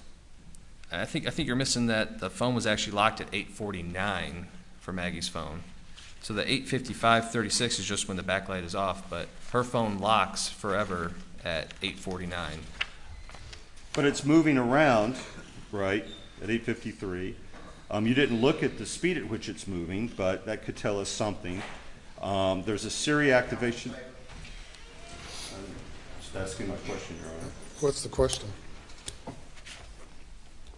Her phone is moving around starting at 8:53, comma, there's a Siri activation near the start of that time, comma, and then there's a camera activation during this time, and some orientation changes, and then it goes off. Is that all correct? That's correct. Okay. And you don't know how fast the phone was moving during that period, but that is known, just no one has looked. Is that correct? So everything is estimation with the phone. It does not track your exact, speed or distance or steps. It's all estimated. So an exact number is unknown.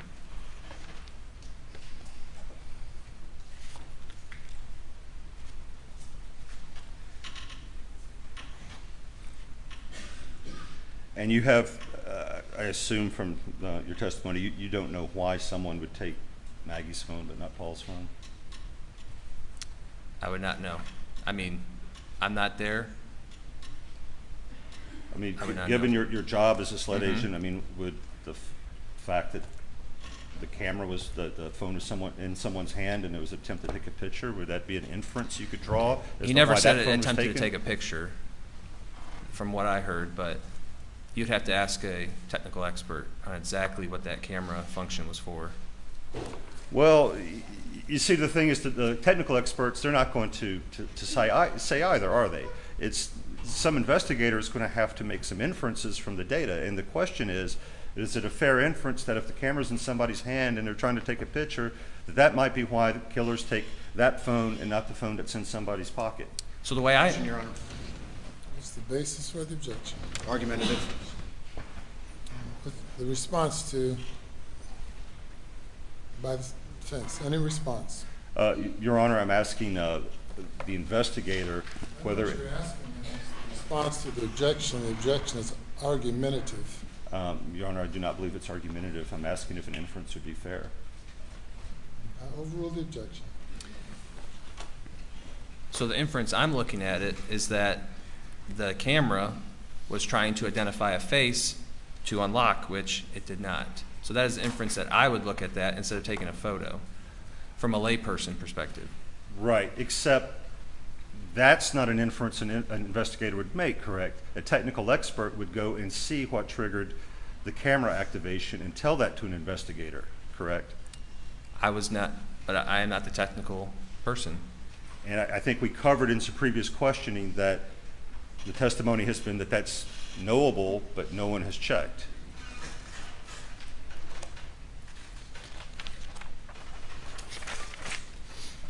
I kind of switch over to Paul. Okay. And just to sort of summarize everything up, there doesn't seem to be any missed activity until the unread text message from Rogan at 8:49:35. Is that correct? That is correct. And is it correct that his screen does not ever come on again until after the 911 call? Is screen coming on? Yes, sir. I believe it dies shortly after at like 10:30, so I think 10:36. And I'm aware of the screen Okay. coming on after the 911 call, but I'm asking, did it come on at any time between this text from Rogan and those after 10 o'clock times? Let me just double check.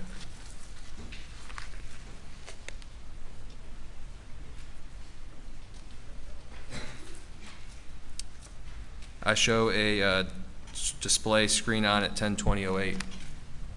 Okay, so the answer is no? It does turn on. That's what you asked, correct? I'm sorry, I was asking if it turns on before the 911 call. Before the 911 call. For the whole day? Well, it would be about an hour and 10 minutes, but.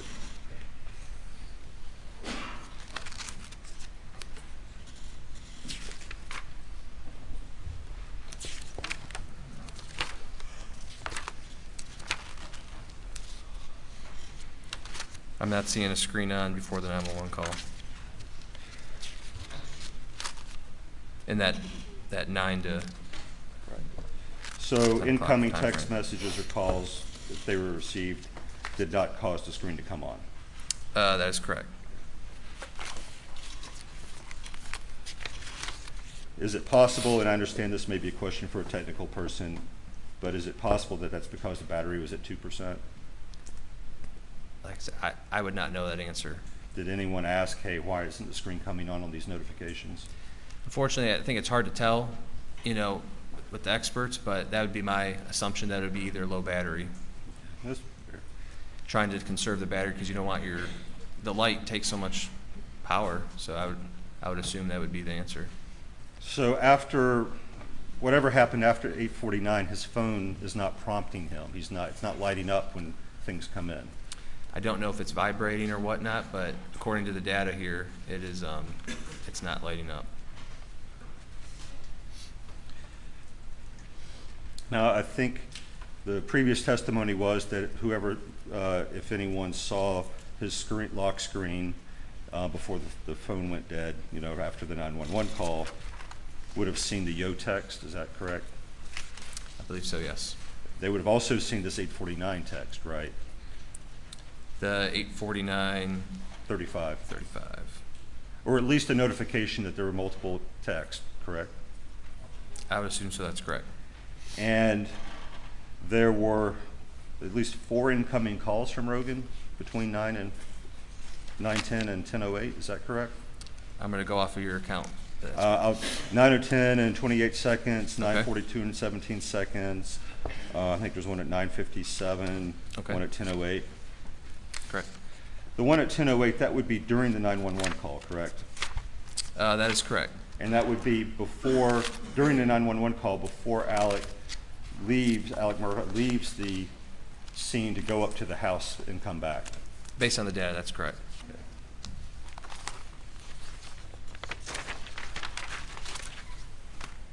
We don't actually know why the screen came on those 2 times, do we? At 9:10 and 18, and then 10, 18, and then 10:20.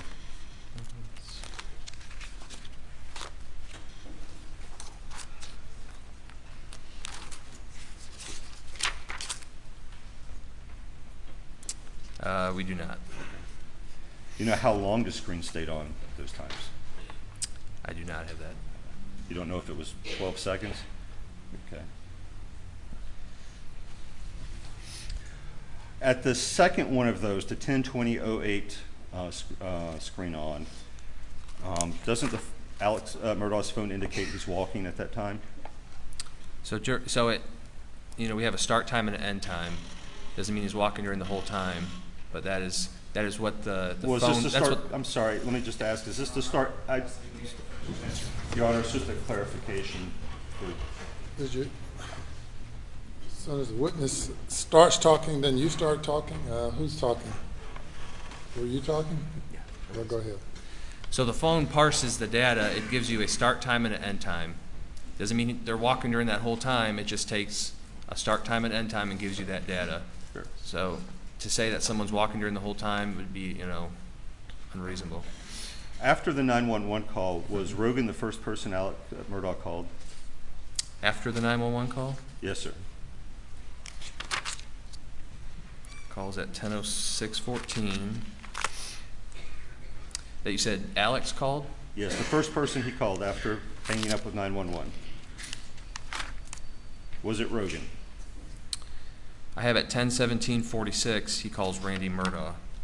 And that's his brother, correct? That is correct. Who was the second person he called?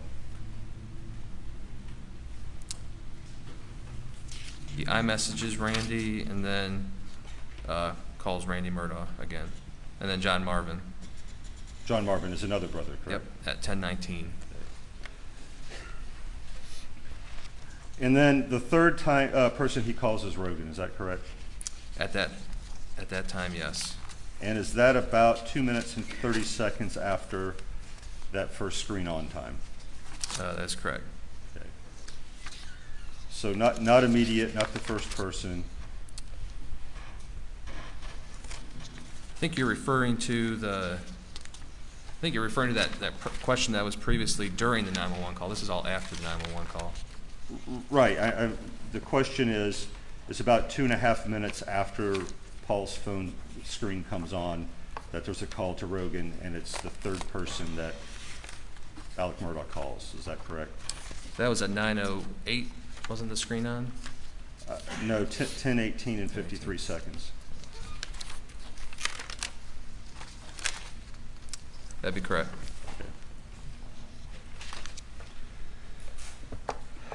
So I think we went over that anyone who was looking at could see what was on Paul's screen, would see multiple missed messages, calls from Rogan right on the screen. I would assume. Even a call coming in during the 911 call. I would assume, but... Okay. So as an investigator, do you think it would be terribly unreasonable that after calling other family members, someone would call the person who is the best friend of the dead son, who had multiple missed messages and calls, and even a call coming in during the 911 call? Is calling that person to ask what happened, what's going on, is that, to you as an investigator, an unreasonable thing to do after calling other family members? I would, as an investigator, I think that would be very odd, given the scene and the whole situation, that you're on the phone constantly, yes. That you're standing there next to your dead son, his phone is ringing from someone, and you call that person after calling other people. Yes, because I am standing over my son and wife, and it's just witnessing that for the first time. I would think that would be, to have someone on their phone constantly like that, right after, given the scene and the situation, yes, as an investigator, I would think that is very It wouldn't be someone trying to find out what happened. At that moment, that would be the last thing that would probably come through my mind as an investigator, looking at the scene, is trying to figure out what happened minutes after I discover it.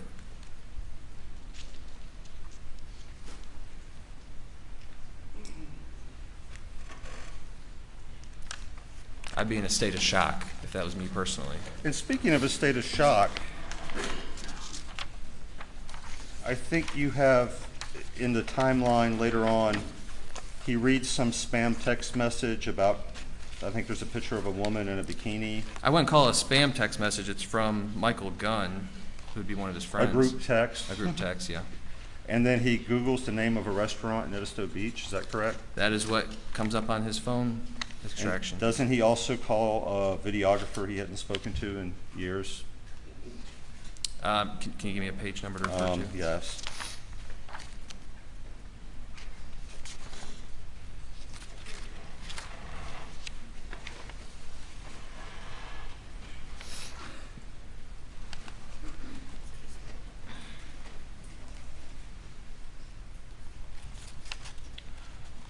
Page 42, Brian White, last entry. That's what the data shows. So he would seem to be in a state of shock. None of that makes any sense, does it? You're not going to Google the name of a restaurant after you find your son murdered. I'm not Alex Murdaugh. I don't know what he was thinking at that moment. Probably wouldn't be on my phone. Really? You wouldn't be calling family? I might be calling family, but I wouldn't be The testimony was that Rogan stuff. was family. If you ask a question, if you want him to answer, you have to give him an opportunity to answer. Proceed. I would not be Googling and doing other things with my phone, no. Do you believe he was Googling a restaurant, or do you think he was fat fingering the phone because he was in shock? I have to go off of the data, and that's what the data shows. And you believe that calling family and calling someone that the prior testimony was like another son is unreasonable in the circumstances? I would say so, yes. Given the fact that you just arrived to the scene, yes.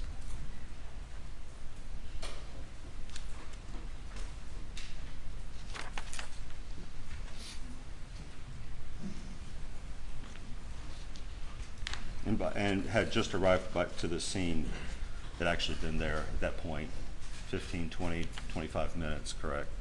That's correct. I'd be doing anything I could to help my loved ones.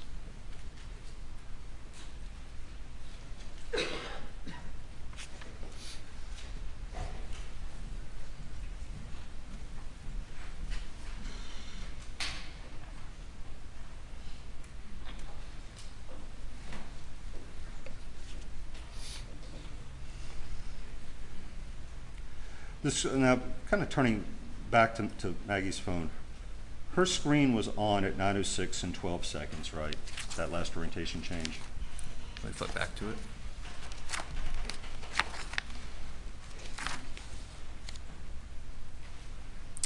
You said her screen was on? Yes. Is that what you said? Yeah, her phone was locked, but her screen, yeah, for the orientation from previous testimony, the screen had to be on for it to log the orientation changes.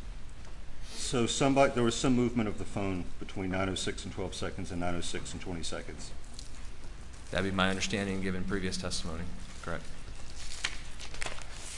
And in this period, 9:02 to 9:06 and 47 seconds, Alex Murdaugh is walking, I think, 283 steps in that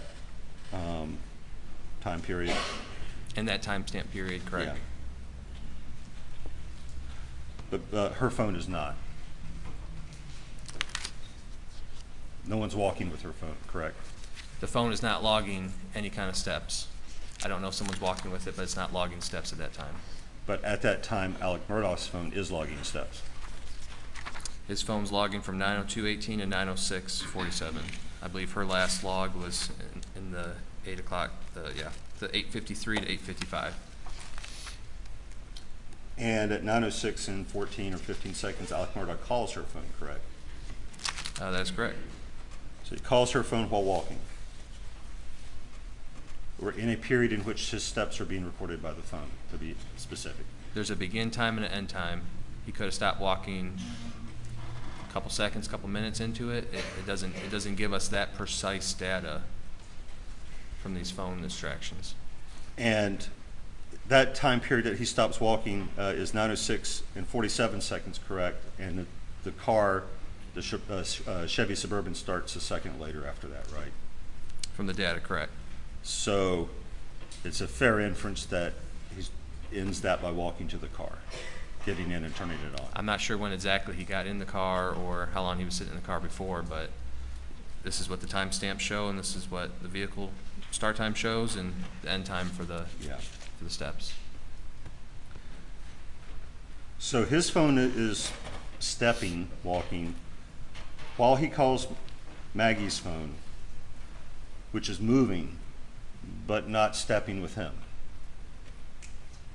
Is that what the data shows? That's your inference on the data, but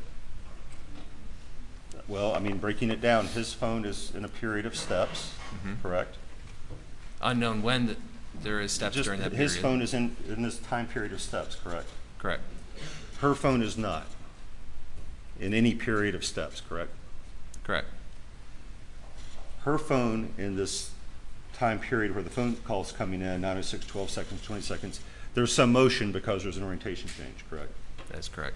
And he's calling the phone during this period that his phone's in steps, right, at that moment, right? I cannot say that he's actually in steps at 9:06:12. Yes, and you said it, but his phone says there's this period that he's walking, and in that period, between the start and end times, he's calling her phone. That is correct, but you can see during the 911 call too that there's times where someone could be stopped, someone could be walking, so we don't know if he stopped at 9:05:15 and did the orientation changes and he's right at the car. I don't know that. Do we know, we'll put this, do we have any evidence that her phone and his phone ever moved together? not speculation, but evidence showing that they're moving together. Same person moving at the same time with both phones. Moving together, like physically moving, or functioning in like? Yes, that they're both moving. The same person is carrying both phones. They're moving at the same time. I would argue that between 906.12 and 920, that the same person has both phones. Because there's an orientation change and no steps on this phone. You have an this phone. You have an orientation change starting while someone's calling, looking at the phone during that time period. And would it perhaps be reasonable that someone has that phone and an incoming call comes in, the screen says Alex Murdaugh, and it gets tossed out a window? Is that another fair possible explanation? That could be your explanation. Why would that explanation be less fair than what you just said, based on the data? It's how you interpret the data.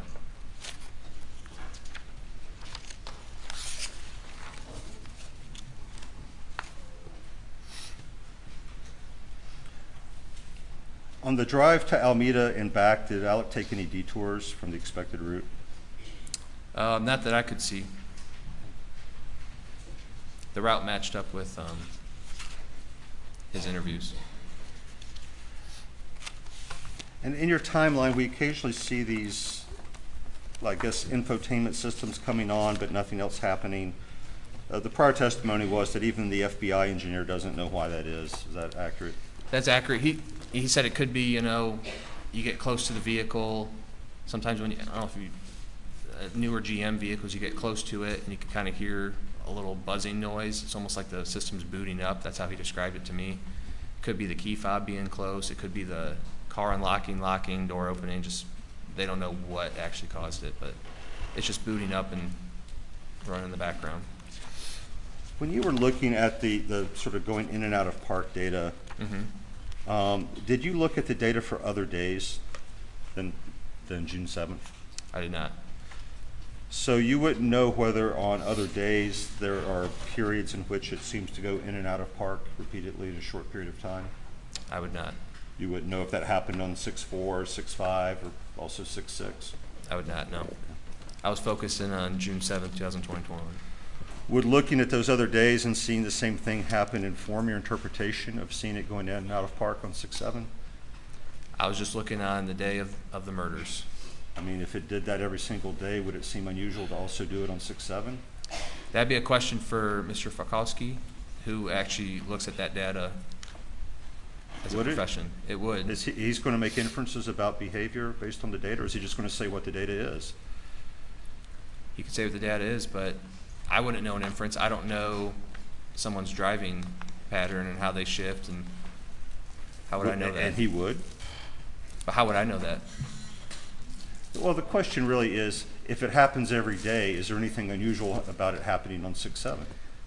A period of days is not every day. You'd have to look at I would assume a wide range of days to get. How many? I don't know. If it happened every day for the preceding 3 days, would that be enough? Every day is a new day. I would not, something could happen different on a different day. I mean, I don't know how you could compare that data. You go different places, you do different things happen during drives. I don't think you could accurately show that.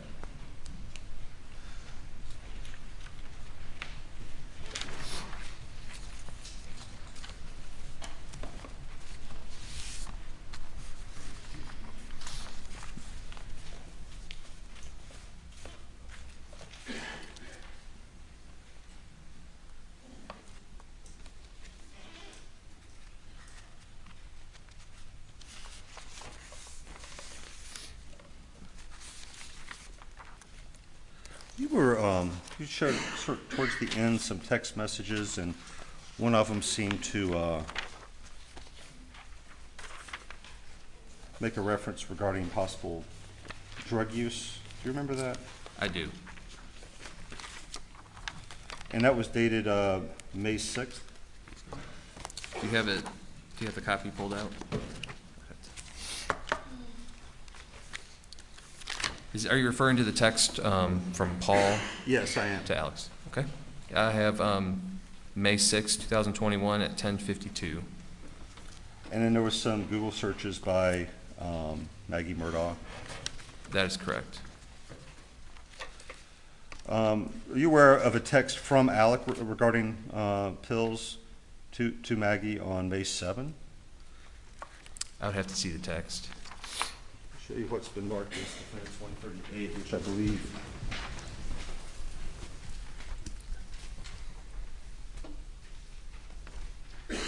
Yep. I am very sorry that I do this all to you. I love you. Yep. Objection. No objection to the exhibit, Your Honor. I would offer what's been marked as defendants 138 in federal. Let's admit it. Okay, Alma.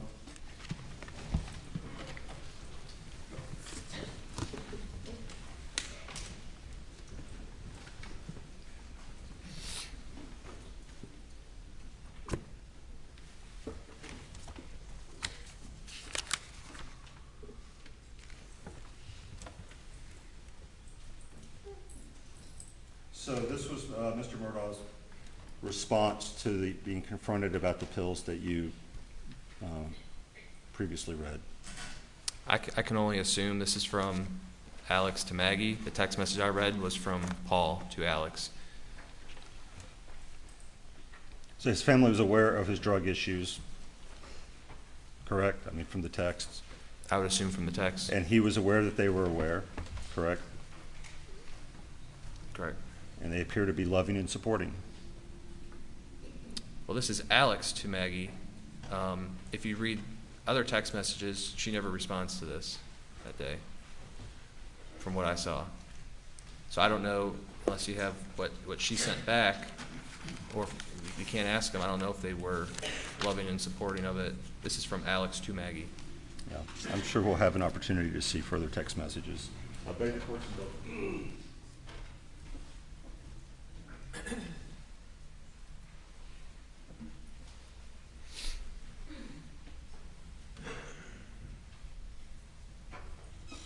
No further questions, Your Honor. Direct. May it please the court.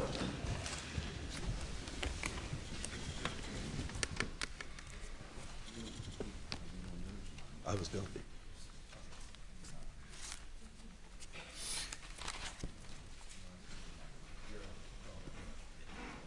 All right, we have the computer up.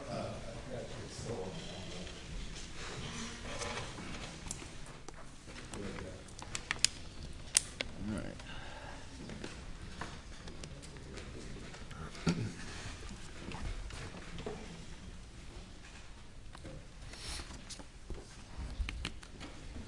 Ladies and gentlemen, I have you go to the jury room for a short break.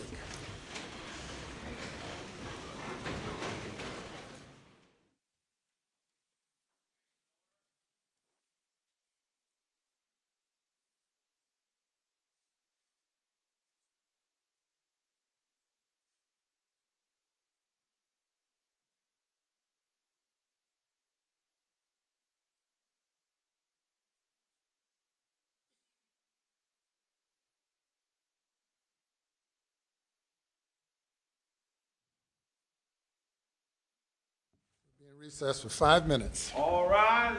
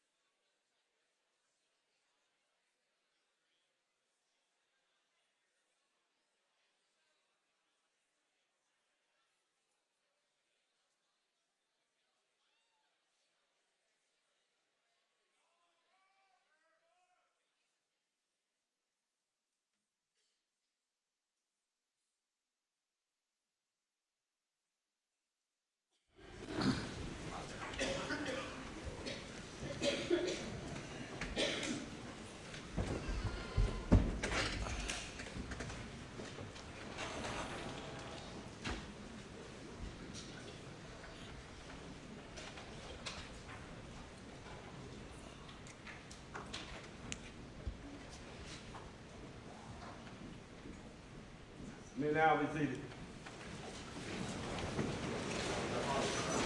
You may bring the jury.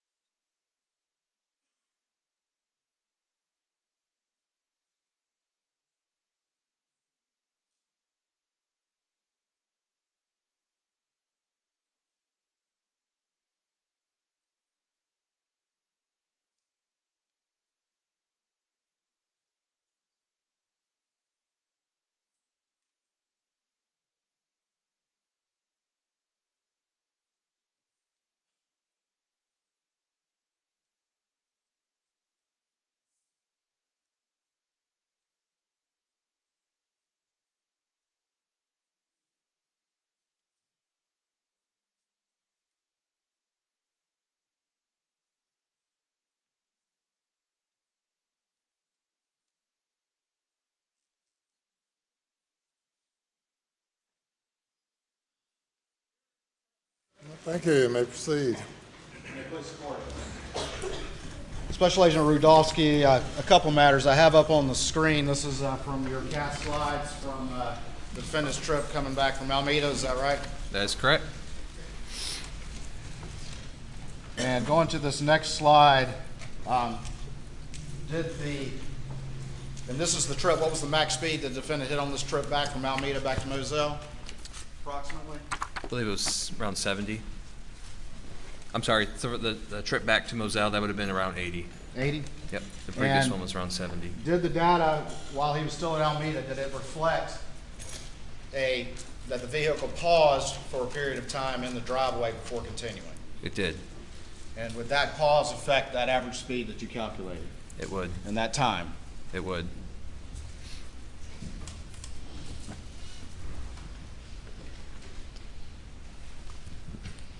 I want to go to page 22 of your condensed timeline.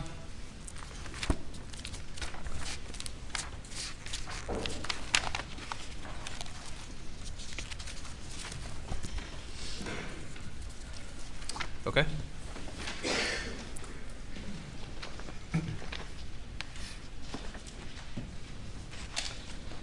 And up at the top,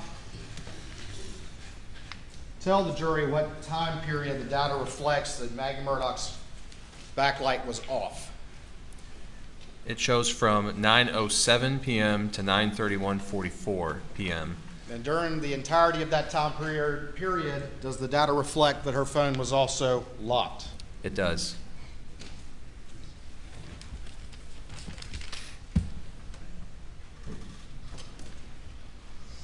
You could turn to page 18.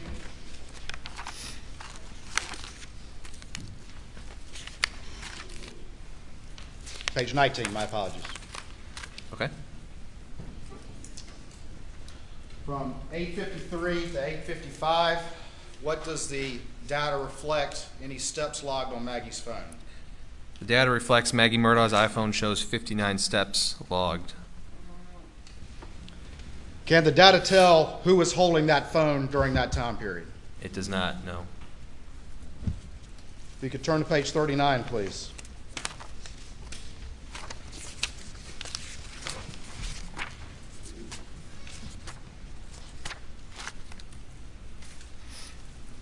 At 10:20:08, what happens, if anything, on Paul's phone? Paul's iPhone, it shows display on, screen auto lock. Screen auto lock? That is correct. What is your understanding again of auto lock? My understanding of auto lock, so the phone is already locked, but it's just an automatic feature that when the screen turns on, it just auto locks. It just logs it as auto locks even though it's already locked. Could that be from not recognizing a face? Either a face or, pushing the button on the side, but yeah. What's the next entry on your timeline after that screen on auto lock on Paul's phone at 10:20:08? After Very next entry at 10/21/25. Alex calls Rogan. So at 10:20:08, we have that screen on, an auto lock, and at 10:21:25, Alex calls Rogan Gibson. In preparing this timeline here today for the jury and for this investigation, what was your specific job with that timeline? The specific job was just to take all the data that we collected throughout this whole investigation and put it in one concise document.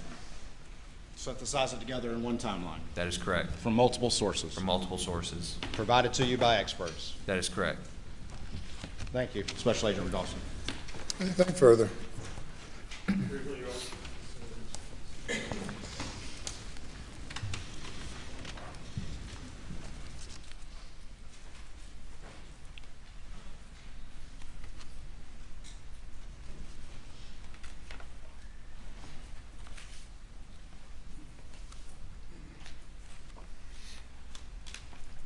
I think there was some, a question was asked about peak speeds to and from Moselle. Did you look to see if he passed anyone on the way there or back? What do you mean, passed anyone? Like a vehicle? Yes, that his car passed another vehicle on a two-lane road. I don't know how I'd be able to tell that with this data. So you don't know if a very fast peak speed was simply gunning it to pass another car? I do not. But at that late night hour, I would think that'd be, with, you know, the area, not a lot of people out. But, I mean, that's just total speculation. You don't know if there's another car out Just there or like not. yours is total speculation Right. that he passed someone. You don't That'd know. be correct. Yep, I do not know. Yeah. You don't know if there were any other cars out there to pass. You don't know if he was passing another car. You just don't know, do you? I do not, just like with your first question. And you also don't know why Paul's phone, the screen came on those two times at 10:18 and 10:20, do you? I do not physically know. That second time that the phone came on was at that moment, Alec was actually on the phone with John Marvin, correct? At what time? The second time that the phone came on, 10:20, and I believe it was 8 seconds. So at 10:20 and 8 seconds, that's when we have the display on, and at 10:21:25, Alex calls Rogan And Gibson. at 10, when the display comes on, at that very second, Alex Murdaugh was on the phone, his phone, with John Marvin, correct? If you do the math, I believe so, correct. And this was also during a period in which, according to his phone, he's walking around, though again, we don't know if he was walking that exact second. But it's during a period of steps, It's during correct? a period, correct. Walking around on the phone with John Marvin. No further questions, Your Honor. Let me step down.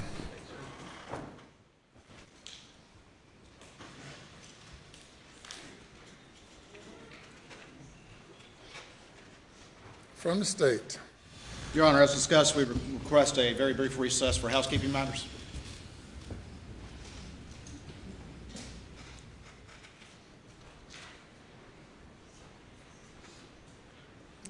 All right, the housekeeping matters are noted. Any further witnesses by the state? Not at this time, Your Honor. State rests but for the housekeeping matters. The housekeeping matters, and then, yes, at that point, the state would formally rest. Yes, sir. Ladies and gentlemen, we'll have you go to the jury room for another break. Please do not discuss the case.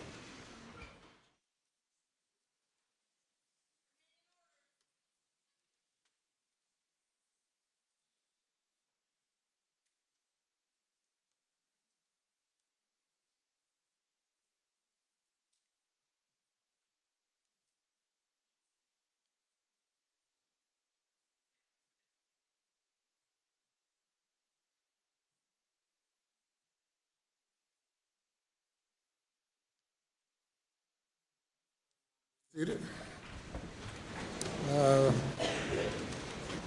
So what type of housekeeping matters do you have? I just wanted to do, as my practice, is just one final exhibit check, make sure that there was nothing missed. It will just take a moment, Your Honor. All right.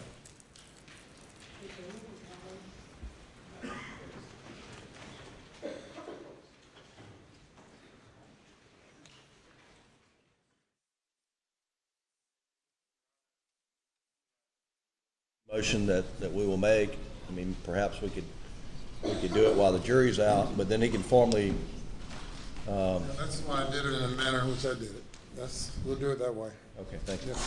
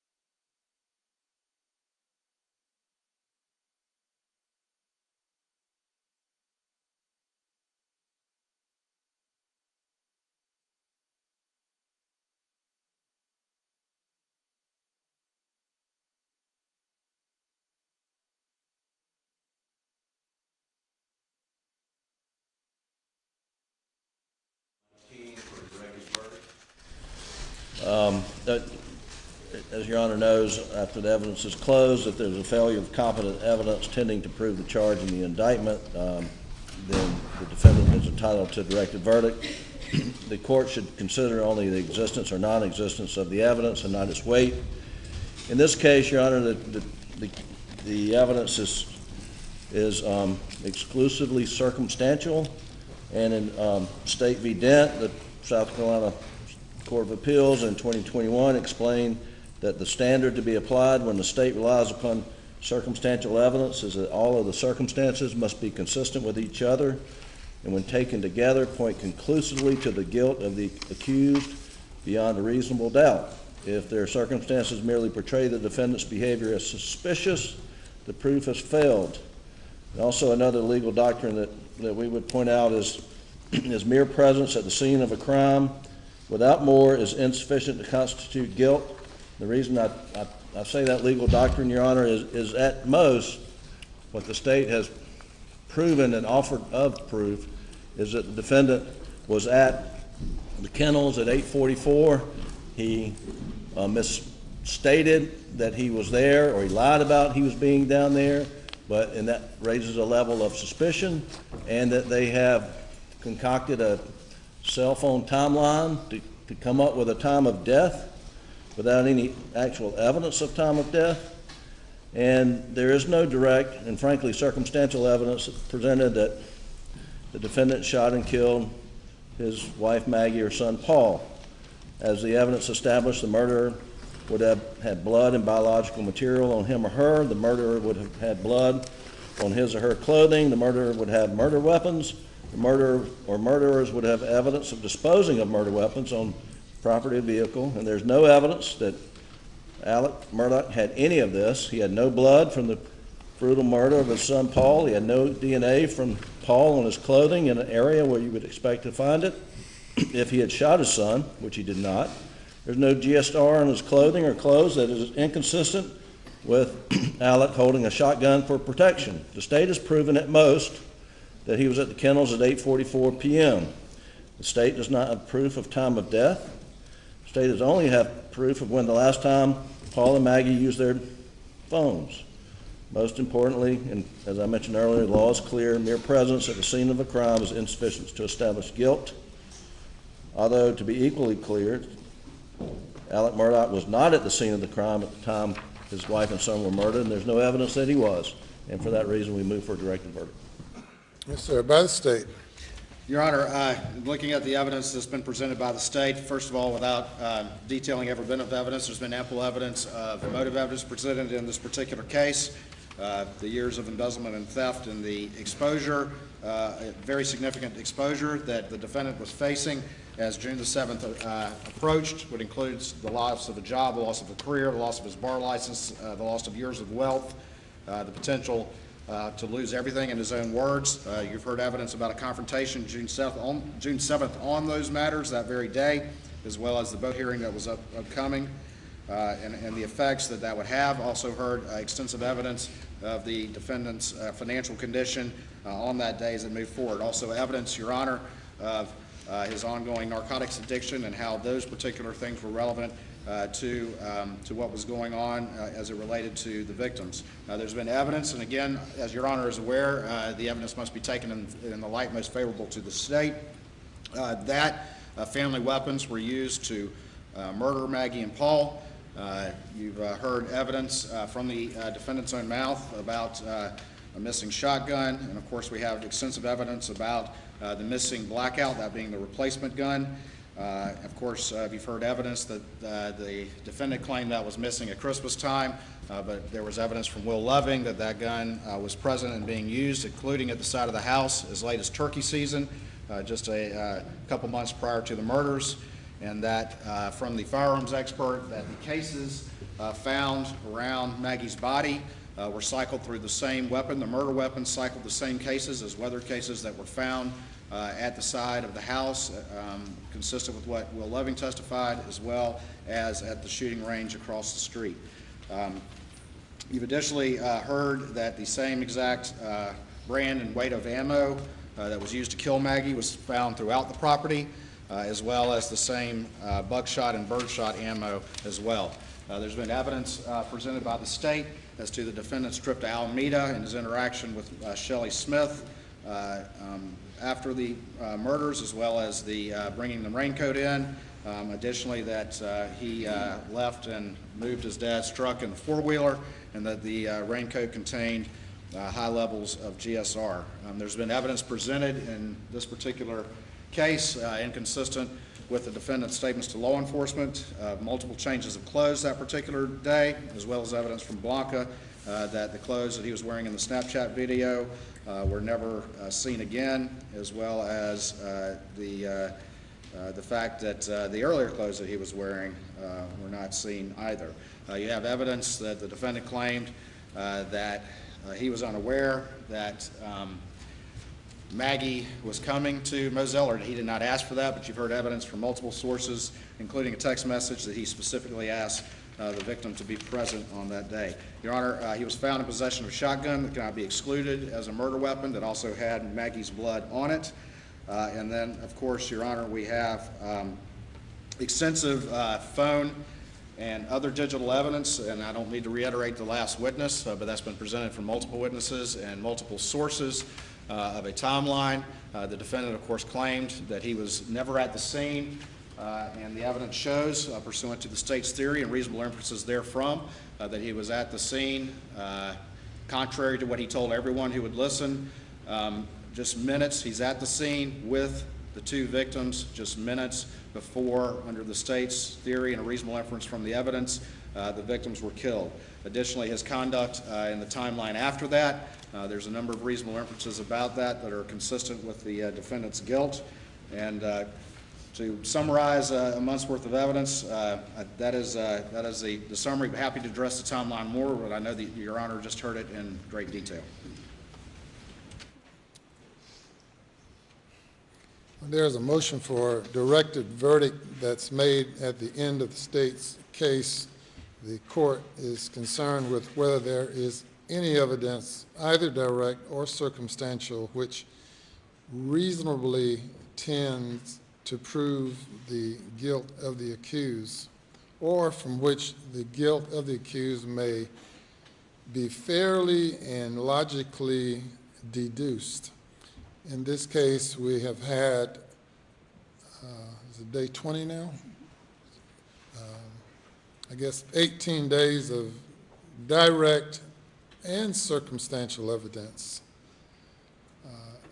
And the law makes no distinction between the weight or value to be given either direct evidence or circumstantial evidence. Nor is a greater degree of certainty required of circumstantial evidence than of direct evidence. Cases can be proven by direct evidence, circumstantial evidence, or a combination of the two. At this stage of the proceedings, there's evidence to support a guilty verdict if it is believed by the jury. I therefore deny the motion for a directed verdict. Ready to roll with the defense? Rock and roll, Your Honor. Rock and roll. All right, well, let's take a 30-second stretch and bring the jury out and press on.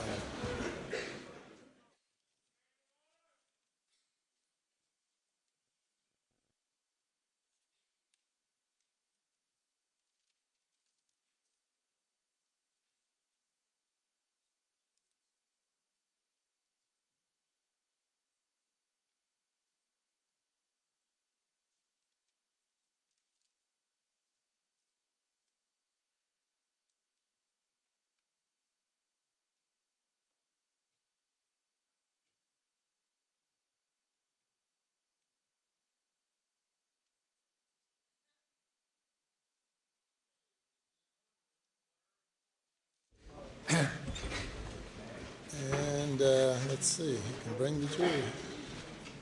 You may bring the jury. There you go. Be seated, please.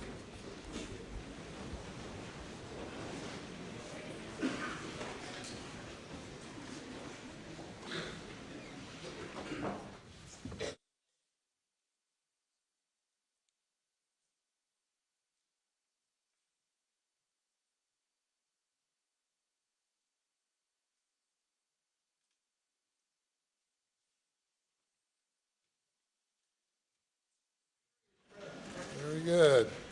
Madam Forelady, how's the jury doing? Doing good. Very good. You have heard the state's case. It is now the defense's turn. And you may call your first witness. All right. Coroner Richard Harvey, please. Yeah, go look. I'm sorry. You know what you look like? Okay, good.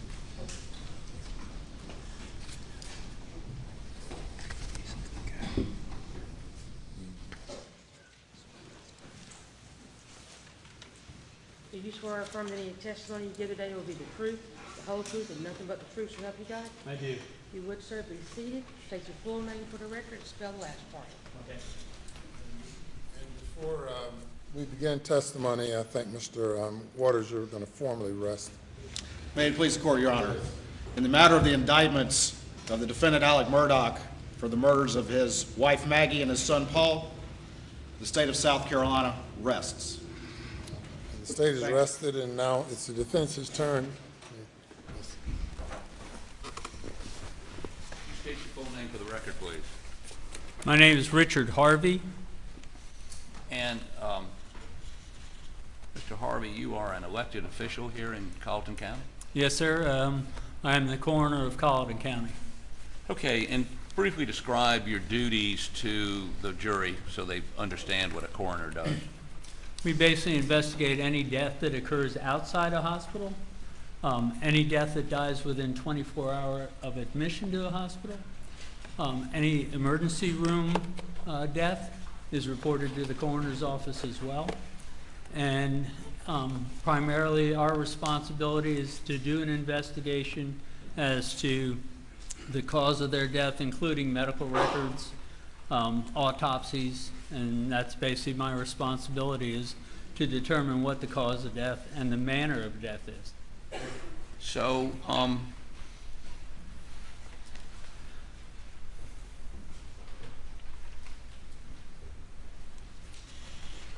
you don't have a medical degree, though? No, sir. Okay. But I was one of the first medically trained coroners in the state of South Carolina. Okay. And how long have you been coroner? This is my 30th year. 30th year. So let me talk a little bit about in general, well, no, let me just go ahead and cut to the chase here. You have a file with you, and I believe it's a file concerning the deaths of Paul and Maggie Murdaugh. I do. And how did you get notified of their deaths? I was actually notified by one of my deputies who was on call that evening.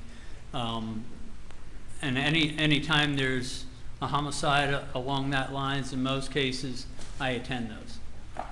And he was on call, and basically he told me he also has another job because he's only part-time. And he told me, he says, look, I can't stay. He says, I've got to work tomorrow morning. And he says, you know, I hate to dump this on you, but he says, but, you know, this is going to be yours. So you took, well, first let me back up for just a second. Did you respond, and if so, what time did you get to the scene? And I'm going to lead you and say in Moselle. I was notified at 23:04, which is 11:04 in the evening. Okay. And I arrived on the scene. Let me back up there. I arrived on the scene at 23:04. I was actually notified about 22:30 by my deputy who was on call. So 22:30 would be 10:30? Yes, sir. So you got notified at 10:30. You got on the scene at 11:04. And were you by yourself? Yes. Okay. And I'm going to jump ahead a little bit. Did you process this scene? Did you have somebody take? Did you take photographs or something? Yes, sir, I did. So the photographs in your file are your photographs. Yes, sir. And in taking those photographs, did you, for instance, go into the feed room and take some photographs? Yes, I did. Okay. And had that crime scene been processed by SLED at that point? No, sir. Okay. Did you do anything to, I mean, and I'll be frank with you, there's some footprints that have been identified as law enforcement or perhaps your folks that were in the feed room, perhaps in blood, before SLED had finished processing. Are those your folks or SLED or who, do you know? I'm unaware of those. Okay. So when you took those photographs, did you take precautions to, I mean, how do you not disturb evidence? We've always kind of followed a pattern that we follow the same path in and the same path out. Therefore, we don't cross over into any possible assailants. Okay. And again, you're preserving evidence. It's a homicide, so this is your case, right? And you do that pursuant to state law. Yes, sir. And we've received your photographs. Thank you for those. And I think you gave them to SLED also, correct? Yes, sir. And so you perform a function also. I've looked at the death certificates of Paul and Maggie Murdaugh, and you have a time of death of 9 o'clock. Is that correct? Yes, sir. Okay, so let's go through when you begin to examine the body to determine a time of death. Tell me how you do that.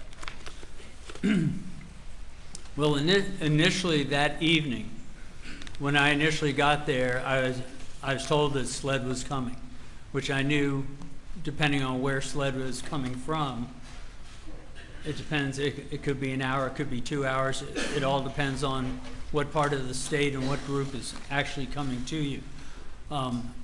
My initial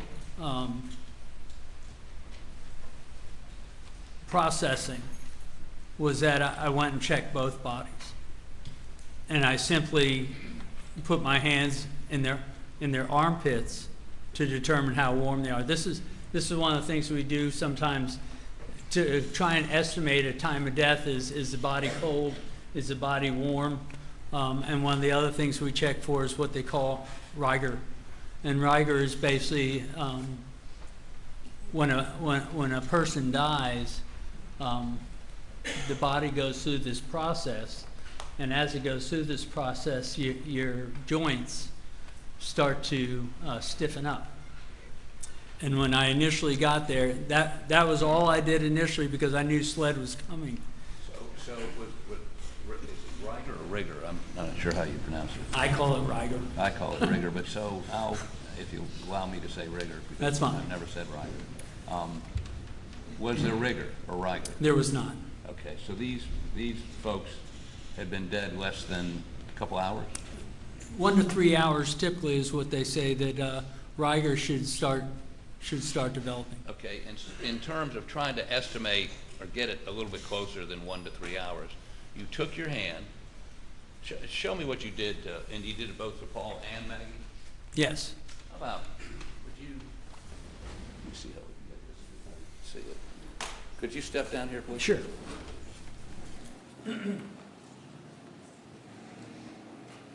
And they were laying on the ground, both of them, right? Yes, sir. And did you move them? No. Okay, so... They were covered with the sheet initially when I got there. Right, so let's have you stand over Okay. here so the jury can see me. And you went up to Paul, and where did you put your hand? I have to think now which way Paul was laying. I'm not worried about Right, whether it was left okay. or right. Basically what I did is I lifted his arm up just a little bit here, and I stick my hand up into the armpit. And that's one of the central areas of your body without using the only other choice is a rectal thermometer. And in most cases when you have that many people around, I'm not going to pull somebody's pants down to utilize the rectal thermometer. So I stick my hands in their armpit, and like I say, I can get an idea, I mean, how warm they are. Okay, and you did the same thing to Maggie? I did the same thing to Maggie.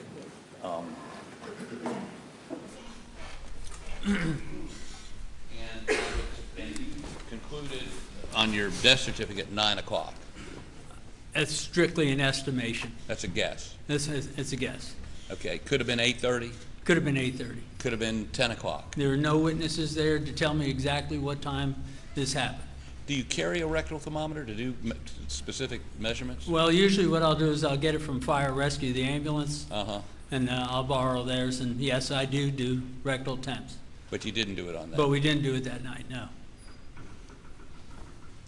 And that's the reason the death certificate says 9 o'clock? Right. That was an estimation from what I found as far as the warmth of the body. Yeah. Thank you for your indulgence.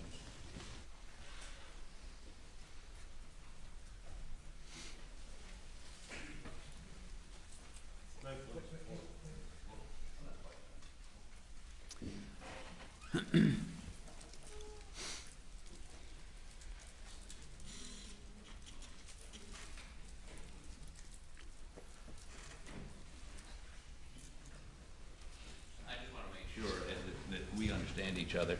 Your statement of 9 o'clock, it could have been 8 o'clock. It could have been 8 o'clock. Their death could have been the result of being shot at 8 o'clock. I basically looked at 2.5 hours from the time that the call came in to the time I actually got there. So they could have been shot at between. Yes, sir. Thank you, Coroner. Please answer any questions. By the state.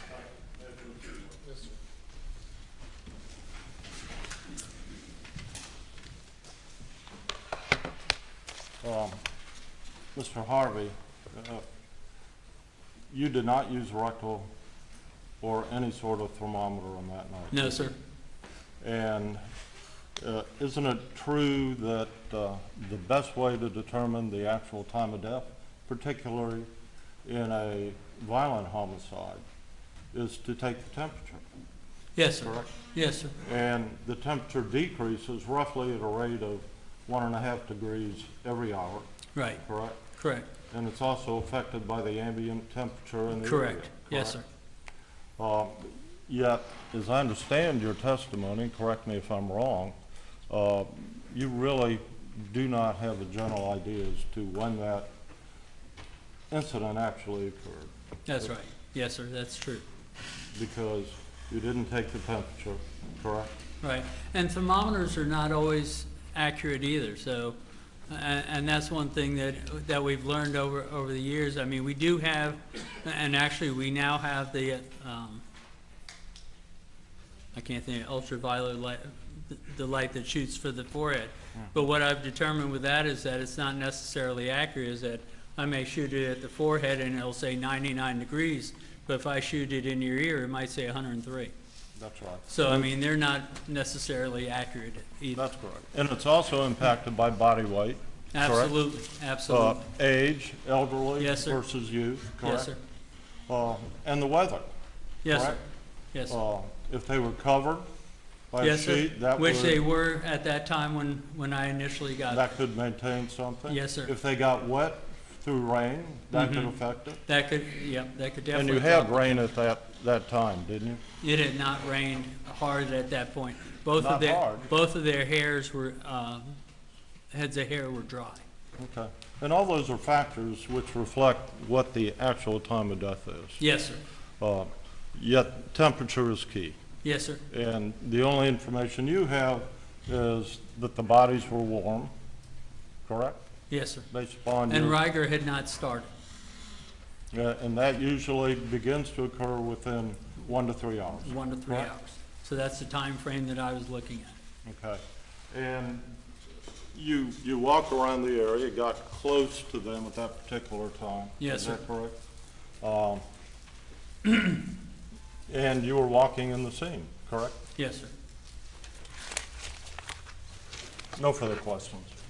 Yes, sir. 2 questions. Sure. Do you remember when SLED showed up? I do have probably the times for that.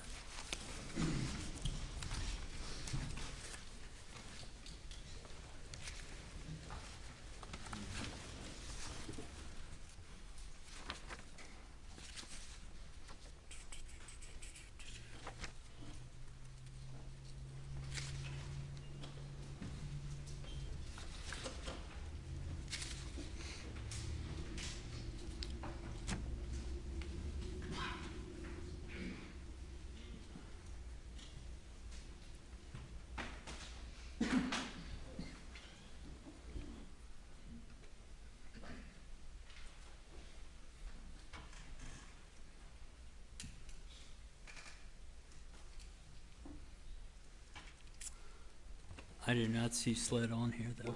Let me perhaps ask another question. Okay. Was Colleton County already there? Yes, sir. Okay. Were there Colleton County detectives there? Yes, sir. They're, Okay. Did any of them talk to you about time of death? no, Did any of them ask you what your examination revealed? no, Did any of them ask you how you came to your decision of the time of death? no, sir.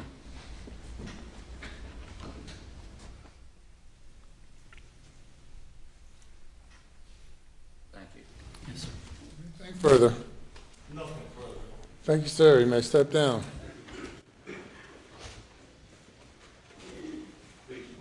Yes, sir. Shailene Tyndall to the stand, please. Come forward. Yes, sir.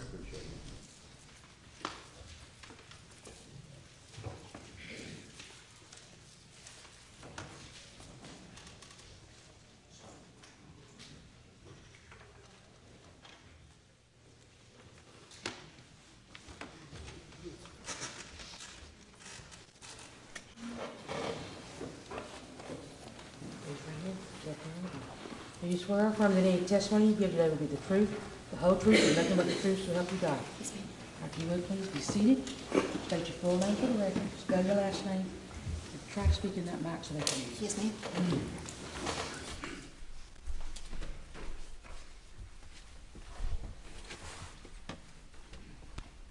I'm Shalane Tyndall, SHALANETINDAL. Talked on the phone a couple times? Yes, sir. But we've never met, have we? No, sir. Okay. I appreciate you being willing to come here on such short notice today. I know you've got other things to do. So, where do you work? I work for the Colleton Sheriff's Office as public information part-time, and then for my full-time position, I work for the nonprofit blood organization, the Blood Connection, as the divisional logistics coordinator and calendar specialist. Okay. Let me find my glasses, I'm sorry. So, back on June 7th and 8th of 2021, what was your job? What was your job back then with the I was solely the public information officer at the Sheriff's Office at that time. Colleton County Sheriff's Office? Yes, sir. Okay, I want to show you a document and see if you can identify this. I think the easiest way to do that.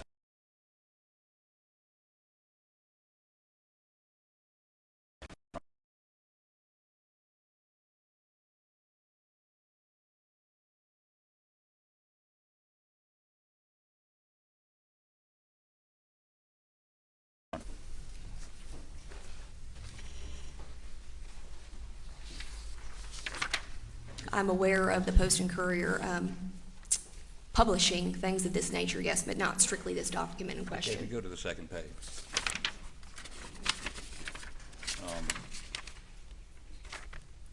Now, does this, if you look halfway down the page, does that, there is a quoting here from you, correct? Yes, sir. Is it accurate? This quote was actually coordinated between SLED and us at the time. We received multiple inquiries from the media, and per the sheriff's standard protocol, anytime SLED is in charge of a case or investigation, it's standard procedure to reach out to them and coordinate something with them. Okay, so the quote from you, this is on the morning, this is the Post and Courier on the morning of June 8th. And the quote contained by you in here, we'll get how that was put together, but is it accurate? The quote wasn't by me, it was a joint information from SLED and the Sheriff's Office. Sheriff spokeswoman Shalane Lowe's referred questions. So, but you were part of the release of this statement? Yes, it was a joint. Mm-hmm. Okay. Your Honor, I'd like to offer this into evidence. No, could I look at it, please?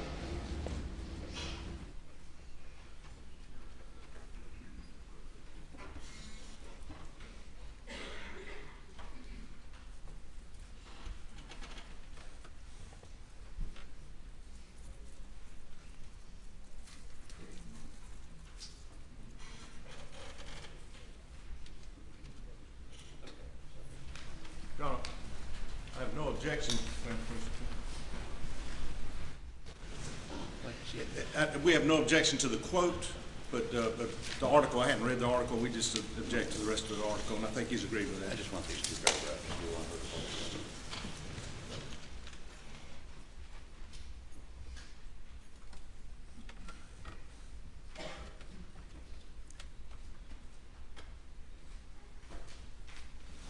No objection.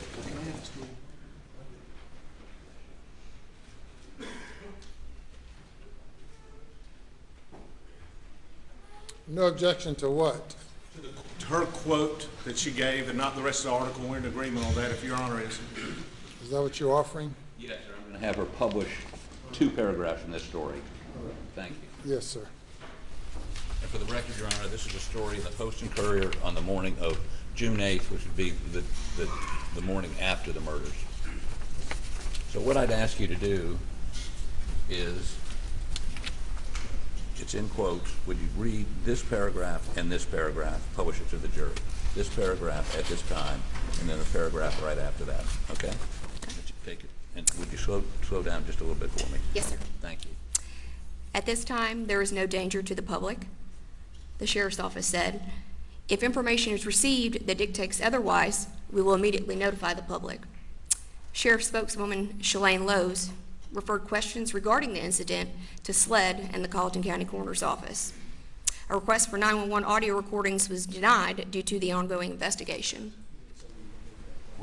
I'm sorry, she went further than I asked. That's okay.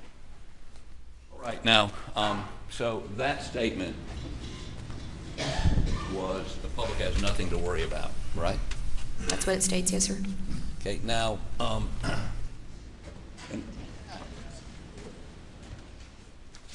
let me ask you the process for this getting, something like this getting released. You said SLED was involved? Can you clarify exactly what you're asking? Okay, so this statement, at this time there's no danger to the public, the sheriff's office said, you would be the spokesperson for the sheriff's office.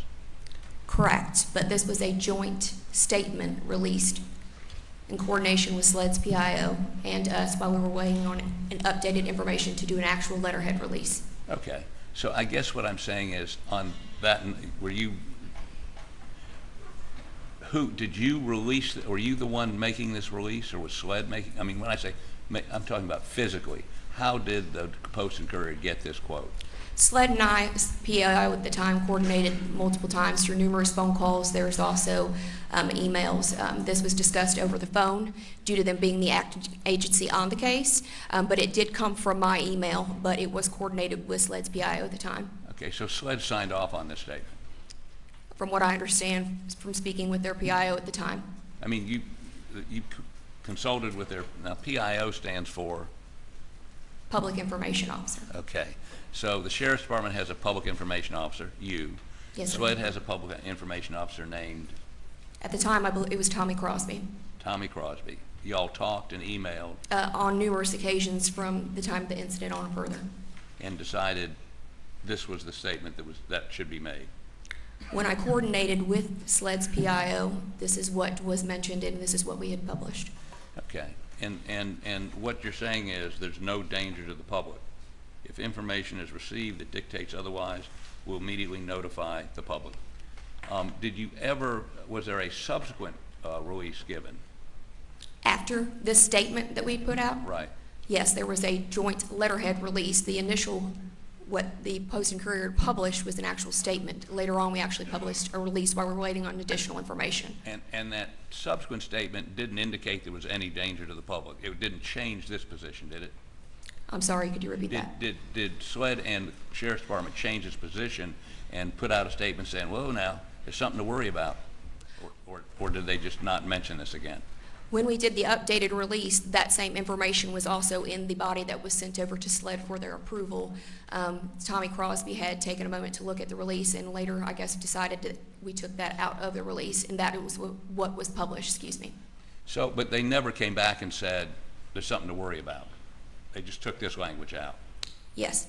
Okay. And SLED signed off on that? We worked on this together, yes. Okay, but it wouldn't have gone out if SLED hadn't said? Yes, sir. Let it out, correct? I mean, you get information and then you shape it into a release here or subsequently that is digestible. Maybe that's the best way to put it. You're the wordsmith. You're the one that tries to make it make sense. Yes, sir. Public information, we're not privy to investigations. We just receive details, and then we take those and turn them into paragraphs so the paper and anywhere in the media can print for layman's terms to be better understood by the public. And I want to make sure I understand this. Any subsequent release never changed. Actually, I think you said the subsequent release said the same thing. At this time, there's no danger to the public. That didn't change, correct? In the updated release that was sent out on letterhead, yes, that was removed. That was removed? Yes, sir. But did they say there is a danger to the public? They never said that, did they? No, sir. Beg the court's indulgence for just a moment.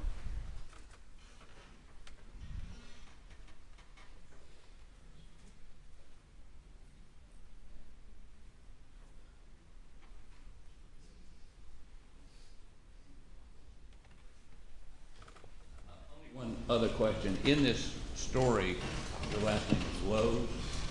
Yes, sir. I got married since then. I guess somebody decided to like me. Well, congratulations for this petition. Well, thank you. Thank you. Please answer any questions.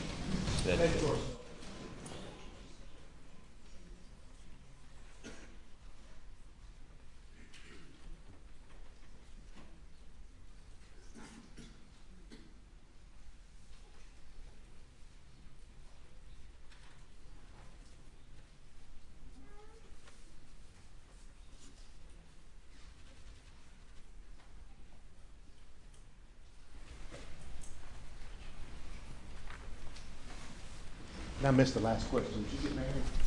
Yeah, you still trying to court me? No, I'm just kidding. No,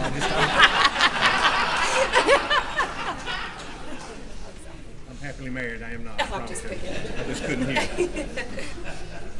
What was the date of the second release that Mr. Harpoon? I honestly don't know. Am I talking into here? Yes, ma'am. The date of the second is the same date. I apologize, Your Honor. The date of the second. The initial letterhead release was released on the same date a few hours after the initial statement. So the one he was asking about second was the same exact statement, word for word, that was released earlier? No, the second, what we initially put out at around, I think, before 10 o'clock in the morning, we had received inquiries from Fitz News, News 4, and I believe the Post and Courier. So the initial statement that I coordinated with SLED was what he was referring to. Afterwards, an updated letterhead release, as additional information became available to us, was coordinated with SLED that redacted that information. Okay. And I'm just going to show you, for this, is this the document you're talking about here?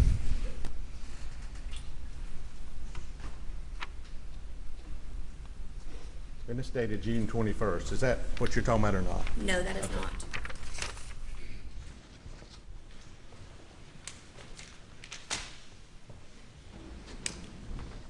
Congratulations on your marriage. That's all I have. Thank you. Thank you, sir. I appreciate you.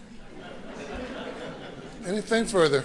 Only this question. Did you think that Mr. Metters was proposing to you a moment ago? I don't know. I'm just picking. No further questions. Thank you. You may step down. Thank you, sir.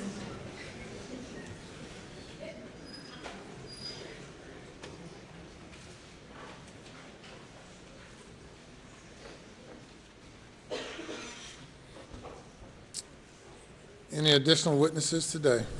Your Honor, as we've discussed, the next witness would be extraordinarily lengthy. It's 4:30. I apologize to the jury and the court for not having somebody intermediate, but we just couldn't find anybody, not knowing when the state was going to rest. Thank you.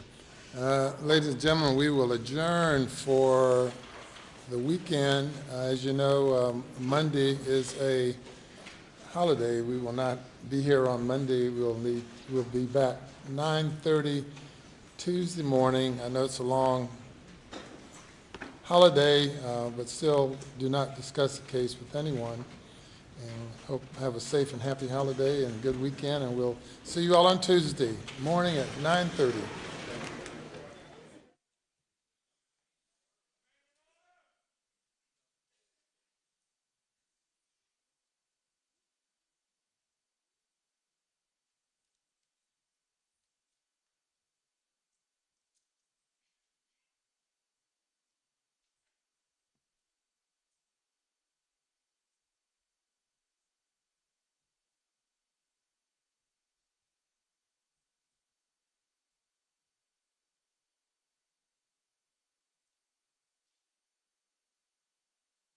Today. Okay, we'll see everyone next week. All right.